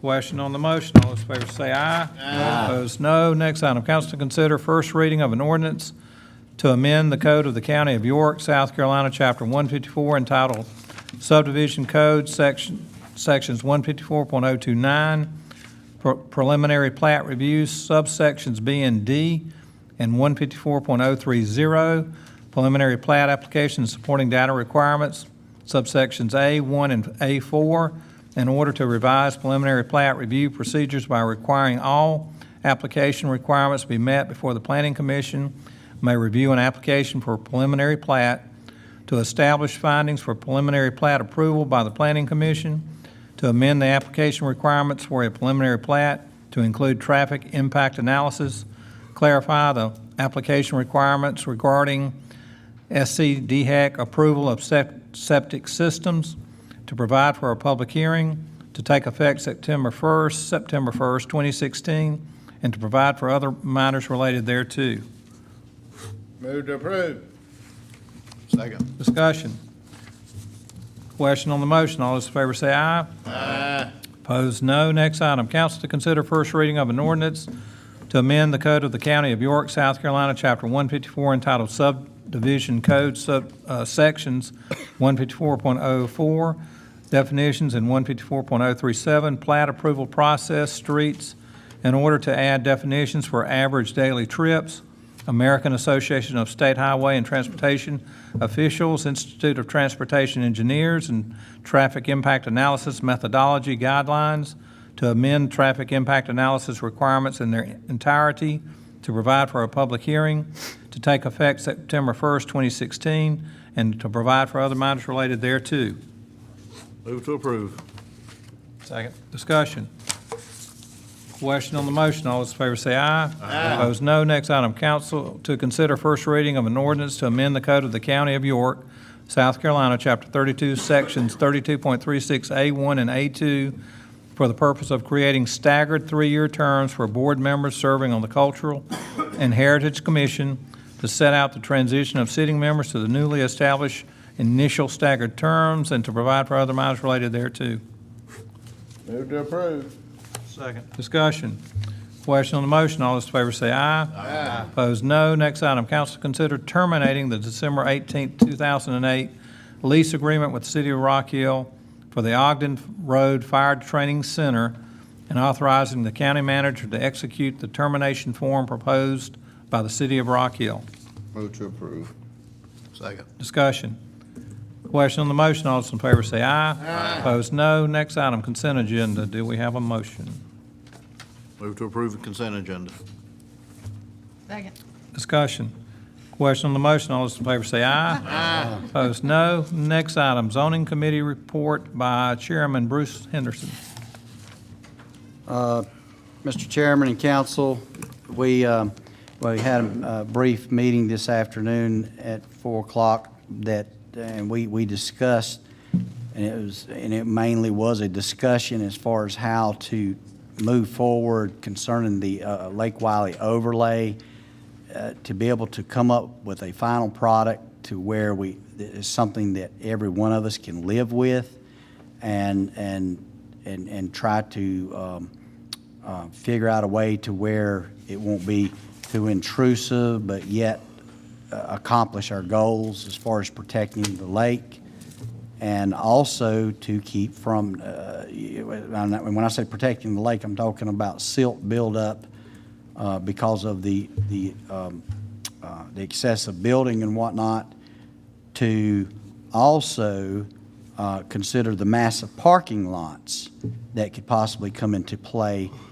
and poisoning the water. So it may be that it could, if we keep going at the rate we're going, it could end up being that we poison the lake to the point to where DHEC will not allow us to pull water out of there, as well as the power plant causing the temperature to get up too high, and with it filling up with silt. And when I say to poison, I'm talking about from the massive parking lots, from hotels to multi-level, multifamily, so forth. If you have just an excessive amount of those right near the water, it may not be that the lake needs to fill up. It might be that we poison it to where DHEC is kind of like the well situation. Once it reaches a certain point with all these different chemicals and things that could come along and adversely affect our water, I would prefer that we really move forward on this. And I would hope, and the discussion was today, that we'll consider maybe 2 or 3 things as far as trying to move this forward. And if I would, if I could ask Ms. Miller if she would give a quick, as quick as you can, a rundown as to what the solutions may be. There were 2 options discussed, and I think the zoning committee was in favor of exploring both of them. One is the Lake Wiley watershed overlay that we previously discussed, and I said I would pick that up in July or August once we got through the TIA. Then the other item that was discussed was to do a sliding scale on open space versus density. And so we talked about reconvening next month, and I will come back with some suggestions or ideas of how for density, the higher the density, the more open space you have, and vice versa. Thank you. Next committee report, Pennies for Progress, Chairwoman Christy Cox. The committee met today at 4:30, and we've received the exhaustive, very long, very well thought out report from the Ad Hoc Citizen Committee, and I assume that has been published to the full council. They really did a good job. They spent a lot of time looking at the issues. I think what will happen next is the committee council committee will take a look at those recommendations and make their own recommendations from that and come back to council, I would assume, by the next meeting to give some guidance. I think we had some really good input. The most important piece that came out of this is we are definitely headed in the right direction. We did the right thing by keeping this project in-house. We are cleaning things up by doing it that way, and we're having more control over the projects, which is something that definitely needs to happen. There are areas that we need to improve, and I think that what they discovered is it wasn't just construction cost increase. In fact, that was very little contributing to the over budgeting. It has to do with making sure that the projects are specifically spelled out in a way that has some teeth to it, so the voters know what they're voting for. Make sure that the assessments are done at the outset correctly. Make sure that we're having meetings with utility providers to get true estimates at the outset. And most importantly, I think the folks, what they discovered is we're spending 35 to 40% on right-of-way and utility relocation costs. We could save that by trying to put some of that money on repaving of existing roads. But I think all of this information will come out, and we'll obviously, the council will have an opportunity the council committee will have a chance to vet the issues and come back with some recommendations to council. And all council members need to make sure they get that copy of that report. Yeah, I've not seen that. I haven't either. Yeah, We just got it today, so I'll make sure, can y'all, who's got it? I've got a copy of it. Okay. Finance and Operations, Chairman Michael Johnson. Finance Operations met today at 5:30. We approved Wendy Michael for the Library Board. We deferred the Rock Hill York County Airport Commission until the 27th. We deferred the Bethel Fire Tax Board until the 27th. We appointed Alan Abernathy for York County Forever, and Stephen Strokus and Lonnie Manus for the Riverview Fire Tax Board. We talked about the Building Board of Appeals, which I kind of jokingly said had not met in a decade, but apparently they met 3 years ago. But they're meeting again this Wednesday. That's right.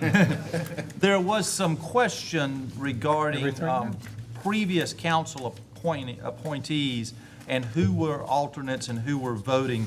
Our committee went through that and appointed and named Randy Crenshaw and Adam Ferreira as the alternates, and Curtis Seek and Roland Harper as the voting members as contractors, mainly because the voting members are in their second term, the other ones are in their first term, so it just was an easy way to break it out, and that was a recommendation of staff to do that. I assume that will come before the full council for further vote. That is all we did. Thank you, sir. Next items, council member non-agenda comments. I'm sure there are none. I have one comment. Okey dokey. Mr. Chairman? Yes. I want to thank you for coming back this week. I enjoyed my time in the big chair, but I will say that I did not know what to do with my extra 3 hours of time, having been out at 7:30 last time, and knowing that what I can do with my 3 hours of time. I appreciate you coming back and running this meeting tonight. So thank you very much. Thank you so much, Mr. Johnson.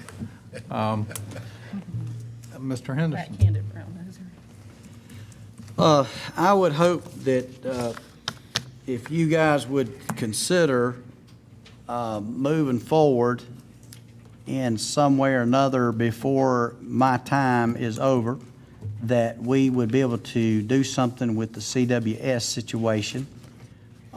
Even if I think these folks are very open to the idea of sharing the cost among themselves as a form of a compromise, is if we were to acquire the system. There's a lot of potential with this system out there, and with Utilities Inc., CWS, whatever way you want to call it. But we could do some upgrading, so forth, and eventually, probably within a short period of time, I think the county would serve itself well, and it would be very profitable in a short period of time should we make this move. But I feel like that we're going to have to really take off with this thing, and whatever it is we have to do to inform these folks. I don't know if it's a letter or just some kind of letter of intent. I don't know. But hopefully, if y'all would please consider that, because I think these folks would be willing to share the cost and take it upon themselves. I'm talking about the current customers and future customers. So you would please be open-minded to that. And, you know, if I could tackle that before I left, or just about have it tackled, I would actually feel pretty good about myself. Thank you. And you know, we don't have this for discussion, but I would add, I think Mr. Harmon and staff's looking thoroughly into this, and I'm sure something's going to come about before you get off council, and Representative Norman and others at the state delegation level are aggressive in it, and I certainly think we recognize our obligation to the citizens, including the citizens in River Hills, but they're going to have to understand too, they're going to have to have an obligation in terms of addressing the financial burdens. But any further comments? There being none, do we have a motion on executive session? Move we go into executive session to receive legal advice. Second? Second. Discussion? I understand it's only going to take. take about 5 minutes, so we probably don't even need to break. That's right. Okay, that's what he says. Question on the motion, all those in favor say aye. Aye. Opposed, no. Do we want to go ahead straight into it? Yep. Run everybody out Yes, first. yes, okay. Karen Mr. needs Kendry some- said yes, Karen please. Turn from executive session, there's a receipt of legal advice, there's no action items. If there's no further discussions, do we have a motion to adjourn? Motion to adjourn. Second. Discussion? All those in favor say aye. Aye. We're adjourned.